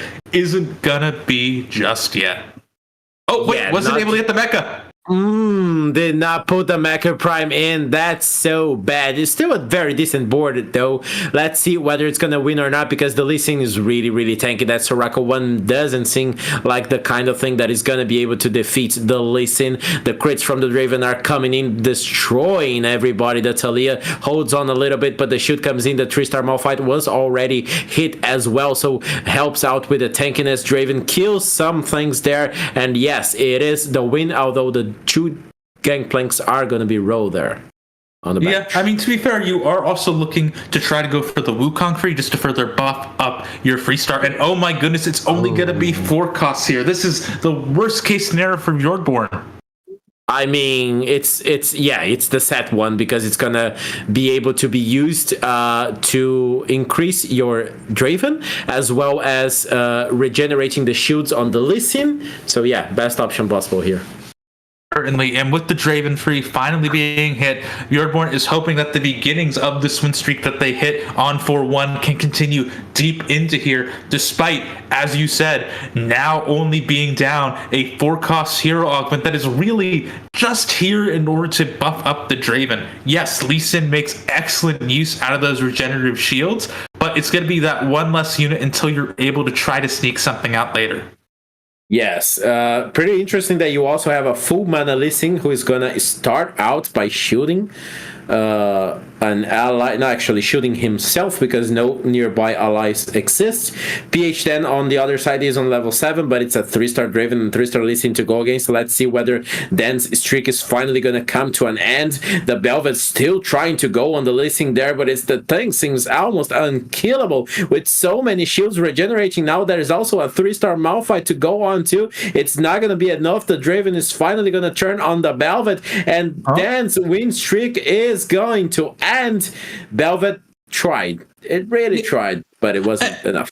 And tried very hard. Remember, Belvet's carry augment gives 50%? Well, actually, no, maybe 30%, I think, Omnivamp off of it. It is nothing to sneeze at. It's why we were able to see her last so long. But unfortunately, though, as you can expect, when Draven starts throwing axes, there's going to be too much that is able to stand up to that. Pouring has also actually decided to get a Belveth of their own at this stage with a recon one. This is always that interesting thing to see, just because sometimes Bel can grief herself a little bit when she goes for the dash.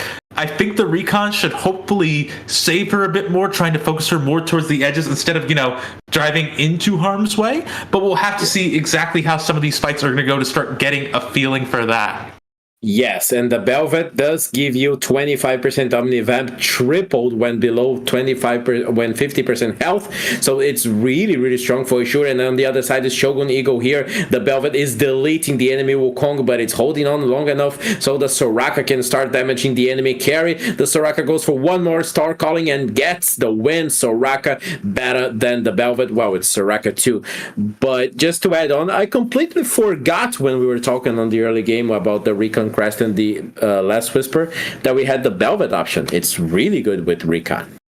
It certainly is. And really quickly, I want to call out Shogun Eagle's play here, because Soraka isn't necessarily what people think of when they're thinking of their carries right now. As we were talking about before, really it is the AD branch that is favored right now in the meta across everything. However, being granted access to the Berserk upgrade, being able to transition that out of their items perfectly, that means they're going to be roughly uncontested here. If their board is strong enough and their admin is true enough, I think that should be room for Shogun Eagle to really try to make a run for it. They've already started eking ahead of Plop, eking ahead of Coach Mac. They just have to keep that show going.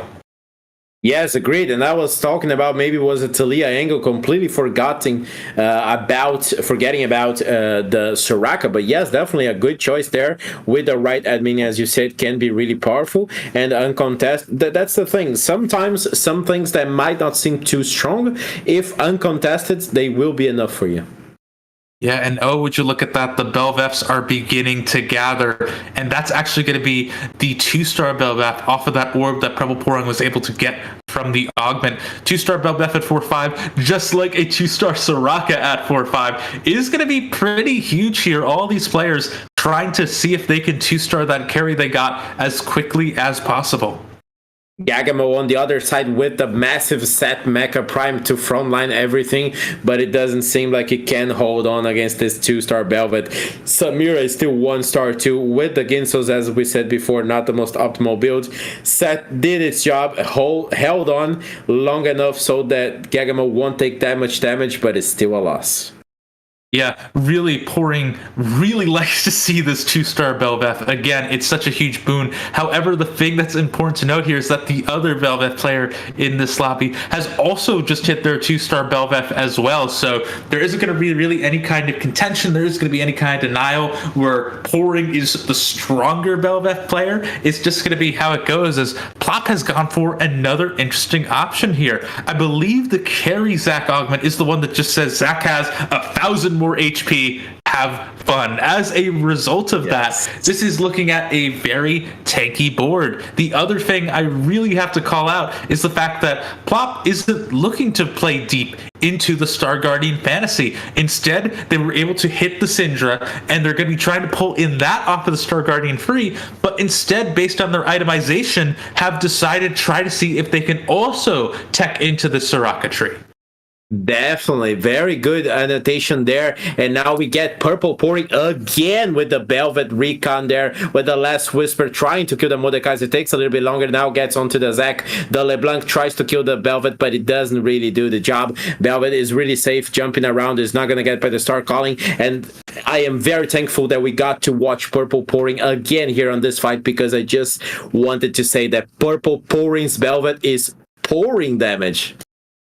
I'll take it. And on top of that, too, another thing I have to call out is saying, oh, yeah, you've already hit your free Belveth. It's going to be harder or not for you to go any deeper than that. There's no going to be window where you're stronger than the other Belveth player. As soon as we walked away, Poring said, oh, look at that, 2 more Belveths, I'll take that. So maybe they could be looking for that miracle run at a 3-star Belveth, thinking that they might be able to outlast. I'm curious.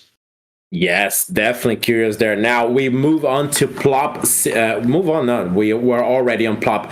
It was a good annotation, as we said before, on the choices on what to make with the Star Guardian Heart, but it still doesn't seem to be working that much. 6 HP, has to make a miracle run here to save up some positions.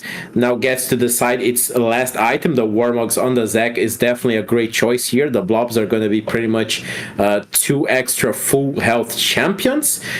Finally gets to 2-star Soraka. Yeah, and I like what we're seeing here in Zac's just getting bigger and bigger as we get more and more HP. One of those interactions I seem to forget about until it is in front of me time and time again. The thing that I need to call out here is that, remember, unlike a lot of other units that we've seen in the past, Syndra, excuse me, at this point just completely ran away from me. Syndra being able to carry units from the bench is a very huge benefit, but is often offset by the fact that she needs mana in order to do that effectively. And the fact that you're only seeing 3 Star Guardian here means that you will have the angle to try to further stall out these fights. However, it's just not going to be this immediate, let's bring the entire bench onto the board party. Yes, for sure. And seems that it's going to be enough, at least for now. The Soraka gets the win there over Rogunis, that has 2 Aphelios on his bench, looking for the third one. Maybe not, because it's a Laser Corpse angle. I really love the way Syndra works, but it's a kind of dependent on what you can get on your bench, because depending if you're throwing too much weak of units, they won't be as good as throwing, say, another Zac onto the board. Obviously true. The other counterpoint there is that, remember, there's still bodies at the end of the day that I guess you can throw onto the board, be that meat wall to protect the Soraka for as long as possible. That can get a little bit trickier, though, as look at that, they are looking at the potential of fighting Yordborn, which they do. That's going to be a lot of extra power here because of the supers, because of the Draven. Wasn't able to hit the last Whisper, instead has a Ginsu for even more axes. Well, it's a lot of power from those more axes with the Ginsus. It's pretty decent. It's really good against a stall comp like the Soraka, because then you don't want to be a stall yourself with the Titans as well, and almost kills the Soraka. It heals a lot, but it's not going to be enough. The Zac cannot tank the Draven. The Draven just destroys everybody. The listing with the regeneration shields as well. Impossible to be defeated, and the Star Calling will not be stronger than the Axis. It's the end of the line for Plop on game 2 and the 8th place. Yeah, 8th for Plop just coming in here does hurt. Remember, Plop did also finish, I believe, in 6th last time around. So 2 bot 4s, not exactly where Plop wants to be. Really need to see a big swing in the final game if they want to try to advance at this point. Moving back to the players that are still alive, however, Gagamau looking around is now basically hit what they've needed to for their Samira. Also have a nice Urgot for that little bit of extra CC support.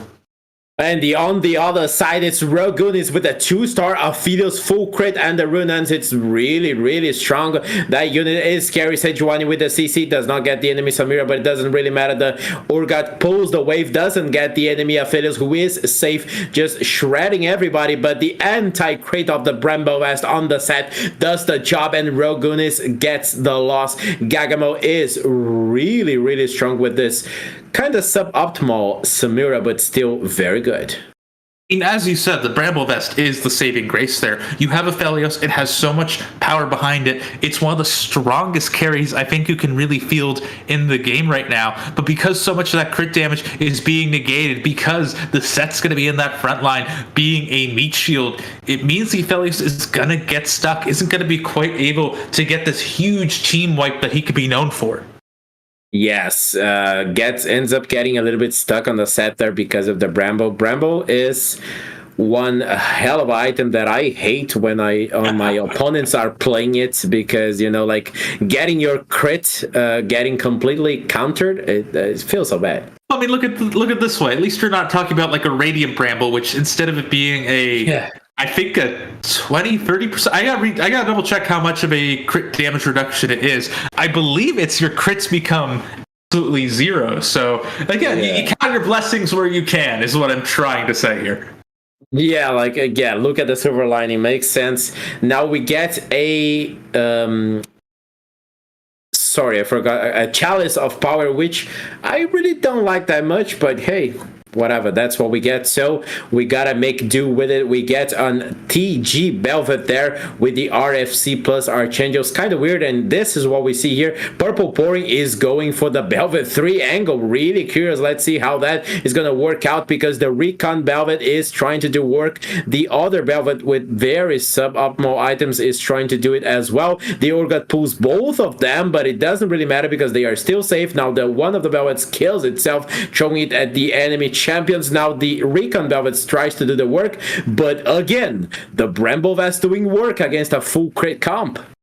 Yeah, and Belvet has Last Whisper that is able to cut into the Bramble, just not as much as you're going to need to. I have to say, the thing that scares me the most watching that is going to be the fact that Pouring is going so deep into potentially finding the Belvet free, when Belvet free is something that's already being contested. That's going to be difficult for them to really run away with here. The other thing important to call out right here, Coach Mac has gone down in 7th place here. They did get the bonus points, remember, so that will give them that tiny little cushion, but the fact that they're already out with Roganus still winning, Gagamo still in, Pouring as well, the rest of their compatriots, I suppose, in the top 4 from the last lobby, that will mean that Coach Mac is going to be in a scarier and scarier position.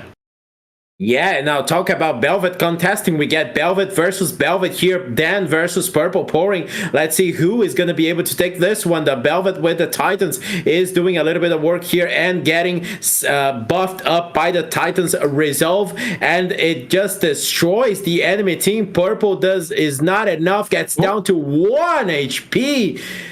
Dan, really good board here with all the threats, although no maximum level threats, but still really good. Is this the part where I say Vel'Koz is the difference maker in that fight because I'm incredibly biased? I think it might actually be. That was a nice little fight right there. We really do get to see how that affiliate is able to counter so many comps. Draven is beginning to fall off here, as you would expect any kind of 2-cost reroll comp to do at the end of stage 5. But really, remember, Bel'Veth's ability is tied to how many times Bel'Veth is able to cast. Vel'Koz locks that down, prevents Bel'Veth from getting any of those casts at all, so that is going to be helping Dan out quite a bit, and Pouring might now be seeing why it's a little bit more difficult for them to hit a deeper number of Bel'Veths. I still like the decision to run 2 of them, mind you, just because, again, Bel'Veth is a threat. Bel'Veth is the, I need some extra damage, let's try to throw it in here, and as a result, she's going to be good in most situations. Unfortunately, though, Pouring's board just isn't really spiking as hard as some of these other vertical options. Yes, I agree. Running the double Belvet can work fine for you here because, again, it's a very decent unit who's going to deal amazing damage, and depends on which items you're going to get there with the Thieves' Gloves. Maybe now I would want to run this Urgot for the CC. Oh, and we sell so much. It's such a pivot to the board.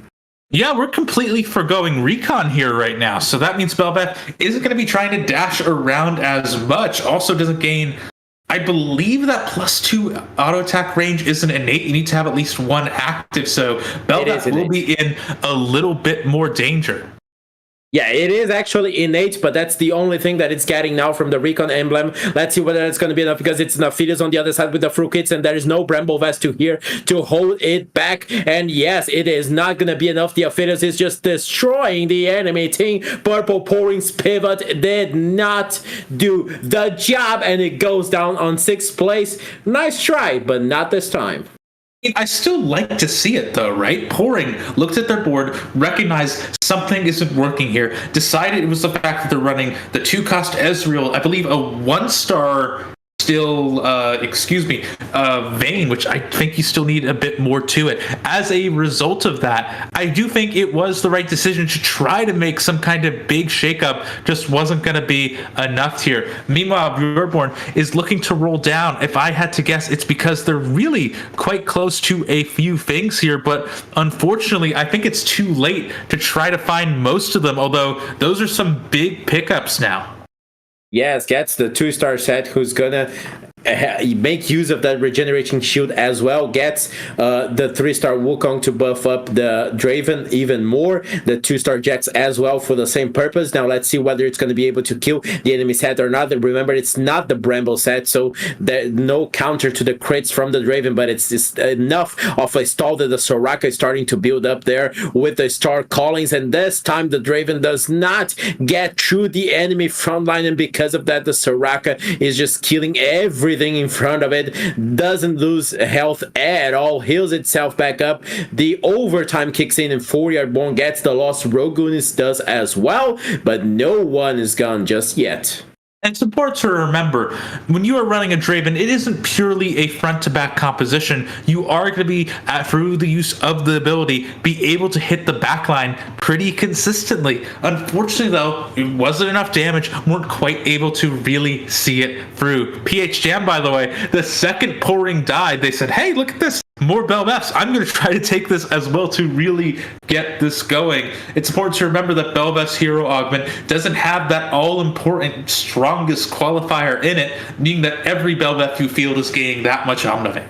Yes, apparently Purple Pouring dying, it started pouring Belvets on his shop. Yes, I'm double down on the same pun. Now it's Shogun Eagle on the other side with PH10 here on the Belvet, on the ASOL as well. Let's see whether it's going to be able to kill or not the Soraka, because it has the anti-healing infused into its own ability. The Belvet is damaging everyone there. With the Titan's Resolve, it's really hard to kill it. The Soraka is not going to be enough. It doesn't stall enough for the Soraka to get the Star Callings to kill everybody, and that's the end for Shogun Eagle. 4-yard born and Rogun is 3 people go down. 4-yard in 5th, Rogun is in 4th, Eagle in 3rd, and now it's a 1v1 between Dan and Gagamel. Look at that order, though, as you were talking about. Shogun Eagle did what they needed to do here. They started 8th. They managed to get all the way up to a 3rd place. That might not be that first place swing that we were talking, but because they were able to get that point total behind them, that could make all the difference of them finishing 5th or 4th. So we have to keep an eye on that as we're going to be going through our next game after this. Same thing as well. Look at the players that have remained. PH Chan as well as Gagamao. PH Chan was in the bot 4 last time around. This is going to be, again, another swing for them. While meanwhile, Gagamao was in the middle of the pack for the top 4. So with Coach Mac and Roganus already out, this could be them looking to make a run for that top spot. Yes, and both of them who came in tied together from Group A, with Gagamo taking the advantage on the tiebreakers. Now let's see whether it's going to take the advantage on the 1v1 fight of this lobby. The Samira gets stopped down by the Vel'Koz. The Belvet starts to builds up the whole Titan's Resolve and gets really, really tanky, as much as damage as well. The Vel'Koz again being the MVP that ProTroid loves, and it's the win for Dan. I mean, oh my goodness, it's been so long since I've played regular League of Legends, a hilarious amount of time played on that Squid, so I feel like I earned the point to be a little bit biased in the Squid's favor. The thing I have to call out, though, too, is that if you are looking over the bridge towards Gagamao's bench, you might notice that a couple of Belveths have decided to stay there, too, as a matter of fact, so I think that means that the 3-star is completely out of reach for PH Dan. Not that it seems like they'll need it, however, considering they already have an impressive streak. Yes, definitely. So we get double Belvet, double Orgot, double Fiddlesticks, but this is not double trouble. Although it does look like it on the other side. Gagamo again with the Samira, the Exiles, the big massive set with the anti-crits, who don't really matter because you are not relying on crits on Dan's side. The ASOL cuts the healing on everybody again, deals so much damage because the Archangels and the threats show why they are called that, because they are as threatening as it can get, and they take Gagamo down to 1 HP. And Gagamo's throwing 1 is actually a huge problem for PH Dan. Look over at their bench. They have 2 off of trying to hit the Samira free, and unlike PH Dan, they have the economy to try to go for it. So that is going to be a tricky thing. If this creep round goes in their favor, we could potentially see a 3-star Samira. Yeah, would love to see that. We haven't seen many 3-star high-cost units tonight, I should say. Yeah, like we saw the attempt for the 3-star Mordekaiser. We're seeing the Mordekaiser in the shop there. Oh, we did. It didn't really happen. Yeah, so who knows? That hurt quite a bit to watch because again we were actually watching the game together. Like, oh, no, it's so close. What's happening? Yeah. And just didn't come up. Unfortunately, more Belveths are being offered as an option, not the one that Gagamao is looking for. However, and as the final Belveths are sold, the dreams of the Samira Free I think are dashed at this phase, and I don't think there's going to be too much left here. Although I will say that's a Severum. That's not something you really see too often here for Aphelios. Goes with the red gun of Philios here. Goes with the double Samira. 4 goes the Urgot. Let's see whether that choice pays out or not, because PH10 is really strong still. The Belvets are doing a massive job. The Asol is the second carry as well, doing so much with the anti-healing. The Gunblade from the Samira doesn't matter that much. It almost kills the enemy Belvet, but it does the job closely. Whoa! The second Samira works out.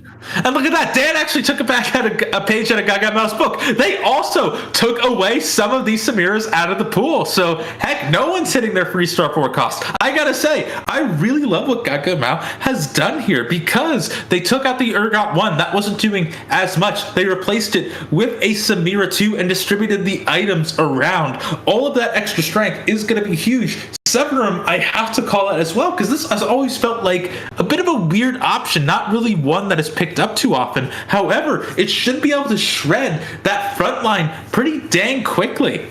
Yes, and now we get 2-star Urgot on the other side, but it's not on the correct side of the board to pull in the sure shot, so that might be the difference maker. Positioning against Dan, the Titan's Resolve is stacked, but the Belvet's taking damage. It finally kills the Samira. Now it goes on the Aphelios, also kills it. Now it's the Seth trying to be tanky, but it's not going to be enough. The threats are finally threatening again. One fight was the only thing that Gagamao could take. Dan takes another one, gets the top 1, and what a great ending to this game. Yeah, Dan was one Samira off. However, didn't even need it at the end of the day. Was still able to really put on an amazing performance. And Gagamao too, for the record, didn't take it lying down. They saw positions where they were able to pivot. They saw positions where they were able to keep things going. Just weren't quite able to really finish the job. Yes, exactly. Amazing job by both players. They really knew what they were doing. It's a great recovery here for Dan, because remember, he was all the way down at 3 points. So he gets a little bit up on the points now. Tries to catch up to everyone else. Gagamao had a cushion to go on, so still safe there at the top too. The points are still being updated. So yeah, I guess that's it for us for now. Yeah, with that, we're going to take a quick little break over to the analyst desk. When we come back after that, though, it's going to be Game 3.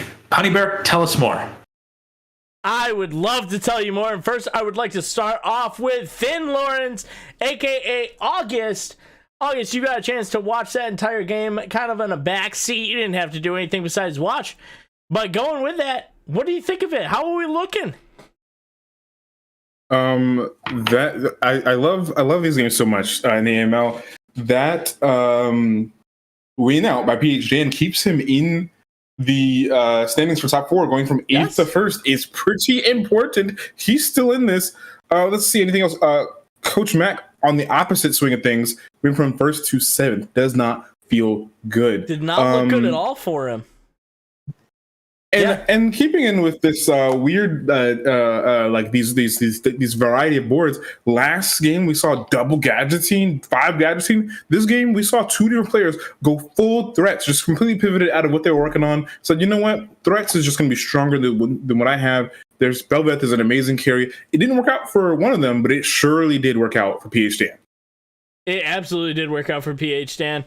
It was interesting because you watch Purple Pouring's board, right?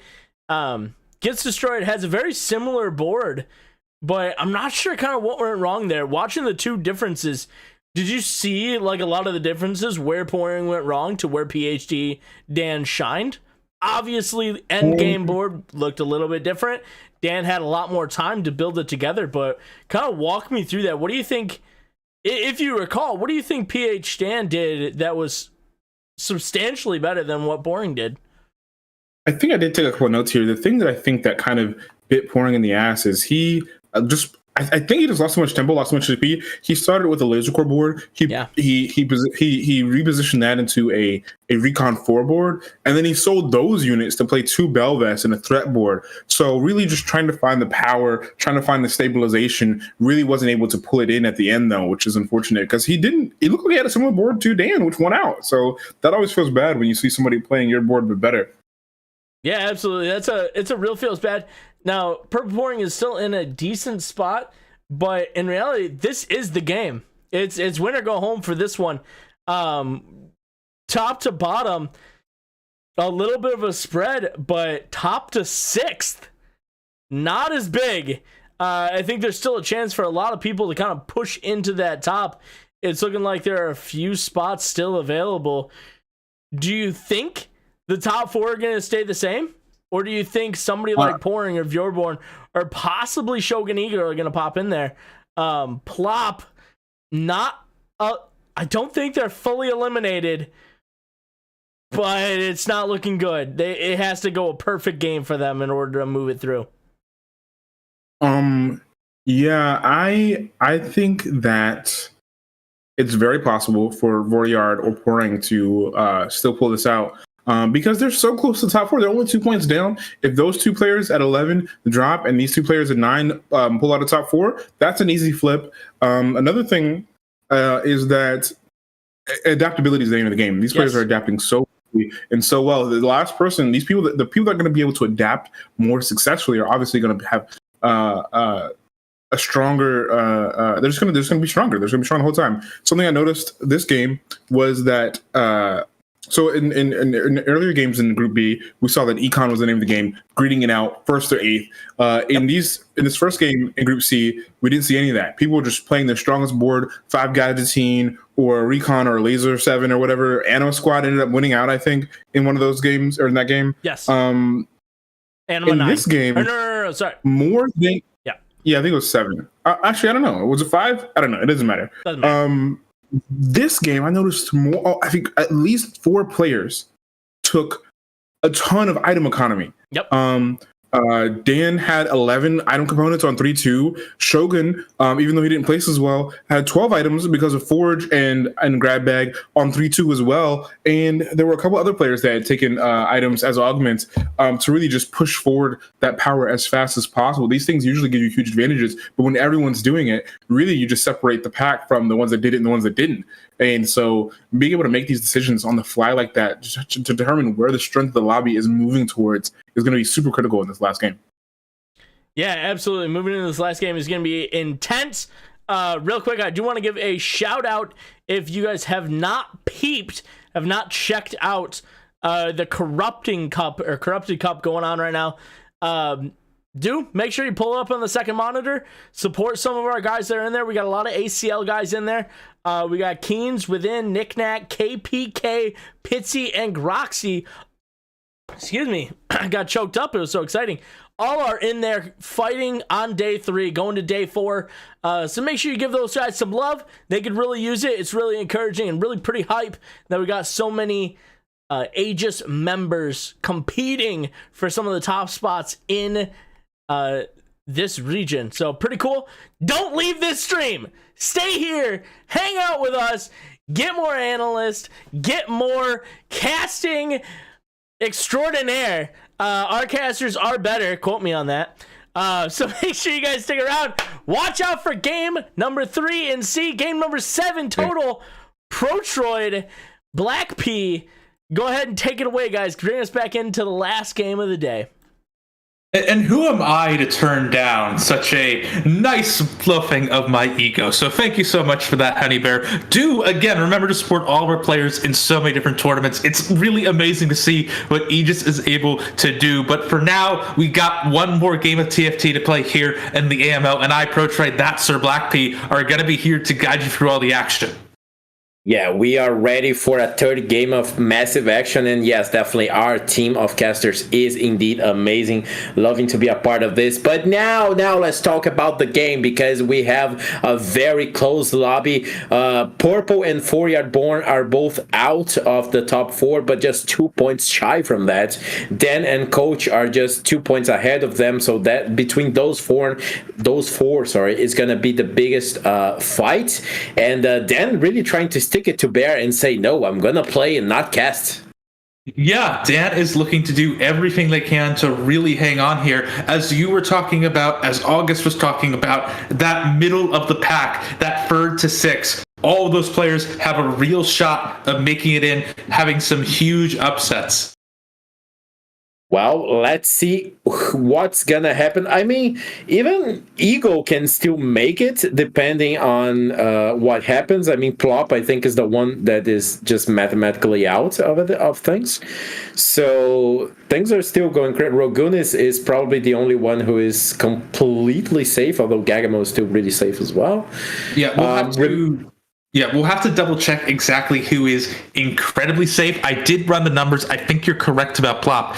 Shogun Eagle, however, does have that nefarious kind of position of they have to do well, and they also need to watch a lot of other players do poorly. So that is always one of those tricky things to sort of end up, because your fate's not entirely within your own hands.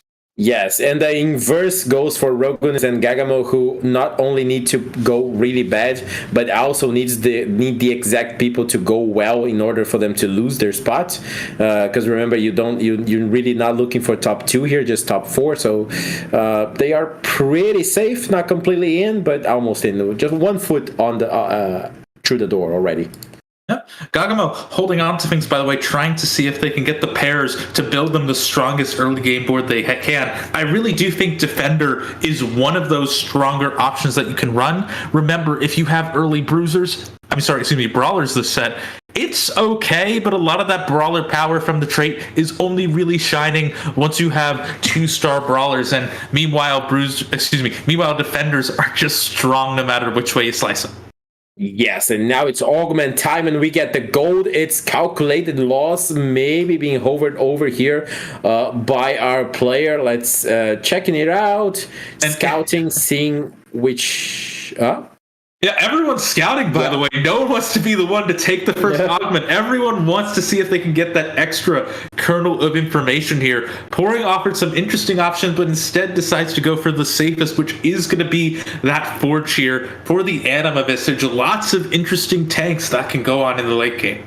Yes, and Gagamo, we briefly took a look, made the choice for the calculated loss, also got a champion duplicator start, which usually players don't like that much because you lose out on a little bit of economy, but now it's going to get a lot of economy back from the calculated loss, so that's pretty interesting. Could end up getting a really powerful 2-star unit really early on in the game. On the other side here on our screen is 4-Yard Born with Reach Gets Richer.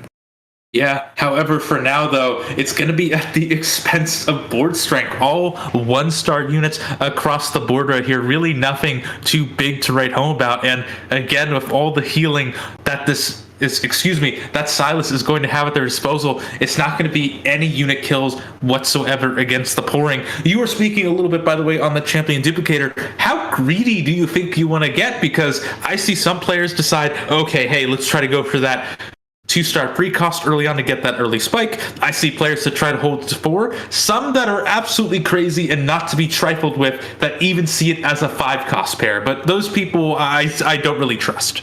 The question is, what is going on through Gagamo's mind right now? Because if he wants to be real safe and just go for a top 4, guarantee his spot, and that's it, he can just go for a 2-star 3 cost or something like that, use the safest way, the champion duplicator. On the other hand, if he wants to go out with a bang and say, I am here to be the best, and make a statement before going to the finals, he could grid it out, because he is safe enough that he can possibly do that.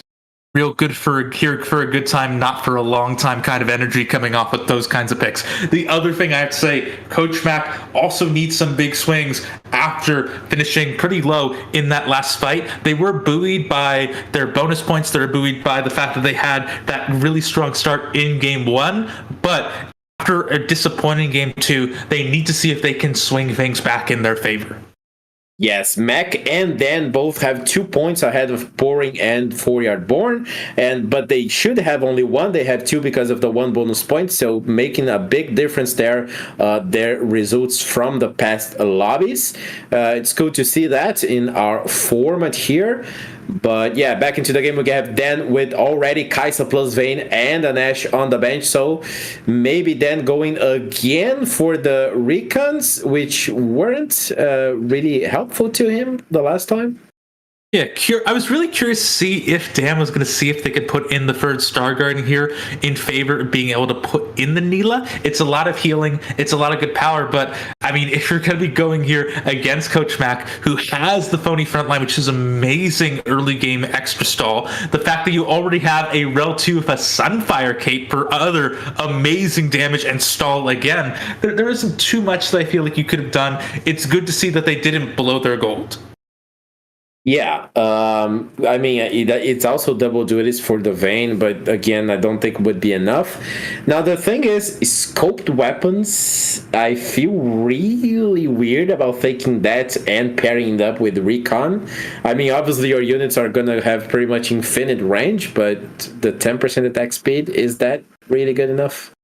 Yeah, I really feel like if you want to be talking about that augment, it just hasn't really found its footing in the same way that it did in set 7, where, remember, we had Olaf running around. We were like, oh yeah, if I was able to get that little bit more attack range on my Olaf, he's going to be able to just completely mow everything down. But scope weapons, I can't really think of too many units or compositions that it enables in the same way it did in the last set. Yes, I would say if the 2 biggest things that you want with scoped weapons are Velvet, if you are not going the Recon Velvet route, of course, or the Jax, which can really benefit from it, and it's having kind of a resurgence on the meta, even though we did actually not see Jax tonight. Yeah, really curious to see if the ACL might have Jax, if we're seeing it at all in the Corrupted Cup. I'm like, you guys who might be flipping between, I have not been able to watch, so please no spoilers. I need to make sure I can see all the latest TFT action absolutely everywhere. Back to our reality, though. Dan has made an interesting decision here, completely forgone frontline for an early 4 recon. Yeah, early 4 recon deals a very decent amount of damage, so at least when losing, it's probably not going to lose by much. Although it was a 3-unit loss here, really close. But yeah, again, as I have said before many times, 4 recon, great damage. It crits everything, but without frontline, it isn't really a comp. And there is pseudo defense built into recon through the role, so that does help stall a little bit. But again, I'm looking at a lot of 1-stars. I'm looking at not a lot of meaningful tank options. Yasuo is a very huge buff here, because I think because you're solo frontlining him, that should be a lot of extra mana. You should be able to get at least 1 tornado off before he goes on for that additional stall. But again, we're looking at a very risky proposition from Dan. Hopefully, as you said, we're going to see enough damage round after round that they're not going to be bleeding HP into Krugs. Yes, precisely. Now gets purple on the other side with the Anima Visage Silas, plus the Lee Sin with the Gunblade. Obviously not going to heal much of his team with the damage, but still it's a really tanky unit, and it's going to be a 5-0 by the looks of it. No, it's actually just going to be a 3-0. Yeah, gets 2 units. I think that's the best he could have hoped for. Yeah, like you said, that's the damage amplification at work here. 3 crits. Generally, and this is a surprise to me, are good, like there isn't really too many ways to slice or dice it. So that is going to be very beneficial. They are going to be able to make an adjustment now. They have been able to find an additional frontline defender, so that will be additional stall, a slightly stronger board, hopefully better losses in store for Dan. Switching over to Plop, though, they have gone deep into Duelist with that early emblem start coming in from their augment. Yeah, Plop is pretty much out, unable to qualify, but can still play spoiler and is going on the full duelist route, which not always gets the best results. Duelist is the comp that tends to be really, really strong in the early game, get even more powerful on the mid game, and just smash everybody's HP, and then fall off crazily on the late game, but can still screw with other people's games. Oh, yeah, I think you said it better than I can. Like, this is a punch-down composition duelist. You're incredibly strong in the phases of the game that other players are still really trying to find their footing. And so as a result, you can put them into very uncomfortable positions where they're like, oh, I'm used to being able to have maybe like 70 health to make my roll down for my Samira. And now what's this? Why do I only have 50? That's the power that duelists can really have. Yes, precisely. Now let's see how he can punish the lobby and play spoiler to everyone else. Now gets Purple Pori on the other side, who transitions into Lee Sin as his pretty much solo frontline with the Anima Visage plus the Gunblade. Still a lot of transitioning to do with Purple Pori, but seems to be going for the Laser Corps route so far. And the duelists are going to do the job here, showing how powerful they are, especially with a Solaris. And even though Pouring lost, I do like the transition that we saw from them. I generally do not like Silas. I also feel like early game you can get into a bit of a bait with a lot of your options for Renegade, and I feel like that could have been where Pouring was a tiny little bit. Being able to move on, get a stronger unit as a carrier is huge. We're in a prismatic lobby, level up picked without any hesitation from Plop. Yeah, that's really interesting, because now, I mean, maybe he could have gone spat and tried to go for the 8 duelists, but chooses to go with the level up, so it's gonna make a really powerful board easier, and he has decent economy so that he can push for maybe a level 8 really earlier than everybody else. Now, Purple Pori, on the other hand, takes I forgot the name of the augment. Sorry, yeah, Woodland Charm, perfectly. Thank you so much. And the double Lee Sin, who's gonna make a really good frontline, although not the Lee Sin that we used to with the carry augment, but still really good. Pivoting out of the Lee Sin 2, though, that's a pretty interesting sight to behold. I think it's because, again, you were holding a few items on there you didn't want to get too deep into it. Worst case scenario, but oh no, I agree. Woodland Charm is one of my favorite prismatic augments. It synergizes so nicely with a lot of hero augments that do not have that strongest qualifier, meaning it's even easier for you to be able to activate them twice. So it just generally is a strong sight to behold. Yes, and we end up taking the loss against Rogunis, who has the Jeweled Lotus plus they spat. Somebody took Think Faster. The only question is, what did they hit? Was that Think Fast? I thought it was Electrocharge. It kind of went through a little bit quickly. Yes, it was Think Fast. Oh my goodness, and Think Fast at stage 3-2 is pretty terrifying, I have to say. I think, by the way, we also saw a player go for Fleet Footwork free, which does also scare me quite a bit. That screams Draven composition to me, and I don't think we got to see too much of that just yet. Yes, and thank you, August, for the information, because with Gold plus Prismatic, the next one is going to be 100% Hero. So this is one of the craziest lobbies that we are going to get, and this is really good because it's the third game in the best of 3. No better way to close things out. Coach Mac on the other side, this one does have the Electro Chart, in fact, with the dummies as well, which it makes for really decent frontline, yeah, I don't know. I like the augments. I think it's going to be for a very good mid game, not so much for the late game, but for now it's doing the job because it has 100 health, no losses yet for the coach. Yeah, and honestly, that's the thing that scares me the most this lobby. Because yes, we can talk about how augments are very swingy when you're talking about Prismatic, when you're talking about Hero. This is certainly going to be a bit more of a wild game than the 2 that we saw before. If you're looking at Coach Mac being able to win streak past the Krug round midway through stage 3, because of that, they're really forcing everyone else to play the economic game that they are. They're getting pumped so much extra gold through their win streak that they're able to say, hey, listen, I can do whatever I want with this. I can level up to try to get access to higher cost units before you can. I can roll a little bit just to make sure that I'm able to hit my 2 stars before you are able to. Whatever I do, I don't really care. I'm making up my mind, but you better do something quick or else I'm just going to run away with this whole thing. Yes, exactly. And remember, we were talking about before how Plop is punishing to the lobby with the duelists in the early and the mid game. Having someone who is so big at 100 HP also takes away so much health from everybody. So you have pretty much two sources of taking health from everybody. That's why we see people with such low health already with 54, 50, even the 61 from them. And also, Coach is contesting them directly with the recons unless then pivoted out of it. So that's a really tough one as well. Gagamo here facing against Shogun Eagle, the one who took the Think Fast augment there, and Gagamo is not able to kill the LeBlanc here, so he's gonna take the loss.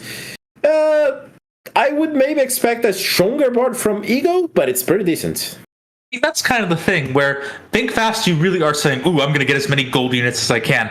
But at the same time, we're still talking about a lot of 2-star units where you have the 2-star Zoe, you have the 2-star LeBlanc. That's going to be hacker activated through those two. On top of that, too, as well, Nyla, Riven, like you're running a very strong mid-game board, even though it's not the ideal close your eyes what you want Think Fast to be kind of scenario. It is still going to be a strong position to be in.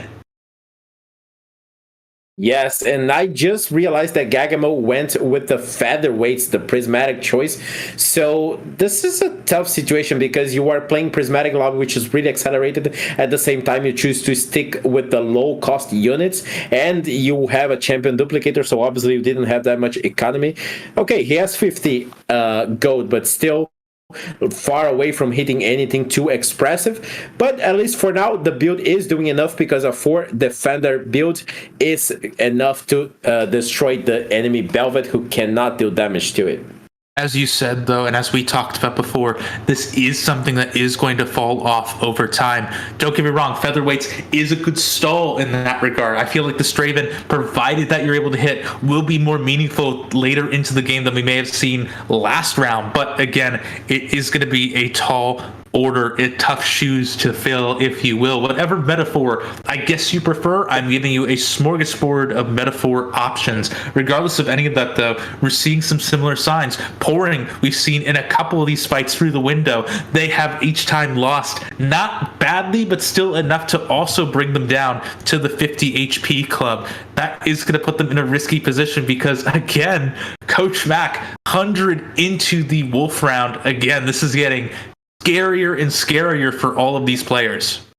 Yes, and we were talking before the best augments in the game. This is a spot where he would love to get the Riven carry augment, possibly since he's running the 4 defendants, and it's the best rated augment, one of the best.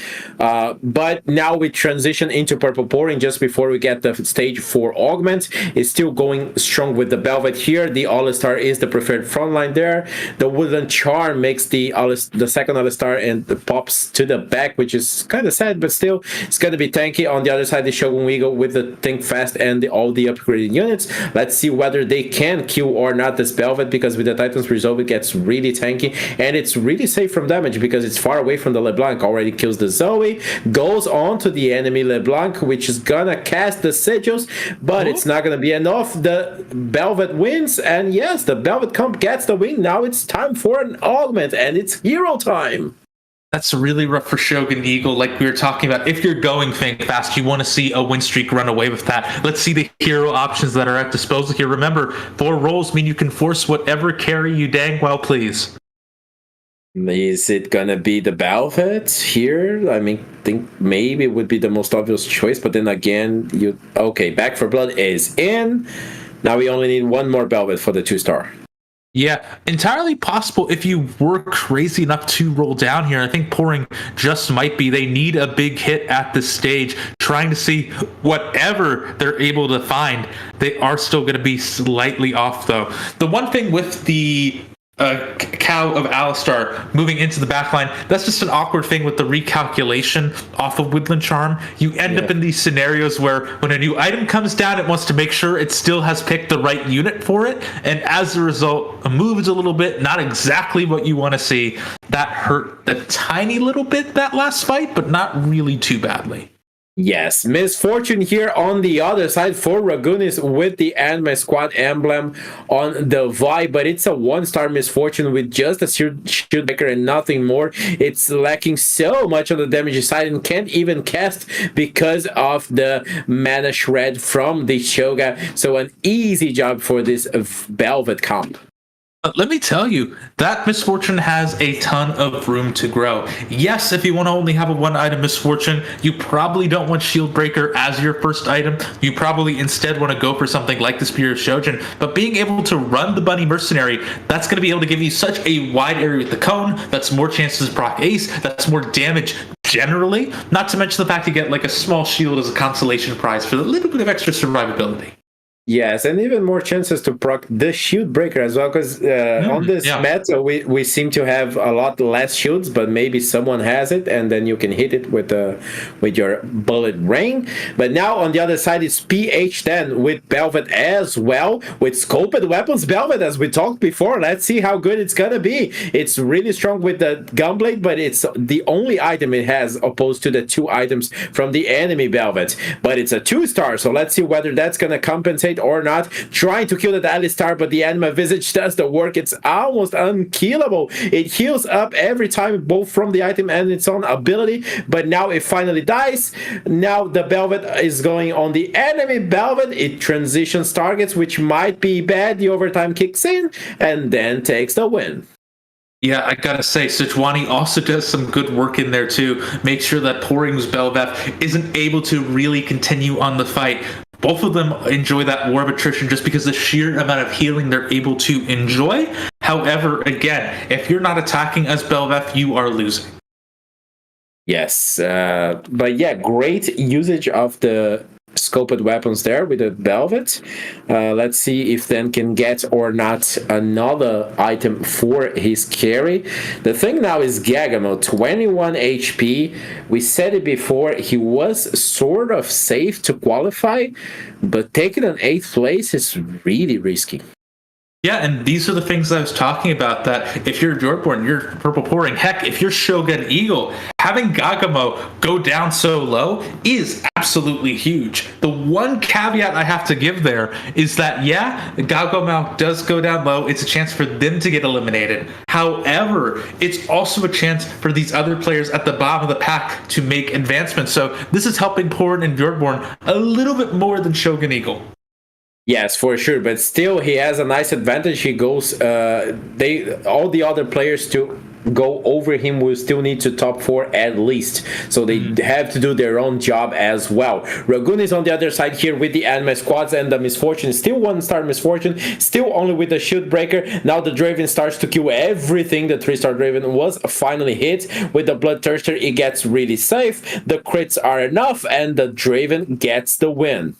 And this is interesting too, because over time, Draven has really shifted in priority, like many carries that we've seen, away from the Bloodthirster and more towards the Hextech Gunblade as its premier healing option.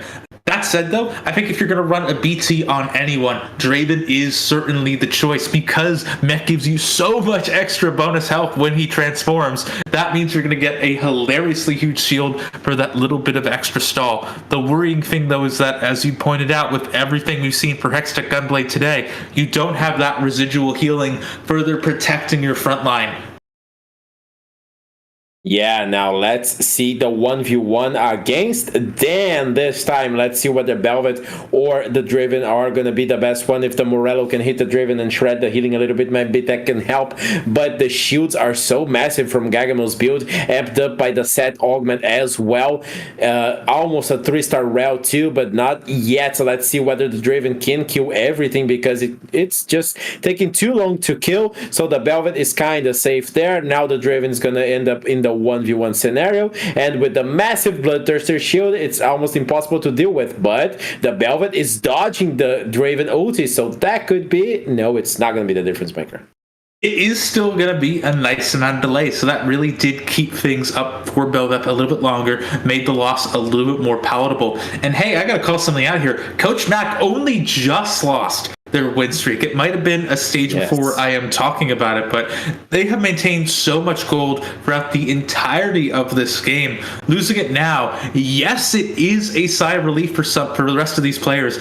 But if you're looking, we're at the bottom of the lobby, Shogun Eagle at 13 HP, and we were asking questions of, hey, are we going to see an elimination before we lose the win streak from Coach Mac? That is going to be a risky thing still, because that influence is still going to be felt deep throughout this game. Yes, for sure. And Shogun Eagle was Shogun Eagle is on a really tough spot here because he had a very small chance of qualifying. It's looking really green here. 4-Yard Born and Purple Pouring are the other two who are really trying as well to make it into the top 4 and are currently sitting in the bot 4 as well. So tough one. The players who are qualified are doing a great job. The only outstanding here of this all is Plop, who is already eliminated but is doing really well with the duelist there, keeping himself at the top 4. I mean, just plainly, I don't think this was the lobby that either Purple Pouring or, Shogun Eagle really wanted. They were performing, Purple Pouring especially, was performing very well in lobbies where things were consistent. They really rely on board strength, and prismatic lobbies like this really throw things deeply out of whack. So because of that, it seems like that's a scenario that Pouring doesn't want. Yes, crazy things. Draven here is suffering heavily against Purple Pouring's Titan's Resolve Belvet, and she dodges away and destroys, and that was a massive win for Purple, taking down Gagamo, which might be the difference maker if he can be killed for one of them to qualify over Gagamo, and Shogun Eagle takes the 8th place. Yeah, Shogun Eagle going out in 8th. That doesn't change our standings really too much. Remember, Shogun Eagle was already in 7th going into this game, so the 8th shouldn't really do too much except give Plop a chance to not finish 8th themselves, provided they're able to keep things going. Yeah, that's the thing. Shogun is the 2nd eliminated player alongside Plop, so now it's a battle between Purple, 4-Yard, Dan, and Coach.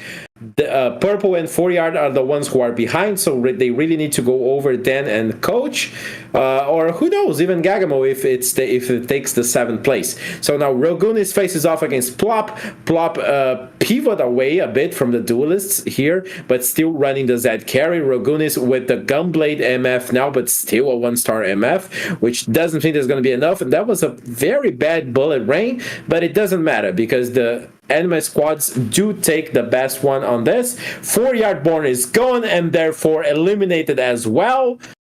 One more gone from the competition.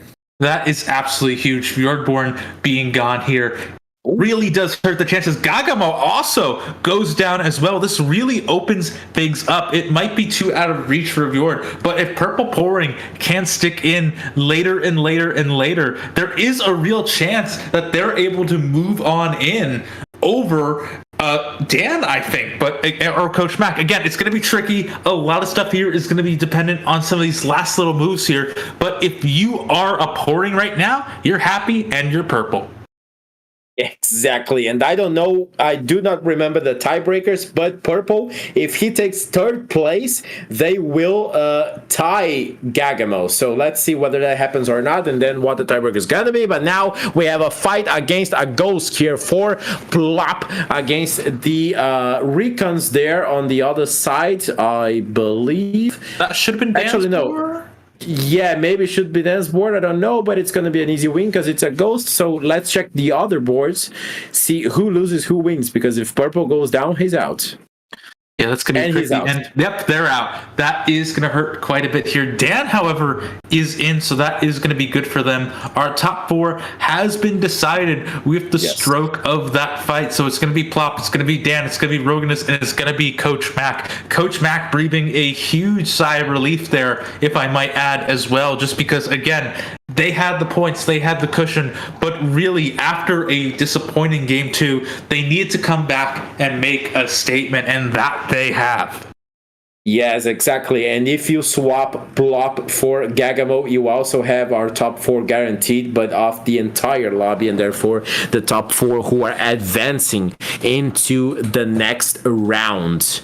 So, but still, we need to finish off this game and see who wins the last lobby, who goes as the biggest threat, maybe I could say, into the next week. Yeah, and Plop sticking around as long as they can, by the way, is also going to be huge for a lot of these players. If you're Coach Mac, it means that, hey, not too many people are going to be able to even approach my points here just because you have Plop trying to come in and steal them away. It's a really strong spoiler. Yes, played really strong. Spoiler did its job on the last lobby, unable to qualify, but still making a strong statement on the last round. PH10 here with the close win, possibly. Yes, against Plop, and Plop goes down. So now we are down to 3 people who are gonna go all the way into stage 6. Then Rogunis and the coach. Yeah, and let's take a look-see at Dan first, who, again, running that Belveth. I like to see it. Belveth has been a unit that I've always enjoyed this set and really has needed a little tweaks here and there to really find her groove. And now she's had them. I love to see it. Yeah, definitely love to see it. So now it's Dan on Rogunis, and he knows he's facing the Anima. So let's see who can get the best one out of this. Escapes mostly from the Shroud. Rogunis finally gets the 2-star MF, but does not have a third item for it. Does not have a mana item, which makes a huge difference. It's still a whole bunch of AP coming from the Misfortune and the Bullet Rain. A lot of CC going on both sides. The Bullet Rain comes in, doesn't do pretty much anything on the Belveth, who gets its healing cut from the Sunfire Cape on the Riven there. Now the Belveth stands alone against everyone else. Let's see. No, it's not going to be enough. Dan seems to be looking for a 3rd place here.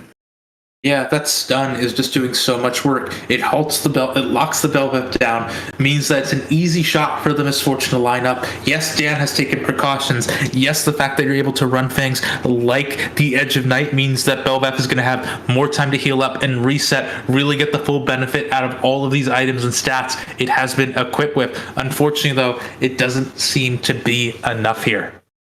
Yes, and we do see, as we were talking before, all the way from since the first game, that Lobby B dominated a little bit on Lobby C here, because Rogunis and Coach, both from Lobby B, both are going to go out as tops 1 and 2.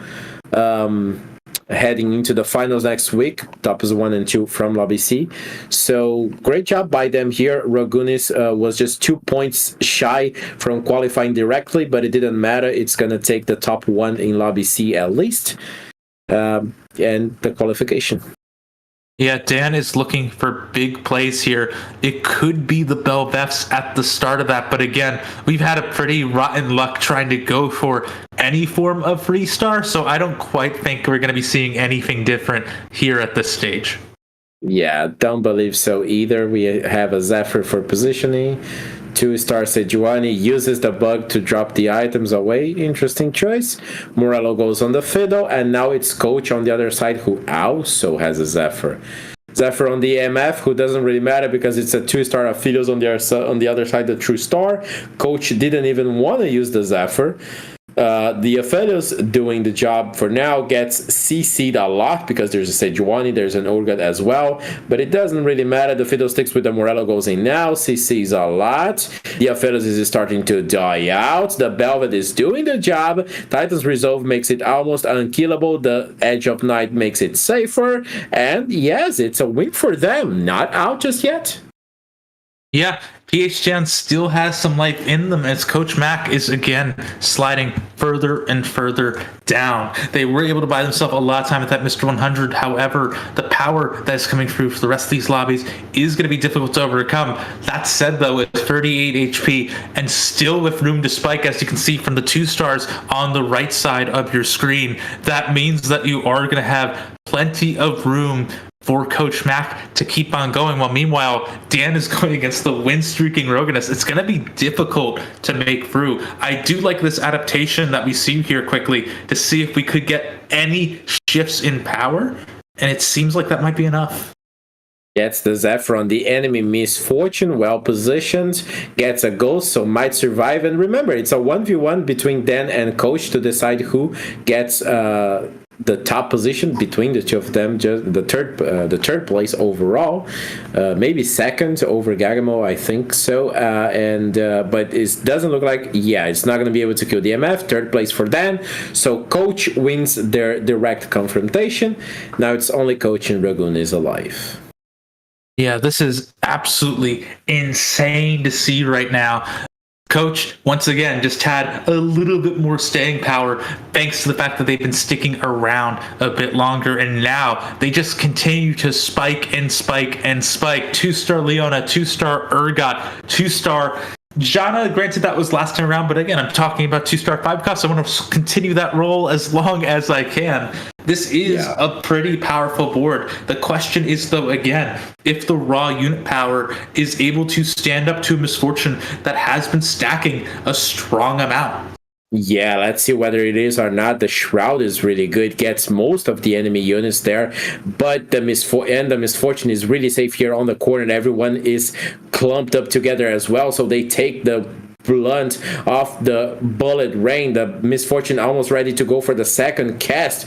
Goes again. The shield from the Bloodthirster helps the Misfortune get the buffed up damage from Shield Breaker, but it doesn't look like it's going to be enough this time. The win goes for Coach, and the 1v1 is still going. It's interesting to see that the top 3 of the lobby in the exact order are the top 3 of the points overall as well. Yeah, again, these are some terrifyingly strong players, and it makes sense that we're starting to find them since we're getting so close to the finals.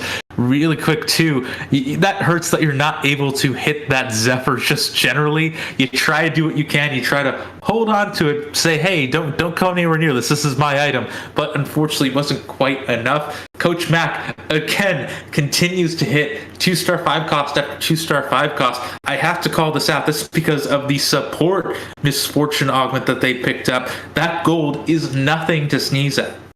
Yes, so much gold, 20 gold every 3 rounds, just insane amount of economy, able to hit pretty much everything he wanted to hit.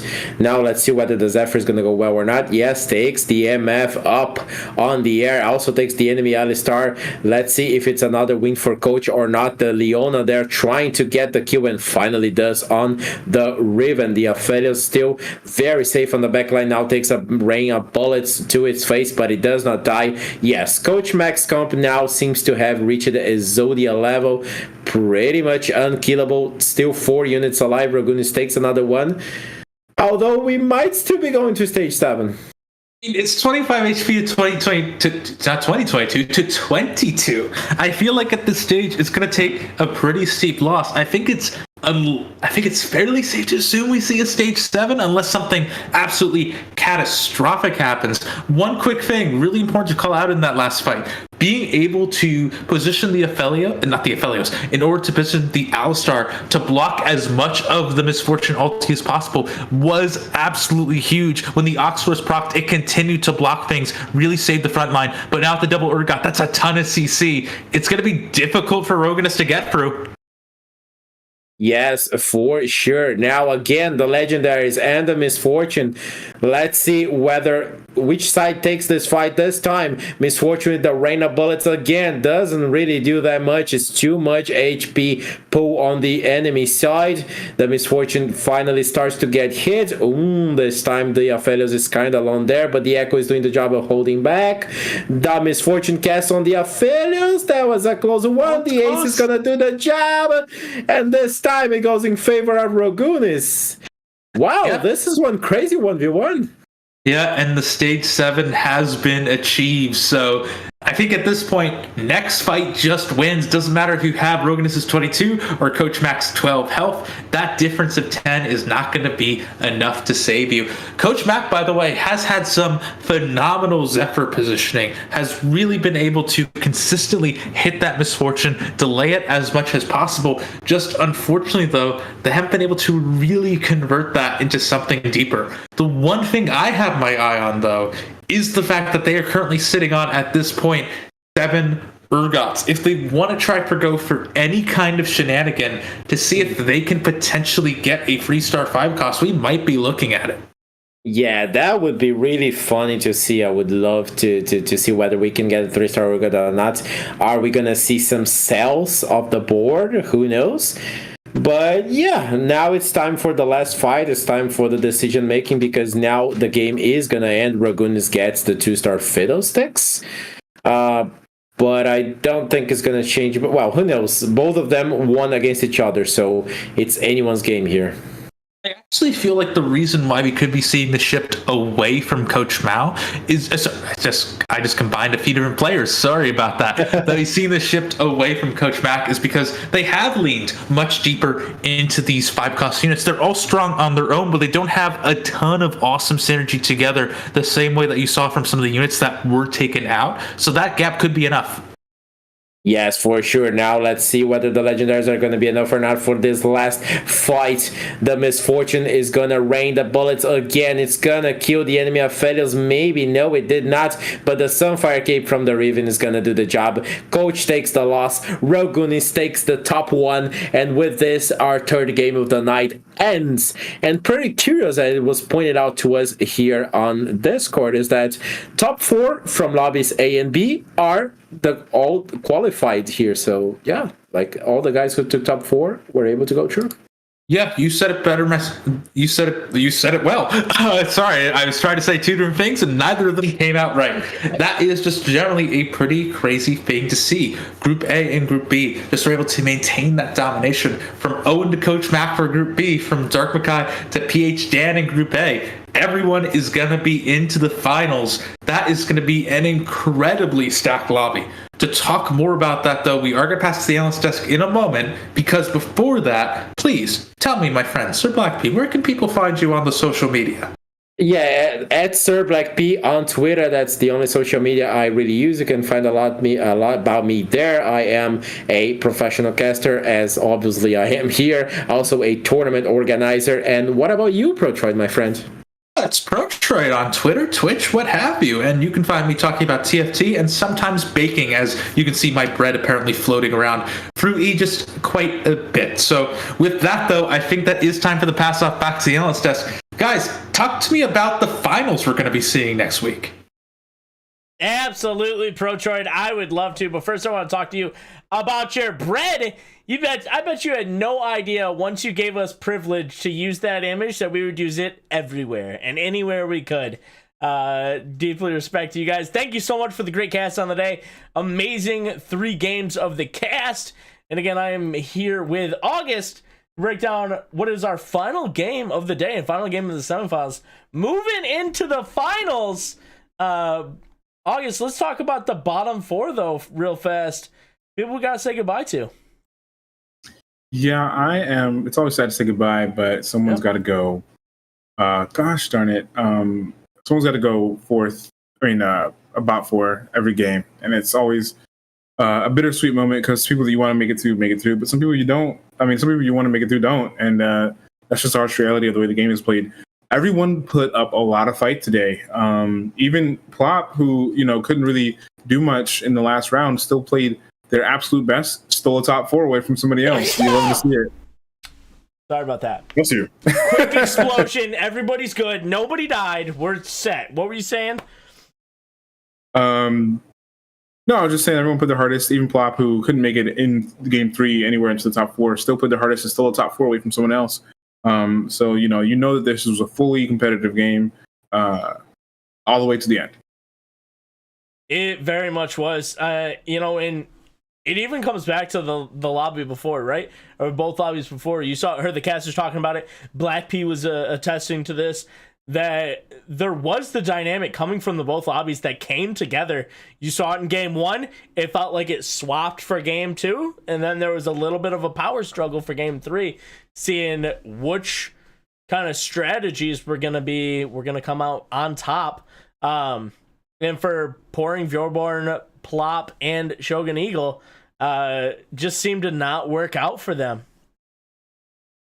And you can even see right now with the scores, Gagamao being in 4th place with 15 points. Boring and Warrior still had a chance to make it through if they just scored a little bit higher. Like it was really, really tight all the way down to sixth place. And so switching over to the top four, I guess I can't be too surprised. Rogan has made it through top four at every single game. Absolutely dominant performance. Really strong player all the way through the day.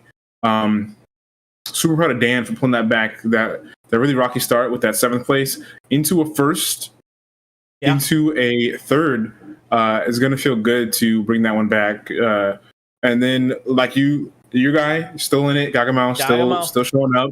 Yep. Those two points literally making the difference. His performance at the beginning of the day literally making the difference here in Group C. Otherwise, they'd be tied for fifth. And Coach Mac just also really strong performance, had a little bit of dip, but going first and second today is going to be an easy cinch for Group C. So it was a great day. It was a great day. Yeah, it really was. Like you said, sad to see people go. But yeah, we got a heck of a finals on our way. You saw 4 people that made it to the finals just now. Rogan's Coach Mac, PH Dan. Nobody wanted to see it happen. Everybody wanted to see his face. Unfortunately, he's going to be playing in the finals. My choice, Gagamo. I've been pitching this guy since literal week 4. So week 4 happened. We had the podcast. I'm pitching him. Still on the hype train. Making it to finals. He's still going to win the entire thing. I'm calling it. It's happening. But then we also have Dark, Zenazurge, Owen, number 1 competition looking like, and Moldiver Maniac making it through. That's going to be the round out of the finals. But August, taking a first look at what that finals is, those top 8 players that have made it all the way from the group standings, made it all the way from week 1, and are now playing in quote-unquote week 7 for the finals. What do you make of it? Is there somebody that you think you expected to be there and isn't there? Is there somebody that's there and you're like, I didn't expect this person to be there? What are your thoughts? It's hard to, I guess I can go back over the week 1 and week 4. Week 4 and then playoffs week 1. The person that stands out to me is Nazrat, right? Tarzan's not in? Tarzan's not in? Dang, yeah, I did expect them to be in. Look, everyone played their absolute hardest every single game, or at least we can assume so, right? And everyone earned their spot. It's only 8 spots in the finals, so it's only so much someone you can do. Be cut? We have like 40 plus players to start. Not plenty of people could have made it. Plenty of people, maybe you could say should have made it, but you got to show up on the day. And these 8 people are the ones that showed up every day, and they did their best. Some dips here and there, but they got the points that mattered. They each should be proud of themselves, and I'm not going to say that any one of them deserved it less than someone else that didn't make it, because the numbers talk for themselves, Absolutely. Looks like you froze again. I'm not sure what's going on with that camera. What'd you do? Dude, the one time you didn't show me was the one time it didn't freeze. I think it's you. Could be. There we go. We're going back to Thin Lawrence over here. I do want to talk about PH Dan, that guy. You know him? I've heard some things about him. He's been around. So that guy, let me share some information about that guy with you. Goes 24th in the regular season. Do you know how many players make playoffs? I believe it's exactly 24. It is 24. It is 24 players make playoffs. So squeaked on in there. Week 1 of playoffs. You know what happened in Group B? You got 6th. Squeaked on in to Group C. In Group C, he made it by getting a 2nd place finish in the final game to move himself on to week 2. Now, week 2 playoffs, Group A, he did okay. He had 20 points. He was one away from a bye. And then just squeaks on in by beating out Purple Pouring by a few points to get in to the finals. What the heck's going on with this guy? How is he still squeaking through? New consistency, right? He shows up when it matters. That's very true, actually. Looking at he's still going. looking Is at PhD gonna win the whole thing? Is he scaling that much? He might be. He might take it to the very, very end.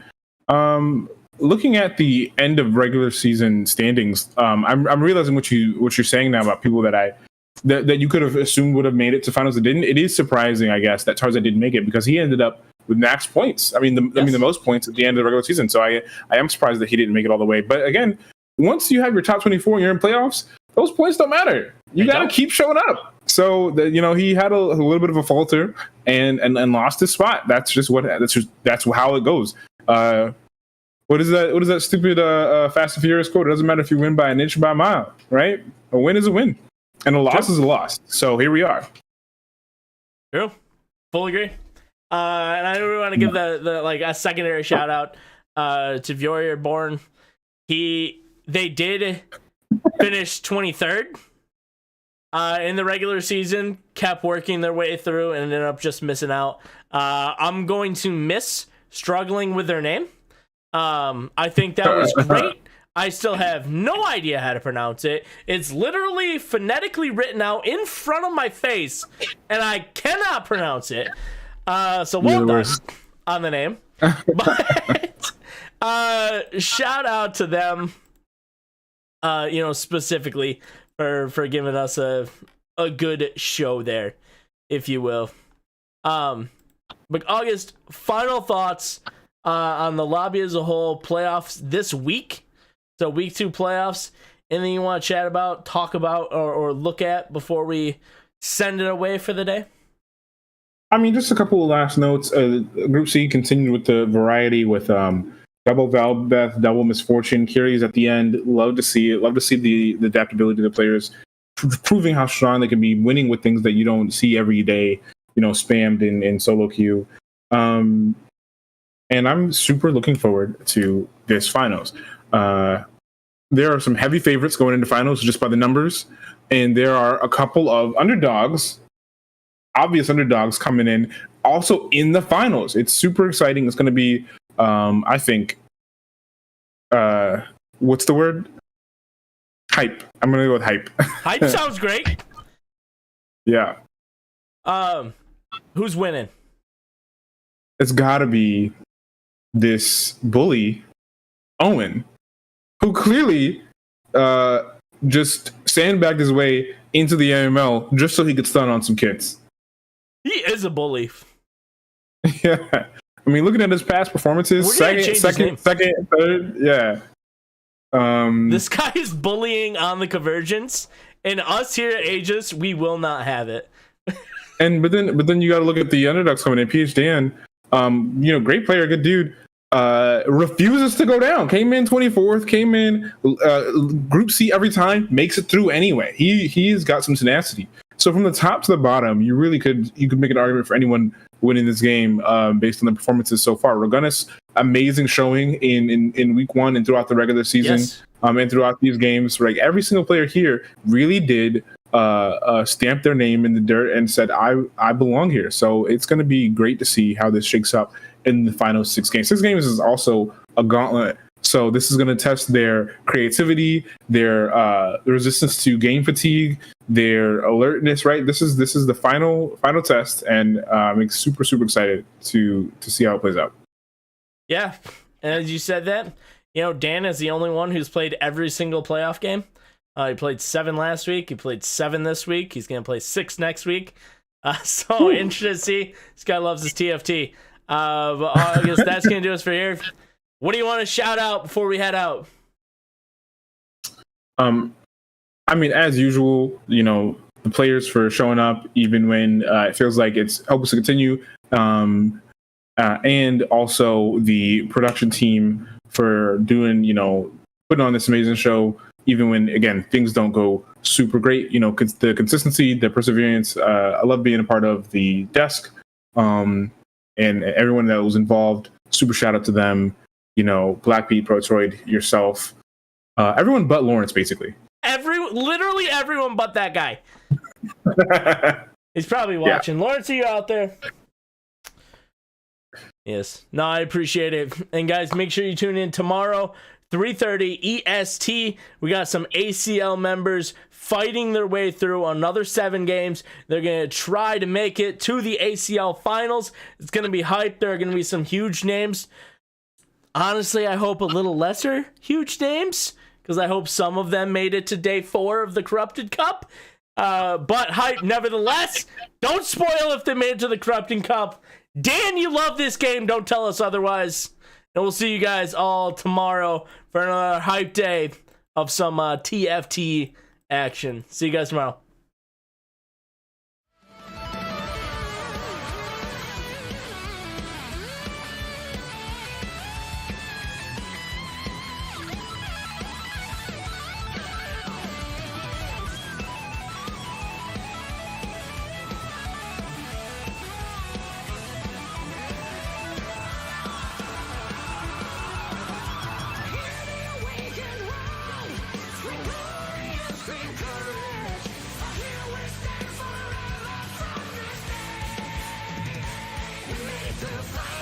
To redemption on the other side. Standing